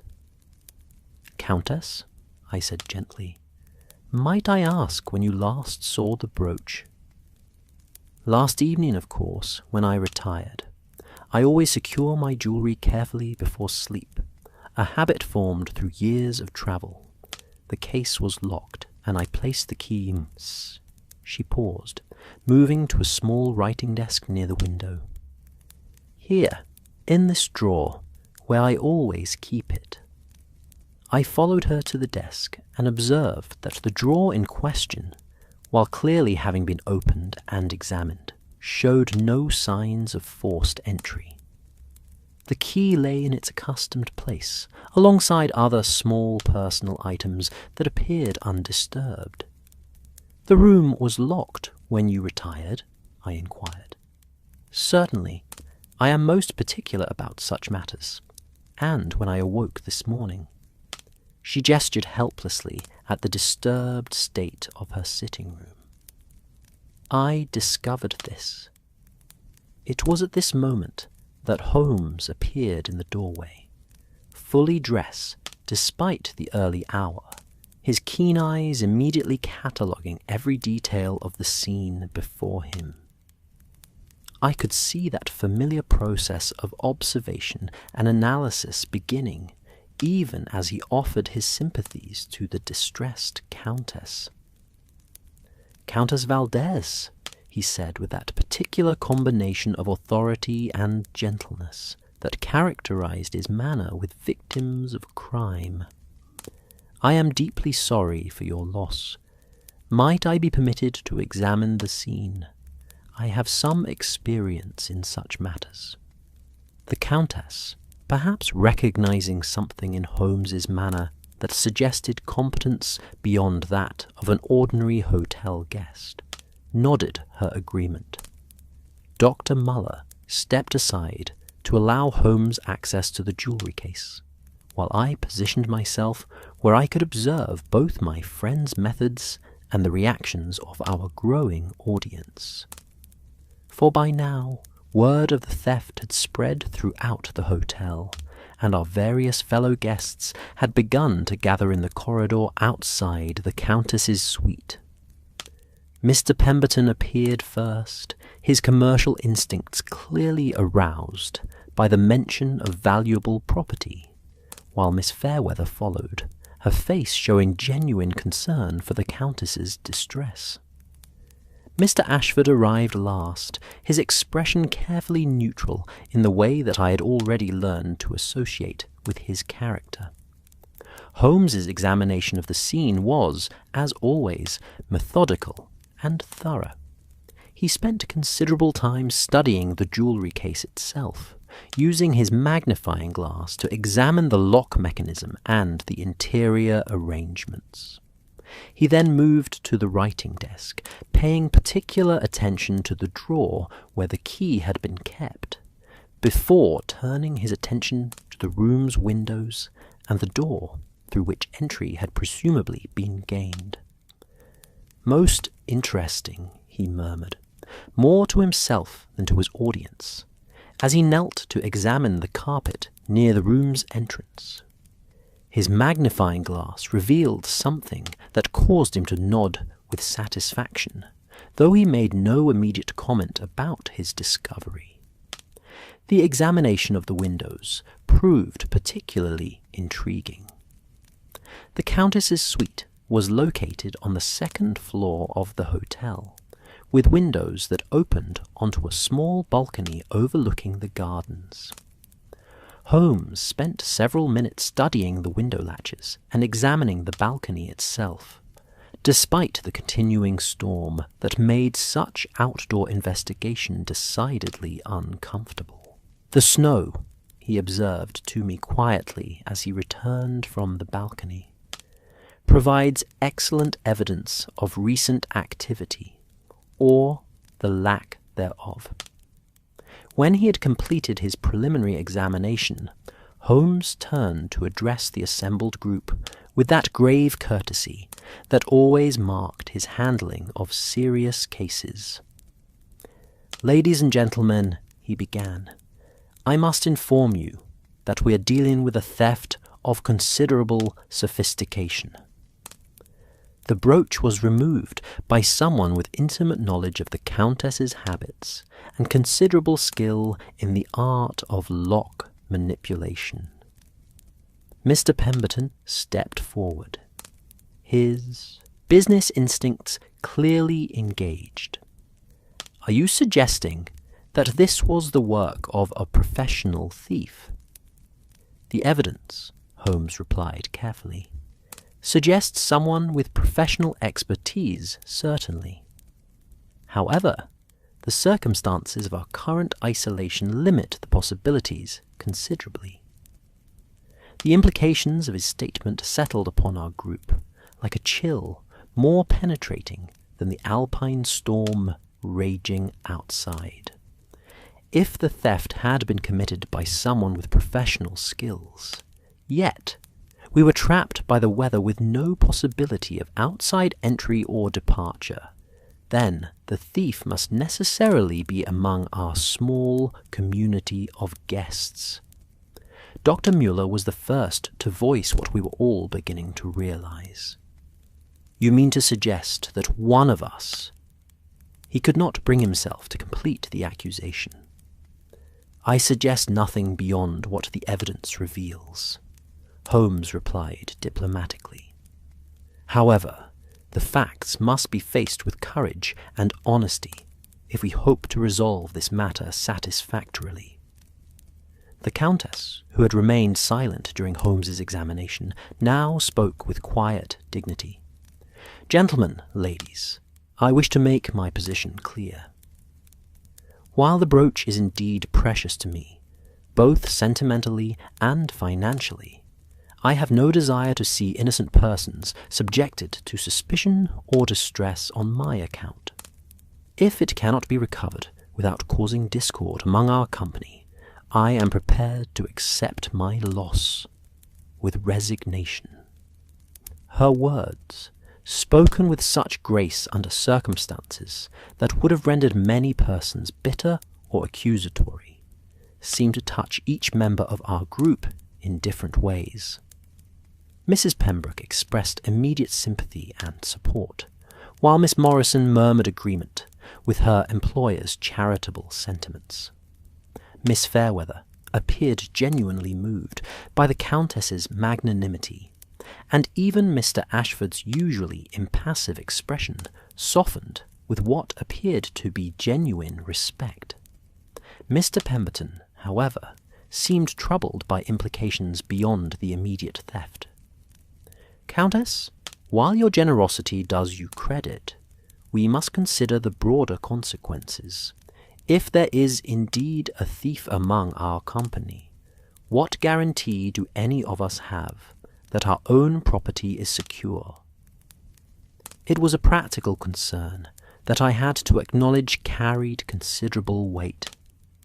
We were, after all, trapped together for an indefinite period, and the knowledge that one among us was capable of such violation of trust and hospitality would inevitably poison the atmosphere of our enforced community. Holmes seemed to understand the delicate balance of concerns that the situation presented. Mr. Pemberton raises valid points, he said thoughtfully. However, I would suggest that hasty conclusions or accusations would be equally harmful to our collective peace of mind. Might I propose that we allow me to conduct a more thorough investigation, with the understanding that any conclusions I reach will be shared with complete discretion and tact? Herr Zimmermann, who had remained largely silent during these proceedings, now steps forward with obvious relief. Mr. Holmes, if you are indeed willing to undertake such an investigation, you would have my complete cooperation and that of my staff. The reputation of the Alpenhof depends upon the security and comfort of our guests. The Countess nodded her agreement, while the other members of our party expressed varying degrees of consent to Holmes's proposal. I noticed, however, that several seemed less than entirely comfortable with the prospect of investigation, though whether this reflected natural reluctance to be subjected to scrutiny or more specific concerns, I could not yet determine. As our group began to disperse, each person apparently eager to return to the privacy of their own chambers, Holmes caught my arm and indicated that I should remain behind. When we were alone with the Countess, he approached her with that particular combination of professional authority and personal sympathy that I had observed him use with victims whose cooperation was essential to successful investigation. "Countess," he said gently, "I must ask you some questions that may seem intrusive, but which are necessary if I am to have any hope of recovering your property." She inclined her head graciously. "I understand, Mr. Holmes. Please proceed." "The brooch, beyond its sentimental value, what would you estimate its monetary worth to be?" The Countess considered carefully before answering. "The last appraisal, conducted in Vienna 2 years ago, valued it at approximately £15,000. However, given its historical provenance and artistic significance, a collector might pay considerably more. I confess that the figure startled me. £15,000 represented a fortune that would secure comfortable independence for most persons for the remainder of their lives. The theft was not merely a violation of trust, but a crime of considerable magnitude. And who among your acquaintances would be aware of this value?" Holmes continued. "Very few, I should think. The appraisal was conducted privately, and I am not in the habit of discussing my financial affairs. Indeed, the primary reason I continue to wear such pieces is that selling them would represent a final acknowledgement of my reduced circumstances." Holmes nodded, understanding. "One final question, if you will permit it. Have you observed any particular interest in your jewellery from any of our fellow guests?" The Countess was quiet for a long moment, clearly reluctant to cast suspicion upon persons who had shown her courtesy and friendship. "I hesitate to suggest, but last evening, during dinner, several of our companions did examine the brooch with considerable attention. More attention, perhaps, than mere aesthetic appreciation would account for." "Can you be more specific?" "Mr." Pemberton seemed to assess it with the eye of a businessman evaluating an asset. Miss Fairweather's interest appeared more wistful, perhaps, as if she were calculating what such a sum might mean to someone in her circumstances. Mr. Ashford examined it with what seemed like professional expertise, though I could not determine the nature of that expertise. Holmes thanked the Countess for her candour, and assured her that he would conduct his investigation with the utmost discretion. As we prepared to leave her suite, she made one final observation that would later prove significant. "Mr. Holmes, there is one detail that may be relevant. When I discovered the theft this morning, I noticed immediately that my other jewellery had been examined, but not disturbed. This suggests to me that the thief knew precisely what they were seeking, and had no interest in less valuable pieces." As Holmes and I returned to our own chambers, I found myself reflecting upon the psychological dynamics that the theft had introduced into our previously harmonious company. The knowledge that one among us was capable of such betrayal would inevitably affect every interaction, every casual conversation, every social gathering. Trust, once broken, is not easily restored, and I suspected that regardless of the investigation's outcome, our Alpine retreat had been permanently transformed from a peaceful therapeutic environment into something far more complex and troubling. Holmes, I observed, was already deep in that particular state of concentration that characterized his approach to significant cases. His examination of the scene had clearly provided him with information that he had not yet chosen to share, and I suspected that he was already forming preliminary theories about the identity and methods of the thief. "Watson," he said as we paused outside our chambers. "I believe we are dealing with a crime that is more complex than it initially appears. The theft itself required considerable skill and planning, yet it was executed in circumstances that make discovery almost inevitable." "You mean our isolation?" "Precisely. Any professional thief would recognize that operating within such a confined group virtually guarantees eventual exposure. This suggests either desperation sufficient to override prudent judgment, or confidence in an escape plan that is not immediately apparent." As I prepared to dress for breakfast, I found myself contemplating the extraordinary transformation that a single night had wrought upon our circumstances. We had arrived as strangers seeking rest and restoration, yet now found ourselves bound together by suspicion and uncertainty, each person viewed by the others as a potential violator of the most basic social trusts. The storm continued to rage outside my windows, ensuring that our isolation would persist for several more days at minimum. During that time, Holmes would need to conduct his investigation with the delicate balance required to uncover truth without destroying the social fabric that made our continued coexistence possible. Looking back now, I can see that the theft of the Countess's brooch represented only the beginning of our Alpine adventure, not its culmination. The real mystery lay not in identifying the thief, but in understanding the complex human motivations that had driven someone among our respectable company to commit such a desperate act.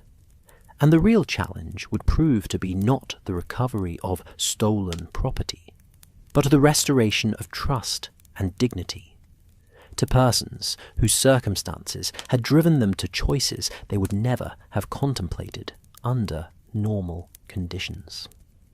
The morning's discovery had indeed transformed our therapeutic retreat into something far more complex. A laboratory for the observation of human nature under stress, and a test of whether justice could be achieved without destroying the very people it sought to protect. As I reflect upon that extraordinary morning and the days that followed, I am struck by how crisis has the peculiar power to strip away the social conventions that normally govern our interactions with strangers, revealing the fundamental humanity and vulnerability that lies beneath our carefully constructed public personas. The theft of the Countess's brooch had indeed transformed our Alpine retreat, but not in the way any of us had initially feared. Rather than poisoning our small community with suspicion and distrust, it had created an atmosphere of unexpected intimacy, in which each member of our party gradually revealed not only their circumstances, but their deepest struggles and most closely guarded secrets. Holmes, with his characteristic blend of methodical investigation and psychological insight, had proposed that we gather each morning in the hotel's main salon for what he diplomatically termed informal conversations. These sessions, ostensibly designed to help him understand the social dynamics that might bear upon the theft, became instead a series of remarkable human revelations that taught me more about the complex motivations that drive human behavior than any number of formal medical consultations ever could. The first of these gatherings took place in the morning following our discovery, with snow still falling steadily outside the tall windows, and the wind continuing its relentless assault upon the hotel's sturdy walls. We assembled around the great fireplace, each person carrying with them the particular tension that comes from knowing one, is both investigator and potential suspect in the same inquiry. Holmes had positioned himself where he could observe each face clearly while maintaining an attitude of casual interest rather than formal interrogation. I took my own seat slightly apart, where my medical training could be employed in studying the subtle physical manifestations of stress and anxiety that each person displayed. "Ladies and gentlemen," Holmes began, his tone carefully pitched to suggest friendly conversation rather than official questioning. I thought it might be helpful if we could learn something more about each other's backgrounds and circumstances.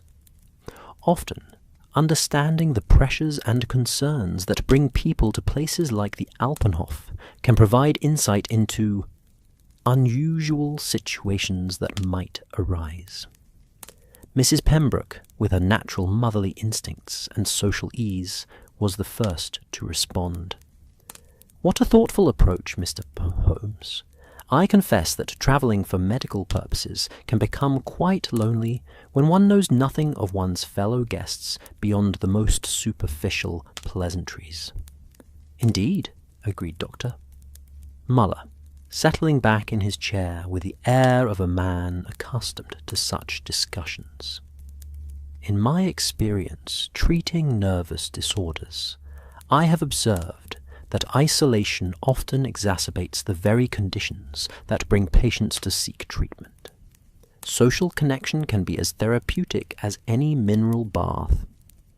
Miss Fairweather, who had been sitting quietly with her hands folded in her lap, looked up with genuine interest. "Dr. Muller, might I ask what sort of nervous disorders you typically encounter in your practice?" The Austrian physician's weathered face grew thoughtful. "Primarily what we term neurasthenia, a condition brought on by the excessive pressures of modern life. Patients present with symptoms of exhaustion, anxiety, and what might be described as spiritual depletion. They have pushed themselves beyond their natural limits in pursuit of success or survival, and their nervous systems have begun to rebel." Mr. Pemberton shifted uncomfortably at this description, and I noticed him unconsciously massaging his temples in a gesture that spoke of chronic tension. "Dr. Muller, you make it sound as if ambition itself were a medical condition." "Not ambition, mein Herr, but rather the relentless pressure that modern commerce places upon those who would succeed within its systems. I have treated many industrialists and businessmen who have achieved considerable success, yet find themselves unable to enjoy the fruits of their labor due to the constant anxiety that such success demands." The personal nature of Dr.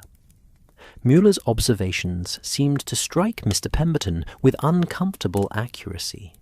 He was quiet for a moment before speaking again, his voice carrying a note of reluctant confession. "You describe the condition with remarkable precision, Doctor. I must admit that my own journey to the Alpenhof was motivated by difficulties of this nature." He paused, appearing to struggle with whether to continue. "The steel business has become increasingly competitive in recent years. Larger companies with greater resources have begun to dominate markets that smaller operations like mine once found profitable." Holmes leaned forward slightly, his expression showing nothing more than polite interest. "That must create considerable stress. Indeed it does. The choice becomes one of expansion or extinction. Either grow large enough to compete with the industrial giants, or accept gradual failure as they absorb one's traditional customers." Mr. Pemberton's hands, I observed, had begun to tremble slightly as he spoke. The capital requirements for such expansion are substantial, far beyond what conventional banking arrangements can provide. The Countess, who had been listening with the careful attention that characterized her approach to all social interactions, spoke with gentle sympathy. "Mr. Pemberton, you speak as if you face this challenge entirely alone. Surely there are partners or associates who might share such burdens?" A shadow passed across Mr. Pemberton's face at her question. "My wife passed away 3 years ago, Countess. We had no children. The business has become not merely my livelihood, but my sole remaining connection to the life we built together. The prospect of losing it feels like losing her all over again." The raw emotion in his confession created a moment of profound silence among our group. I found myself deeply moved by this successful man's revelation of such fundamental loneliness and fear, while simultaneously noting how financial desperation might drive even honourable persons to consider actions they would normally find unthinkable. Miss Fairweather was the first to break the silence, her voice soft with genuine compassion. "Mr. Pemberton, I think I understand something about your situation. The prospect of losing one's means of independence can create the most desperate anxiety." Holmes turned his attention to the young governess with that particular quality of gentle inquiry that encouraged confidence. "Miss Fairweather, you speak as if from personal experience." She coloured slightly, but met his gaze with quiet dignity. "Indeed I do, Mr. Holmes. My position with the Marchmont family, while pleasant in most respects, exists entirely at their continued pleasure. I have no family resources to fall back upon, no independent means of support. Should my services no longer be required—" "Surely," Mrs. Pembroke interjected, "the Marchmont family appreciates your dedication and would provide appropriate references for future employment." Miss Fairweather's smile carried a note of bitter experience. "Mrs. Pembroke, you are kind to assume such consideration, but the reality of domestic service can be quite different from its ideal. References are not always forthcoming, and even when they are, positions for governesses are becoming increasingly scarce as families choose to send their children to schools rather than employ private teachers." Mr. Ashford, who had remained characteristically silent during these exchanges, now spoke with what appeared to be genuine curiosity. "Miss Fairweather, what would constitute security in your situation? What sort of resources would allow you to feel confident about your future?" The directness of his question seemed to surprise her, and she considered carefully before answering. "I have calculated that a sum of approximately £5,000, properly invested, would provide sufficient income to support modest, independent living. It is not a large fortune by most standards, yet it might as well be 5 million for all the hope I have of acquiring it through my current employment."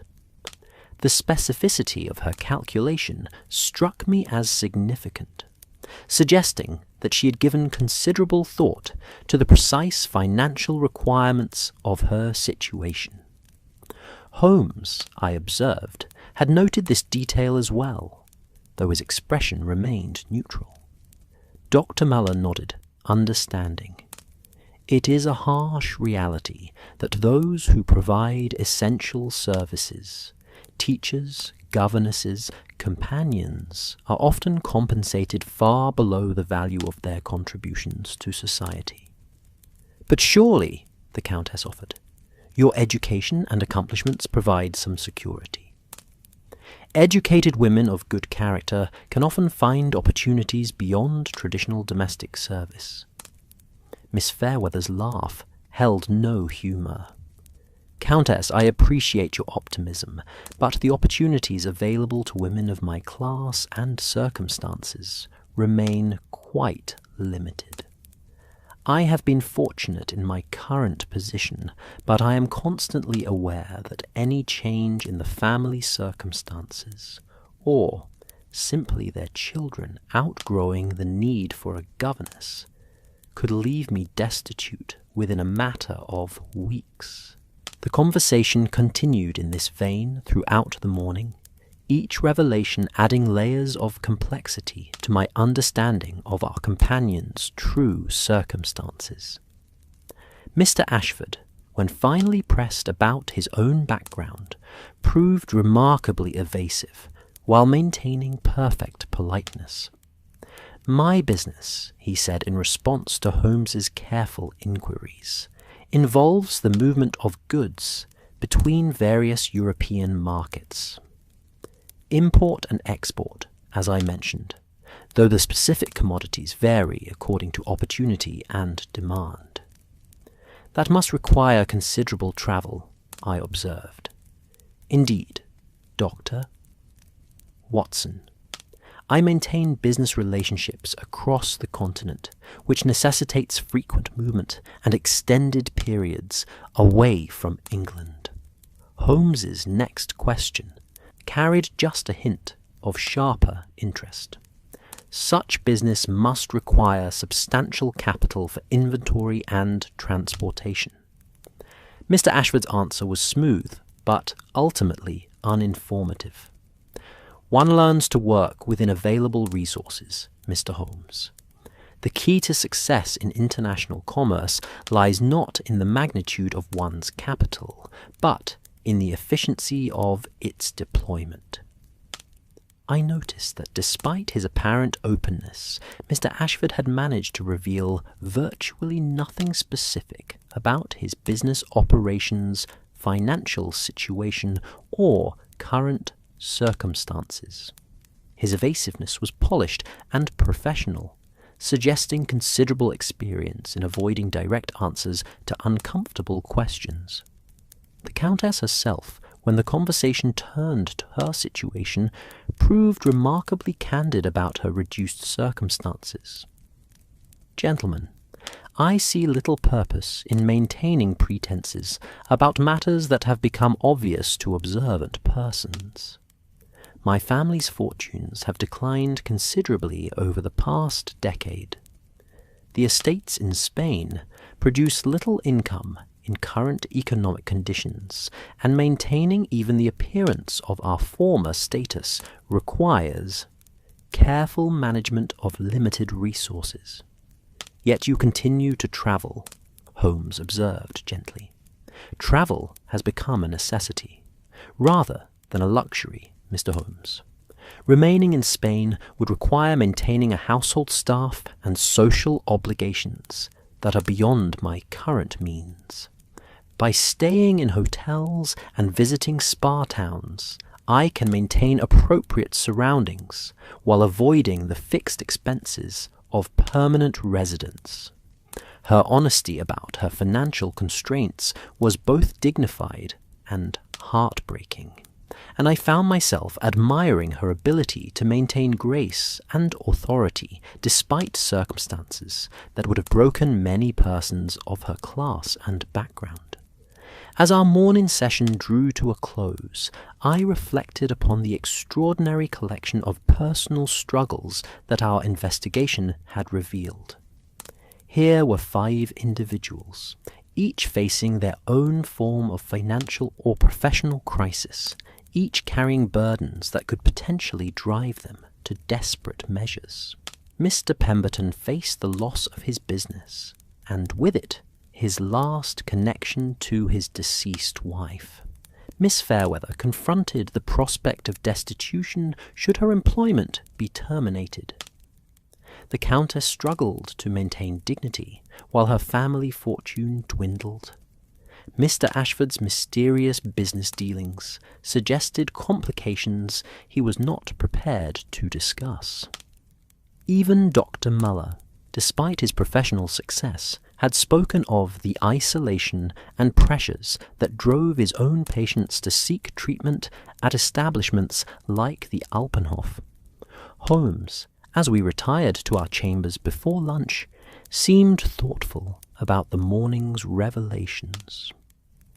"Watson, what did you make of our companion's various confessions?" "Each seems to be facing genuine difficulties," I replied. "The question becomes whether any of those difficulties would be sufficient to drive an otherwise respectable person to theft." "Indeed. And what did you observe about the specific nature of their concerns?" I considered it carefully before answering. Several mentioned specific financial amounts: Mr. Pemberton's expansion requirements, Miss Fairweather's £5,000 for independence. Such precision suggests detailed consideration of their situations. Very good. And what of their reactions to the Countess's earlier revelation about the brooch's value? Now I began to see the direction of his thinking. £15,000 would solve Mr. Pemberton's business problems with money to spare. It would provide Miss Fairweather with 3 times the security she calculated as necessary.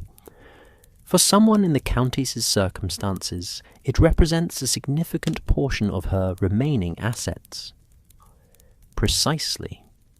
We are dealing not with random opportunistic theft, but with carefully calculated desperation. The question becomes which of our companions possesses both the necessary skills and sufficient motivation to attempt such a crime. As I prepared for lunch, I found myself viewing our fellow guests with new understanding. The morning's conversations had revealed that beneath the civilized surface of our Alpine retreat lay a complex web of financial pressures, personal struggles, and desperate hopes that could indeed drive otherwise honourable persons to consider actions they would never contemplate under normal circumstances. The storm continued outside, ensuring that we would remain trapped together for several more days, during which the psychological pressure of our situation would only intensify. Holmes would need to balance his investigation with the delicate human dynamics that made our continued coexistence possible, while each member of our party would struggle with the knowledge that their deepest secrets had been exposed to scrutiny by comparative strangers. Yet, looking back now, I realize that those revelations, rather than poisoning our small community with suspicion, had begun a process of genuine human connection that would ultimately prove more valuable than the recovery of any stolen jewellery, however precious its historical significance or monetary worth. The 3rd day of our enforced Alpine confinement dawned with a curious change in the emotional atmosphere of our small community, where suspicion and careful reserve had initially characterized our interactions. Following the theft, I began to observe the emergence of something far more profound, a growing network of genuine human connections that seemed to flourish in the unique circumstances of our isolation. It was as if the very act of revealing our deepest vulnerabilities had created bonds of understanding and mutual support that transcended the original reason for our gathering. This transformation became most apparent during what began as an ordinary breakfast gathering, but evolved into something approaching a family consultation when Dr. Muller failed to appear at his customary hour. His absence was first noted by Mrs. Pembroke, whose maternal instincts had apparently extended to encompass our entire group during our stay. "I do hope, Doctor." "Muller is not unwell," she observed, consulting the small watch pinned to her travelling dress. He has been most punctual in all his habits since our arrival." Miss Fairweather, who had been quietly buttering her toast, looked up with concern. Perhaps someone should inquire. He mentioned yesterday that the mountain air sometimes affects his own health, despite its benefits for his patients. It was Mr. Ashford who volunteered to check upon our missing companion, a gesture of consideration that surprised me, given his generally reserved nature. He returned within minutes, his expression grave with concern. "Dr. Muller appears to be experiencing some form of cardiac distress," he announced. "He is conscious, but clearly in discomfort. I believe medical attention is urgently required." I was already rising from my chair before he had finished speaking, my medical training asserting itself with automatic authority. "I shall attend to him immediately. Mrs. Pembroke, might I trouble you to ask Herr Zimmermann to send word to the local physician, assuming travel is possible?" "Of course, Dr. Watson. Miss Morrison and I have some experience with medical emergencies. We are entirely at your disposal." As I hurried toward Dr. Muller's chamber, I was surprised to discover that our entire party was following, each person apparently concerned for our colleague's welfare, despite the suspicions and tensions that the theft had created among us. This spontaneous demonstration of collective concern provided me with a different perspective on the human dynamics of our situation. Whatever secrets each person might be carrying, their capacity for genuine compassion remained undiminished. Dr. Muller's condition, when I examined him, proved to be serious, but not immediately life-threatening. He was experiencing what appeared to be angina pectoris, chest pains brought on by exertion or stress, combined with a sort of cardiac irregularity that often affects persons of his age when subjected to altitude and anxiety. His breathing was laboured, and his pulse showed the characteristic irregularities that spoke of a heart struggling to maintain its normal rhythm. "Doctor," he said weakly, as I completed my examination, speaking in English despite his distress, "I fear I have allowed the concerns of our situation to affect my own health more than I should have permitted." "Dr. Müller," I replied, settling into the chair beside his bed, "cardiac conditions are often exacerbated by stress and altitude. Your symptoms are serious, but manageable with proper care and rest." As I administered what treatment I could with the medical supplies available, primarily cardiac stimulants from my travelling bag and careful positioning to ease his breathing, I became aware that our companions had arranged themselves throughout the room in a spontaneous caregiving formation. Mrs. Pembroke had taken charge of ensuring proper ventilation and temperature, while Miss Morrison prepared warm compresses. The Countess, despite her own recent troubles, showed remarkable grace in offering to sit with the patient should continuous attendance be required. Most surprising was Miss Fairweather's response to the emergency. Her usual reserve disappeared entirely as she demonstrated practical nursing skills that spoke of previous experience with serious illness. "Miss Fairweather," I observed, as she efficiently prepared a cardiac tonic according to my instructions, "you show remarkable competence in medical matters." Her face flushed slightly at the compliment. "My younger sister suffered from a similar condition, Doctor Watson. I learned to manage her care during the periods when professional medical attention was not readily available."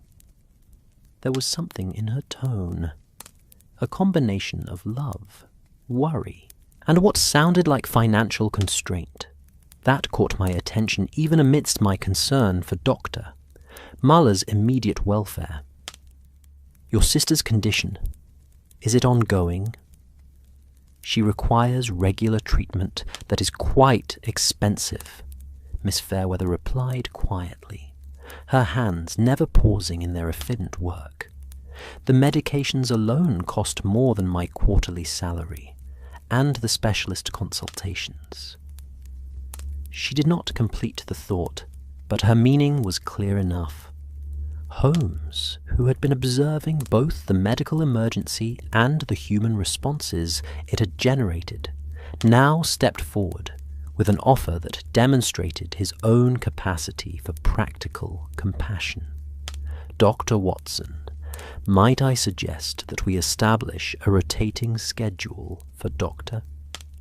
Muller's care? It would seem prudent to ensure continuous attendance until his condition stabilizes, and we have sufficient personnel to manage such an arrangement without exhausting any individual." The proposal was immediately embraced by our entire group, and within minutes we had organized ourselves into a caregiving schedule that would have done credit to any professional medical establishment.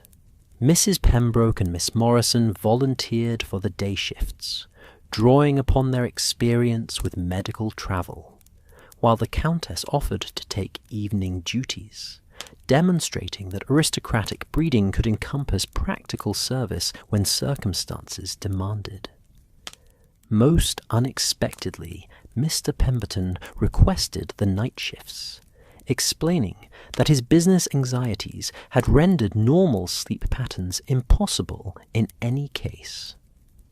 "I might as well make useful employment of my insomnia," he said with a self-deprecating smile that revealed a more appealing side of his character than our previous interactions had suggested. Miss Fairweather's willingness to serve as backup for any shift, combined with her evident medical knowledge, made her an invaluable addition to our improvised nursing staff.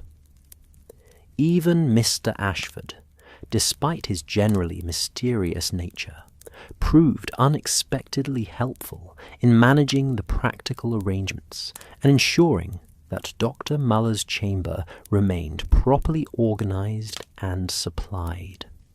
As the day progressed and Dr. Muller's condition gradually stabilized under our collective care, I found myself observing the profound transformation that the medical emergency had wrought upon our group dynamics. The shared responsibility for another person's welfare had created bonds of mutual dependence and cooperation that transcended the suspicions and social barriers that had previously characterized our interactions. During my afternoon shift, attending to Dr. Muller, I was joined by Miss Fairweather, whose nursing skills continued to impress me with their competence and efficiency. As we worked together to ensure our patient's comfort, she began to speak more freely about her family circumstances than she had previously done. "Dr. Watson," she said as she adjusted the pillows to improve Dr. Muller's breathing. "Watching you work with such dedication reminds me why I originally hoped to pursue medical training myself." "Indeed. What prevented you from following that ambition?" Her expression grew wistful as she measured out medication with practiced precision. "Financial circumstances, primarily. Medical education requires resources that were never available to my family. When my father died, I needed to find immediate employment rather than pursue further education. And your sister's condition? You mentioned it requires expensive treatment?" Miss Fairweather's hands stilled for a moment before resuming their work. "Sarah suffers from a progressive cardiac condition that requires regular treatment from a specialist in London. The monthly consultations alone cost more than most families spend on food, and the prescribed medications are equally expensive. I found myself deeply moved by her obvious devotion to her sister's welfare. Such dedication to family duty is admirable, Miss Fairweather. Admirable, perhaps, but increasingly impossible to maintain, she replied with quiet desperation. My current position provides barely sufficient income to cover the medical expenses, leaving almost nothing for my own needs or any emergency that might arise. Should my employment be terminated, or should Sarah's condition worsen and require more intensive treatment? She did not complete the thought, but the implications were clear enough. Here was a young woman carrying the entire financial burden for her sister's survival while living constantly on the edge of destitution herself. The strain of such responsibility, maintained year after year with no prospect of relief, would test the moral resources of even the most principled individual. Holmes appeared in the doorway as our conversation was concluding, ostensibly to check upon Doctor. Muller's progress, but clearly having arrived at a moment that allowed him to observe the interaction between Miss Fairweather and myself. His expression was thoughtful, as he noted her evident medical competence and the emotional weight of her family obligations. "Miss Fairweather," he said gently, "your sister is fortunate to have such devoted care." "Thank you, Mr. Holmes, though I confess there are times when I wonder whether my devotion is sufficient to meet her needs. Love alone cannot purchase the treatments that might save her life." The raw honesty of her statement seemed to affect Holmes profoundly. I had seen that particular expression on his face before.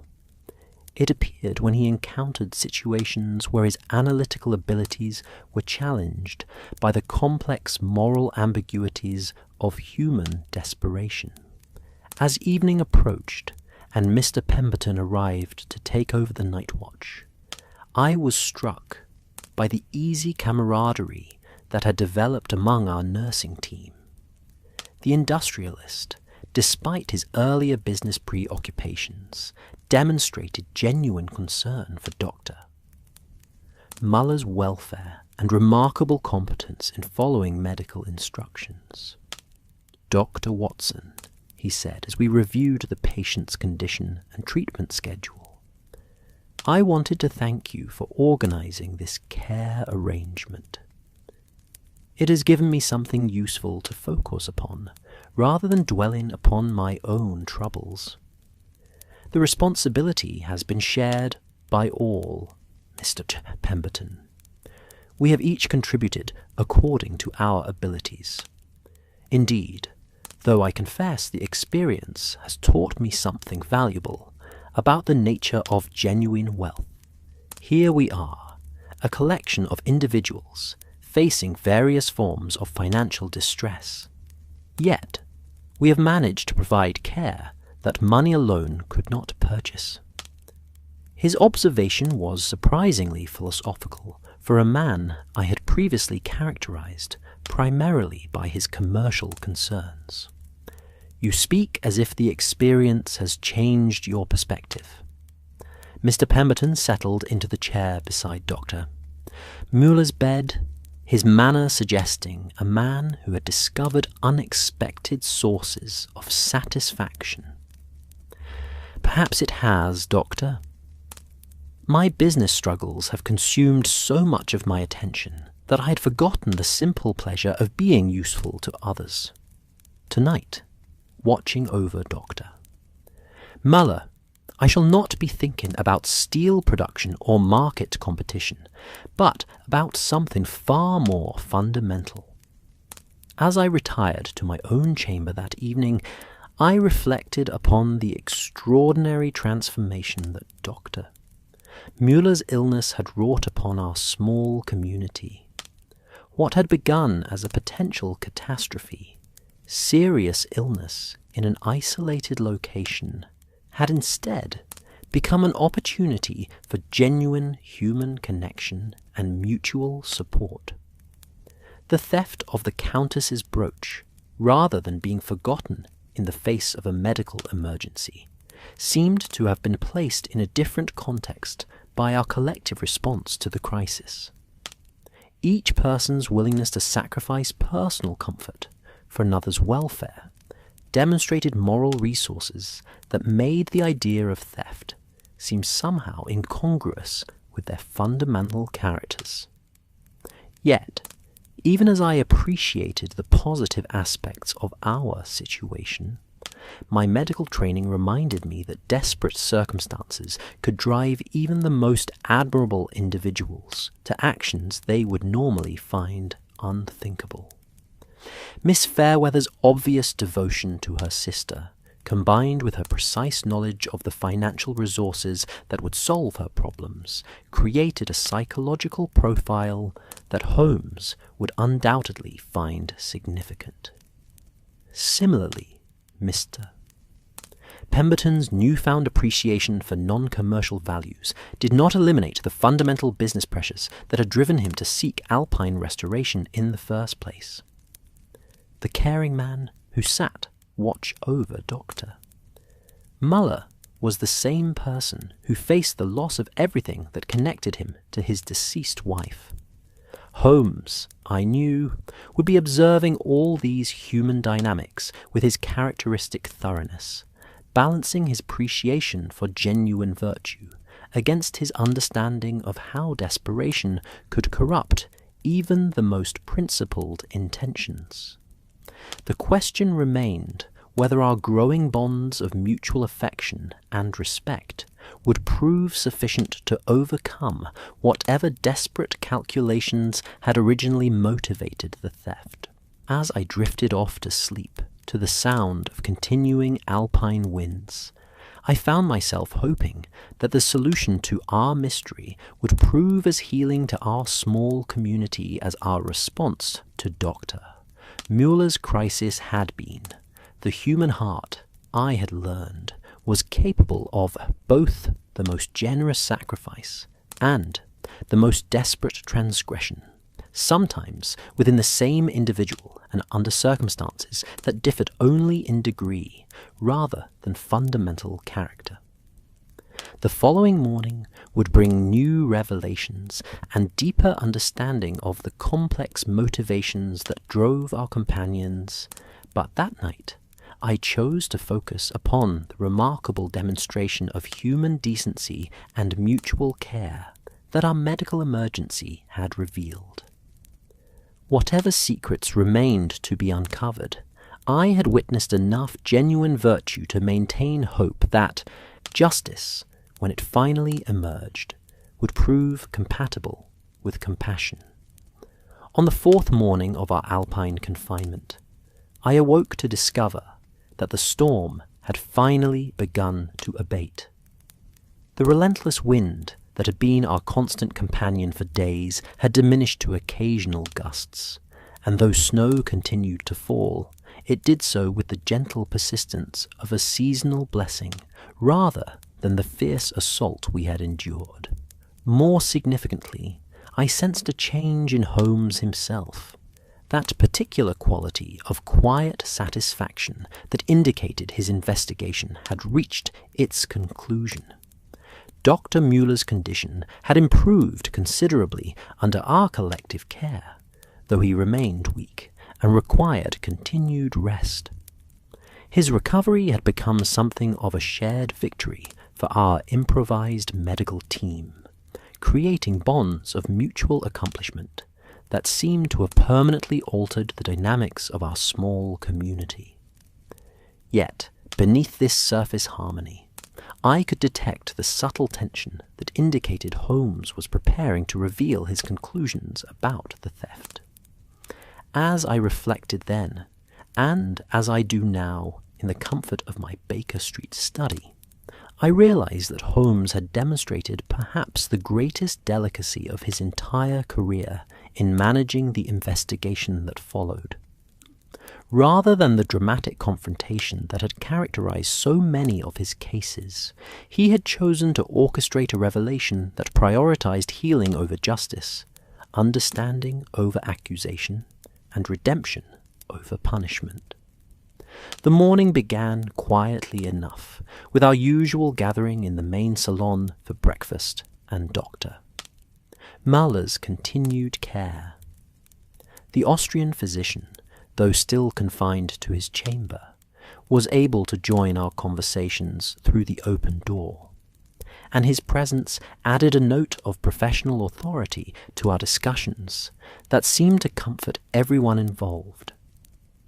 It was during this peaceful domestic scene that Holmes made his first subtle move toward resolution. "Ladies and gentlemen," he said, settling into his chair near the fireplace with that particular air of considered deliberation I had learned to recognize, "I believe the time has come to address the matter of the Countess's missing brooch with the thoroughness it deserves." The change in atmosphere was immediate and palpable. Conversation ceased. Coffee cups were set down with unusual precision, and each member of our party seemed to steel themselves for whatever revelation was to follow. Yet Holmes's manner remained gentle and conversational, suggesting discussion rather than accusation. "My investigation," he continued, "has revealed several important facts that I believe will interest you all. First, the theft was indeed conducted by someone with considerable skill in the manipulation of locks and the systematic search of personal effects. Second, it was carried out by someone with intimate knowledge of the Countess's habits and the location of her jewelry. Third, and most significantly, it was motivated not by greed or criminal intent, but by the most desperate form of love and devotion." Miss Fairweather's hands, I observed, had begun to tremble almost imperceptibly as Holmes spoke. She sat perfectly still, her composure maintained through what must have been tremendous effort of will, yet her pallor and the slight tremor in her breathing suggested the enormous strain she was experiencing. Holmes continued his exposition with characteristic precision, yet his tone remained remarkably gentle. The theft required someone who could observe the Countess's evening routine without suspicion, who possessed the technical skills necessary for lock manipulation, and who had compelling reasons to risk such an act despite its inevitable discovery in our confined circumstances. Mr. Pemberton leaned forward slightly, his business instincts engaged by Holmes's methodical approach. "Mr. Holmes, you speak as if the identity of the thief were obvious from these observations. Not obvious, perhaps, but discoverable through careful analysis of both evidence and motivation." Holmes's gaze moved thoughtfully around our circle, pausing briefly on each face before continuing.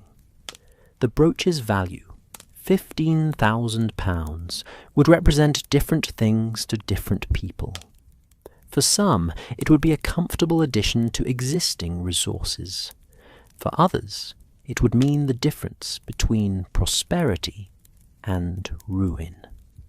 For one person in our company, it would mean the difference between life and death for someone they love more than their own honor."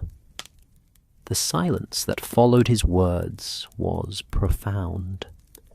Miss Fairweather's composure finally began to crack, and I could see tears forming in her eyes as she struggled to maintain dignity in what she clearly recognized as the final moments before her exposure. Holmes, however, was not finished. The skills required for this theft were not those of a professional criminal, but rather those of someone who had been forced by circumstances to develop unusual competencies. Lock manipulation, systematic searching, the ability to work silently and efficiently. These are not commonly taught skills, yet they can be learned by someone with sufficient motivation and intelligence.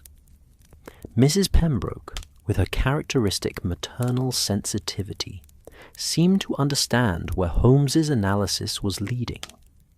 She moved her chair slightly closer to Miss Fairweather in a gesture of wordless support that spoke volumes about her character. "Mr. Holmes," the Countess said quietly, her aristocratic dignity intact despite the circumstances, "I sense that your investigation has reached its conclusion. Might I ask that you proceed with whatever revelation you believe necessary, but that you do so with consideration for the human feelings involved?" Holmes nodded with obvious respect for her request. "Countess, your concern for others' welfare, even in circumstances where you are the injured party, confirms my belief that justice in this matter requires a more complex approach than simple accusation and punishment."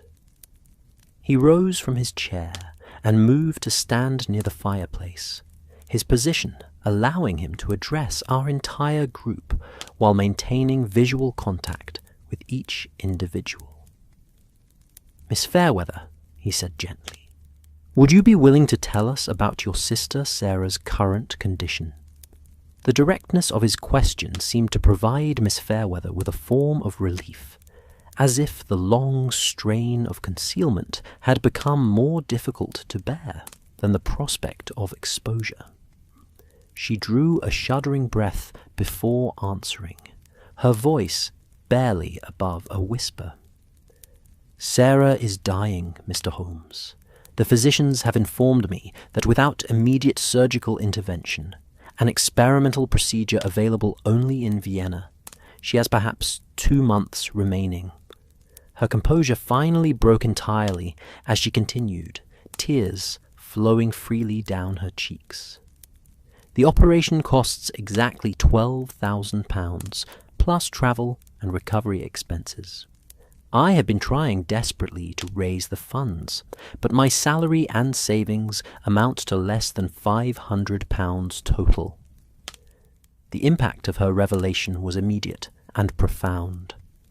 Mr. Pemberton's expression shifted from curiosity to deep sympathy, while Mrs. Pembroke moved to place a comforting arm around the young woman's shoulders.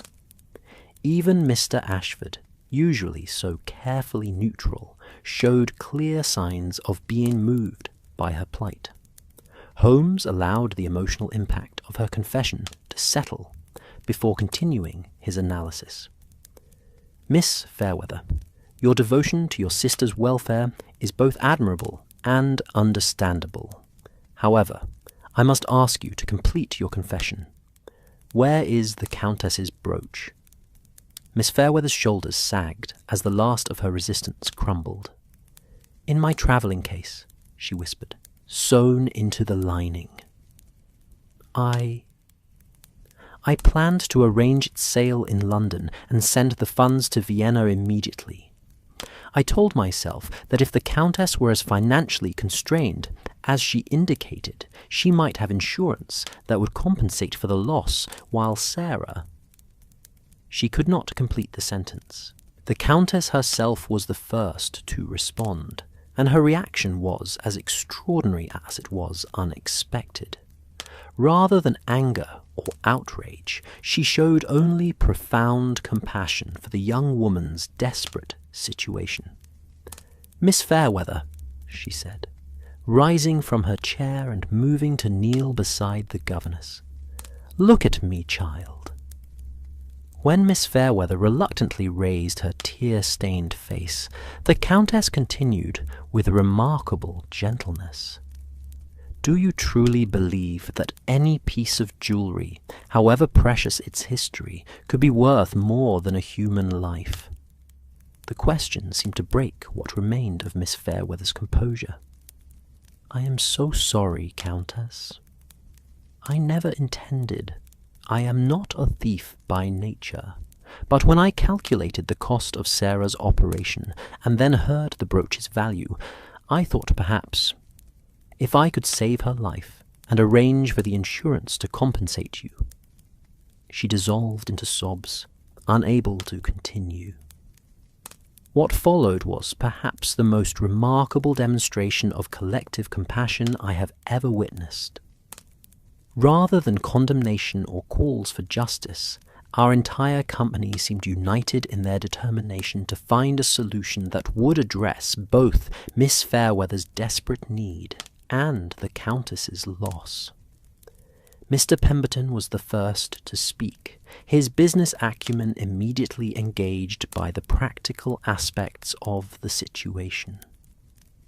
Miss Fairweather, you mentioned that the surgery costs £12,000.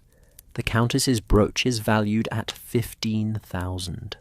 Surely some arrangement could be made that would address both concerns. Dr. Muller, speaking from his sickbed with the authority of medical expertise, added his voice to the discussion. The surgical procedure Miss Fairweather describes is indeed experimental, but I know the physician in Vienna who performs it. Kellner has achieved remarkable success rates with similar cases. If the financial obstacles could be overcome, there is genuine hope for her sister's recovery.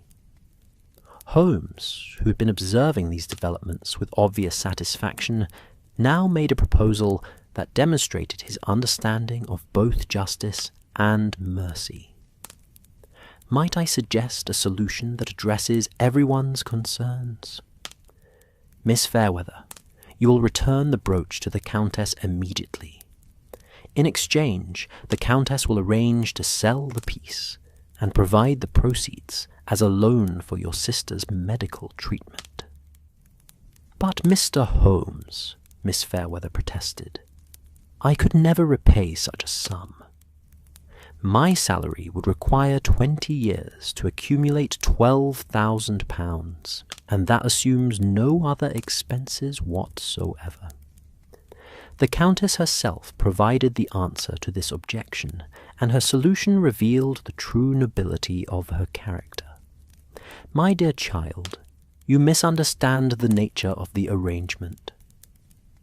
This would not be a loan requiring repayment, but rather an investment in something far more valuable than any jewellery, a human life restored to health and productivity. Mr. Ashford, who had remained characteristically quiet during these discussions, now made an unexpected contribution. Miss Fairweather, if I might ask, what are your sister's capabilities when she is well? Does she possess skills that might allow her to support herself once recovered? Miss Fairweather looked up through her tears, surprised by the question. Sarah is remarkably talented, Mr. Washford. She speaks 4 languages fluently and has exceptional skills in translation and correspondence. Before her illness, she worked as a private secretary to several distinguished families. Excellent, Mr. Ashford replied, with the first genuine smile I had seen from him during our stay. I find myself in constant need of reliable assistance with my continental correspondence and translation work. Should your sister recover, I would be pleased to offer her employment at a salary that would allow both of you to achieve genuine financial security. The generosity of his offer seemed to affect Miss Fairweather almost as profoundly as the Countess's earlier compassion. Mr. Ashford, I cannot accept such kindness from people I have wronged so grievously. Mrs. Pembroke, with her characteristic practical wisdom, provided the final element of the solution. Miss Fairweather, you speak as if kindness required justification or repayment. Sometimes the greatest gift we can offer others is the opportunity to help in circumstances where help is desperately needed. Holmes, who who had orchestrated this remarkable demonstration of collective problem-solving, now address the broader implications of the situation. Ladies and gentlemen, what we have witnessed here represents justice in its truest form. Not the mechanical application of punishment, but the thoughtful response to human need that addresses root causes, rather than merely symptoms. As Miss Fairweather was helped to her chamber to retrieve the brooch, and arrangements were begun for the various practical aspects of our unconventional solution, I found myself reflecting upon the extraordinary transformation that Holmes's investigation had wrought. What had begun as a crime requiring punishment had become an opportunity for redemption that would benefit everyone involved. The Countess would sacrifice her precious heirloom, but would know that it had served to save a life, surely the most noble purpose any object could serve. Miss Fairweather would receive the means to save her sister, while gaining the prospect of genuine financial security for both of them. Mr. Ashford would acquire skilled assistance for his business while providing meaningful employment. Even Mr. Pemberton, though not directly involved in the financial arrangements, had found renewed purpose in caring for others, rather than merely pursuing commercial success. When Miss Fairweather returned with the brooch, intact and undamaged, the reunion between the Countess and her family treasure was brief and matter-of-fact. Far more significant was the embrace between the two women, representing not just forgiveness, but genuine affection and mutual respect. As our gathering began to disperse, each person moving toward the practical arrangements necessary to implement our solution, Holmes caught my arm and indicated that I should remain behind. "Watson," he said quietly, "what did you make of our little demonstration of collective problem-solving?" "Remarkable, Holmes." I confess I had expected a more traditional resolution: accusation, confession, and punishment. And would such a resolution have served justice better than what we accomplished? I considered the question carefully before answering. I think not. Miss Fairweather's crime was motivated by love rather than greed, and our solution addresses both the wrong committed and the need that motivated it. Everyone benefits, including the cause of justice itself. Precisely. Sometimes the greatest wisdom lies in recognizing when mercy serves justice better than punishment, and when understanding serves society better than condemnation. As I reflect now upon that remarkable morning, I realize that Holmes had achieved something far more significant than the solution of a simple theft. He had demonstrated that true justice requires not just the identification of wrongdoing, but the wisdom to address the human circumstances that create such desperate choices. The mystery of the missing brooch had been solved, but more importantly, the mystery of how decent people can be driven to desperate acts had been explored and addressed with genuine compassion and practical wisdom. As I set down my pen this evening, the grandfather clock in the corner of my study chiming the hour of 11, I find myself transported once again to that remarkable Alpine retreat, where Holmes and I discovered truths about human nature far more profound than any we had encountered in our previous cases together. The firelight that dances across these pages tonight reminds me of the great hearth at the Grand Hotel Alpine, around which our unlikely family of strangers gathered during those transformative days when a simple theft became the catalyst for one of the most beautiful demonstrations of human compassion I have ever witnessed. 6 months have passed since our return from Switzerland, yet hardly a day goes by without some reminder of the lessons we learned in that snowbound sanctuary. The Morning Post brings regular correspondence from our Alpine companions, each letter a testament to the enduring bonds forged during our brief but intensive time together. More significantly, each communication provides evidence of the remarkable transformation that continues to unfold in the lives touched by our collective response to Miss Fairweather's desperate act. The most recent letter, which arrived only yesterday, comes from Miss Fairweather herself, or rather, I should say, from Miss Catherine Ashford, for she has recently married our formerly mysterious Mr. Thomas Ashford in a ceremony that, according to her delighted description, was attended by every member of our Alpine family. Her sister Sarah, fully recovered from her successful surgery and serving as Thomas's invaluable assistant in his import business, stood as maid of honour, while the Countess herself provided the family jewellery that transformed a simple governess into a radiant bride. The wedding, Catherine writes, was held in the garden of the Pemberton country estate, which James has recently expanded, using the profits from a business partnership with Thomas that has proven mutually beneficial beyond their most optimistic calculations.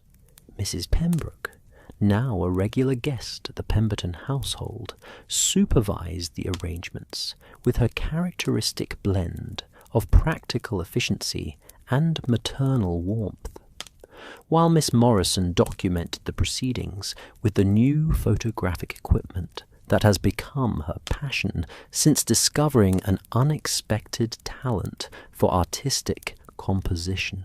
Perhaps most remarkably, Dr. Muller has established a small practice in the nearby village, specializing in what he terms therapeutic communities. Residential arrangements where patients recovering from nervous exhaustion can benefit from meaningful social connections while receiving professional medical care.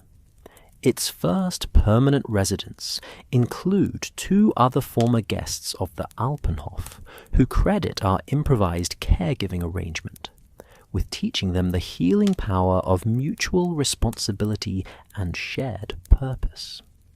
These developments, extraordinary as they are, represent only the visible manifestations of changes that run far deeper than mere material success or social advancement. In reading between the lines of each letter, in noting the warmth and genuine affection that characterizes every communication, I recognize the continuing influence of those few days when 8 strangers learned to see past surface appearances and social conventions to the fundamental humanity that connects us all. The transformation was not immediate, of course.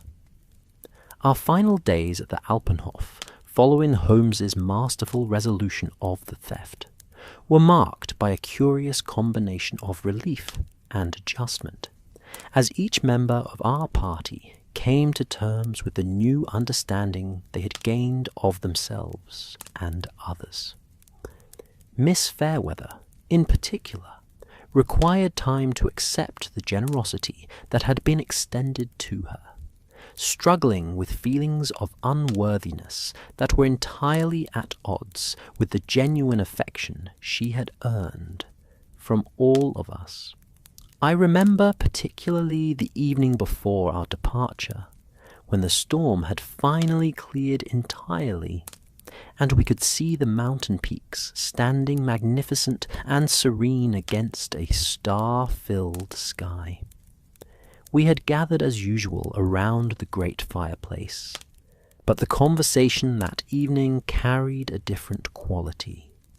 Not the careful politeness of strangers, nor even the comfortable familiarity of temporary companions, but the deep ease of family members who had shared profound experiences together. Holmes, I observed, seemed unusually contemplative that evening, and when the others had gradually retired to complete their packing, he remained by the fire in that thoughtful silence that I had learned often preceded his most important observations. "Watson," he said finally, his voice carrying a note of unusual introspection, "what do you make of our Alpine adventure? What lessons, if any, do you take from the events we have witnessed?" I considered his question carefully, recognizing that it represented more than casual curiosity about my opinions. "I think, Holmes, that we have been privileged to observe justice in its purest form, not the mechanical application of law, but the intelligent response to human need that addresses root causes rather than merely punishing symptoms." "Indeed? And what of Miss Fairweather herself? How would you assess her character in the light of her actions?" "I believe she is fundamentally a person of exceptional virtue, who was driven to an uncharacteristic act by circumstances that would test the moral resources of anyone. Her theft was an aberration, caused by desperate love, not a reflection of her essential character." Holmes nodded approvingly at my assessment. "Precisely. And therein lies what I consider the most important lesson of our entire experience. We have observed how quickly social conventions and surface judgments can be stripped away when people are placed in circumstances that reveal their fundamental nature. Miss Fairweather, whom we might initially have dismissed as merely a dependent employee, proved to possess not only exceptional competence and intelligence, but also a capacity for love so profound that it could override a lifetime of moral conditioning." He paused to stir the fire, sending sparks dancing up the chimney in patterns that seemed to mirror the complexity of human nature he was describing. "Similarly, Mr. Pemberton revealed depths of character that his commercial preoccupations had concealed, while the Countess demonstrated that true nobility has nothing to do with inherited titles and everything to do with generous response to others' needs." "And Mr. Ashford?" I inquired, curious about Holmes's assessment of our most enigmatic companion. "Ah, Thomas Ashford presents perhaps the most interesting case of all. His mysterious business dealings, which initially suggested possible criminal connections, proved instead to involve the entirely legitimate but socially awkward enterprise of helping reduced gentility dispose of family valuables without public embarrassment. His evasiveness about his work stemmed from professional discretion rather than personal shame, and his offer of employment to Sarah Fairweather represented the natural response of a man who had built his success on understanding how circumstances can force honourable people into difficult choices." As Holmes spoke, I found myself reflecting on the remarkable chain of circumstances that had brought our diverse group together and created the conditions for such profound mutual revelation. "Do you think, Holmes, that our experience was unique to the particular combination of people and circumstances we encountered? Or does it suggest broader truths about human nature and social cooperation?" His answer came without hesitation, suggesting that he'd been pondering the same question. "I believe, Watson, that what we witnessed represents possibilities that exist within most human communities, but which are rarely realized due to the barriers created by social convention, economic competition, and simple lack of opportunity for genuine interaction. Our isolation removed the external pressures that normally prevent such authentic connections, while the various crises we faced created the necessity for mutual dependence that revealed everyone's capacity for both vulnerability and generosity. The fire had burned low as we talked, but neither of us seemed inclined to retire. The conversation had taken on that quality of final summation that often characterizes the conclusion of significant experiences, and I sensed that Holmes had more to say about the implications of our Alpine education. "Watson," he continued, "in our previous cases, we have often encountered the worst aspects of human nature: greed, jealousy, revenge, and the various forms of selfish calculation that drive people to harm others for personal advantage. This case has shown us something equally important, but far more hopeful: the remarkable capacity of ordinary people to respond with extraordinary generosity when they encounter genuine need, and are given the opportunity to act with full knowledge of the circumstances involved."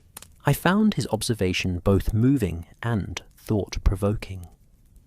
"You suggest that criminal behavior often results from incomplete understanding rather than fundamental moral deficiency?" "Not always, certainly, but far more often than our legal system acknowledges. Miss Fairweather's theft, viewed in isolation, represented a serious violation of trust and property rights. Understood within the context of her desperate love for her dying sister and her complete lack of alternative resources, it becomes something quite different: a tragic choice made by a fundamentally decent person driven beyond the limits of conventional options. As our final evening at the Alpenhof drew to a close, I found myself filled with gratitude, not only for the restoration of my physical health that the mountain air and thermal baths had provided, but for the far more significant restoration of faith in human nature that our communal experience had offered. We had arrived as strangers seeking individual healing, but we were departing as members of an extended family whose mutual care and concern would continue long after our Alpine retreat had ended. The journey home provided ample opportunity for Holmes and myself to discuss the broader implications of what we had witnessed and participated in. As our train carried us back through the same scenic valleys and mountain passes we had traversed just weeks earlier, I was struck by how profoundly the landscape now seemed changed, not in its physical appearance, which remained as magnificent as ever, but in its emotional associations and personal significance. "Holmes," I said, as we watched the familiar Swiss peaks recede into the distance, "do you think we shall maintain contact with our Alpine companions?" "I should be very surprised if we do not, Watson. The bonds formed during intense shared experiences rarely dissolve, simply due to geographic separation. More significantly, I believe each member of our party gained insights into their own capacity for both receiving and providing support that will influence their approach to future relationships and social obligations. His prediction has proven remarkably accurate. The correspondence that continues to arrive from Switzerland and from the various locations where our companions have settled provides ongoing evidence of the enduring influence of our shared experience. More importantly, it demonstrates how the lessons learned during our Alpine retreat have been applied to new circumstances and relationships, creating expanding circles of mutual support and understanding that extend far beyond our original group. Mr. Pemberton's letters, for example, describe his growing involvement in what he terms commercial philanthropy. Business ventures that explicitly balance profit with social benefit, and that provide employment opportunities for persons whose circumstances might otherwise limit their options. His partnership with Thomas Ashford represents only one example of this new approach to business relationships, which prioritizes mutual benefit and long-term cooperation over short-term competitive advantage. The Countess, whose sacrifice of her precious brooch had made Sarah Fairweather's life-saving surgery, has discovered a new purpose in what she describes as aristocratic service. Rather than viewing her reduced financial circumstances as a personal tragedy, she has embraced them as an opportunity to demonstrate that true nobility lies in the intelligent use of one's resources, whether material, intellectual, or social, for the benefit of others. Her letters speak eloquently of the satisfaction she has found in serving as what she terms a facilitator of worthy connections, using her extensive social network to create opportunities for cooperation and mutual assistance among persons of good character who might not otherwise encounter each other. Perhaps most significantly, the success of Dr. Muller's therapeutic community has attracted the attention of medical professionals across Europe who recognize the potential of residential arrangements that combine professional treatment with meaningful social connection. His work represents a practical application of the insights we all gained during our Alpine experience. The recognition that healing involves not just the treatment of individual symptoms, but the restoration of social connections and meaningful purpose that give life its essential meaning. Mrs. Pembroke and Miss Morrison continue their therapeutic travels, but they now serve as informal consultants to other medical tourists, sharing their extensive knowledge of European spa treatments, while providing the kind of experience, guidance, and emotional support that can transform a medical necessity into a genuine opportunity for restoration and growth. Their letters suggest that they have become something of a legendary pair among the European spa communities, known not just for their practical expertise, but for their remarkable ability to create family-like bonds among temporary communities of health seekers. As for Miss Fairweather, now Mrs. Ashford, her transformation from desperate governess to successful business partner and happily married woman represents perhaps the most visible evidence of how circumstances can be transformed through intelligent cooperation and generous response to genuine need. Her letters speak not only of her own happiness and security, but of her determination to provide the same kind of assistance to other women in similar circumstances. She and Thomas have established what they describe as an employment network for educated women whose circumstances have forced them into precarious dependent positions, helping them find opportunities that utilize their intelligence and skills while providing genuine financial security. The success of Sarah's recovery has exceeded even the optimistic predictions of the Viennese surgeon, and her work with Thomas's import business has proven so valuable that she has been offered similar positions with several other continental trading companies. More significantly, her experience with life-threatening illness and her sister's sacrifice on her behalf have given her a particular sensitivity to others' struggles that makes her exceptionally effective in identifying and responding to various forms of need among their business associates and social circle. As I reflect on these remarkable developments from the comfortable perspective of my London study, I am struck by the contrast between the individual struggles that originally brought each member of our party to the Alpenhof and the collective prosperity and happiness that has resulted from our shared response to the crisis. None of us could have imagined, during those first awkward introductions in the hotel's elegant lobby, that we were beginning an experience that would fundamentally alter our understanding of justice, community, and human potential.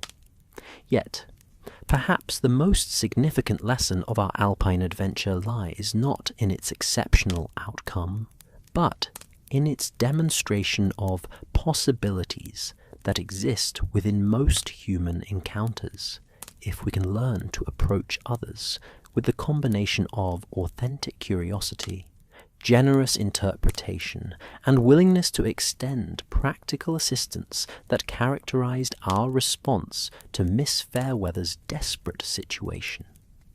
The theft of the Countess's brooch created a crisis that could have poisoned our small community with suspicion and recrimination. Instead, it became the catalyst for discoveries about human nature and social cooperation that continue to influence each of our lives in profound and beneficial ways. Holmes, in his final assessment of the case, described it as one of the most instructive of our entire partnership, not because of any particular brilliance in detection. Indeed, the identity of the thief was relatively obvious once her motivations were understood, but because it demonstrated the possibility of justice that serves human flourishing, rather than merely satisfying abstract legal requirements.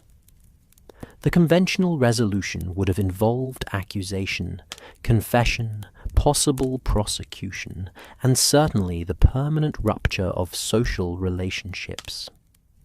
Our alternative approach addressed the underlying need that had motivated the crime while creating conditions for redemption and mutual benefit that continue to generate positive effects months later. I have often wondered whether our experience was unique to the particular combination of personalities and circumstances we encountered, or whether it suggests broader possibilities for responding to crime and social conflict in ways that serve healing rather than merely punishment. Certainly, not all criminal behaviour stems from circumstances as sympathetic as Miss Fairweather's desperate love for her dying sister, and not all communities possess the resources and goodwill that made our innovative solution possible. Yet, I cannot help but believe that our Alpine experiment demonstrates truths about human nature and social cooperation that deserve broader application. The capacity for generosity, creativity, and mutual support that we witnessed exists within most human communities, waiting only for circumstances that reveal its potential and leadership that can guide its expression toward constructive outcomes.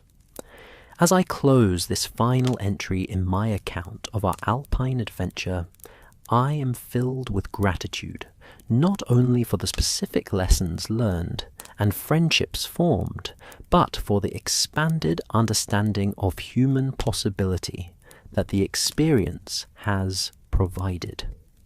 In a world too often characterized by competition, suspicion, and the mechanical application of abstract principles without regard for human complexity, our Swiss retreat demonstrated the remarkable results that can emerge when people approach each other with authentic curiosity, generous interpretation, and willingness to sacrifice personal advantage for collective benefit.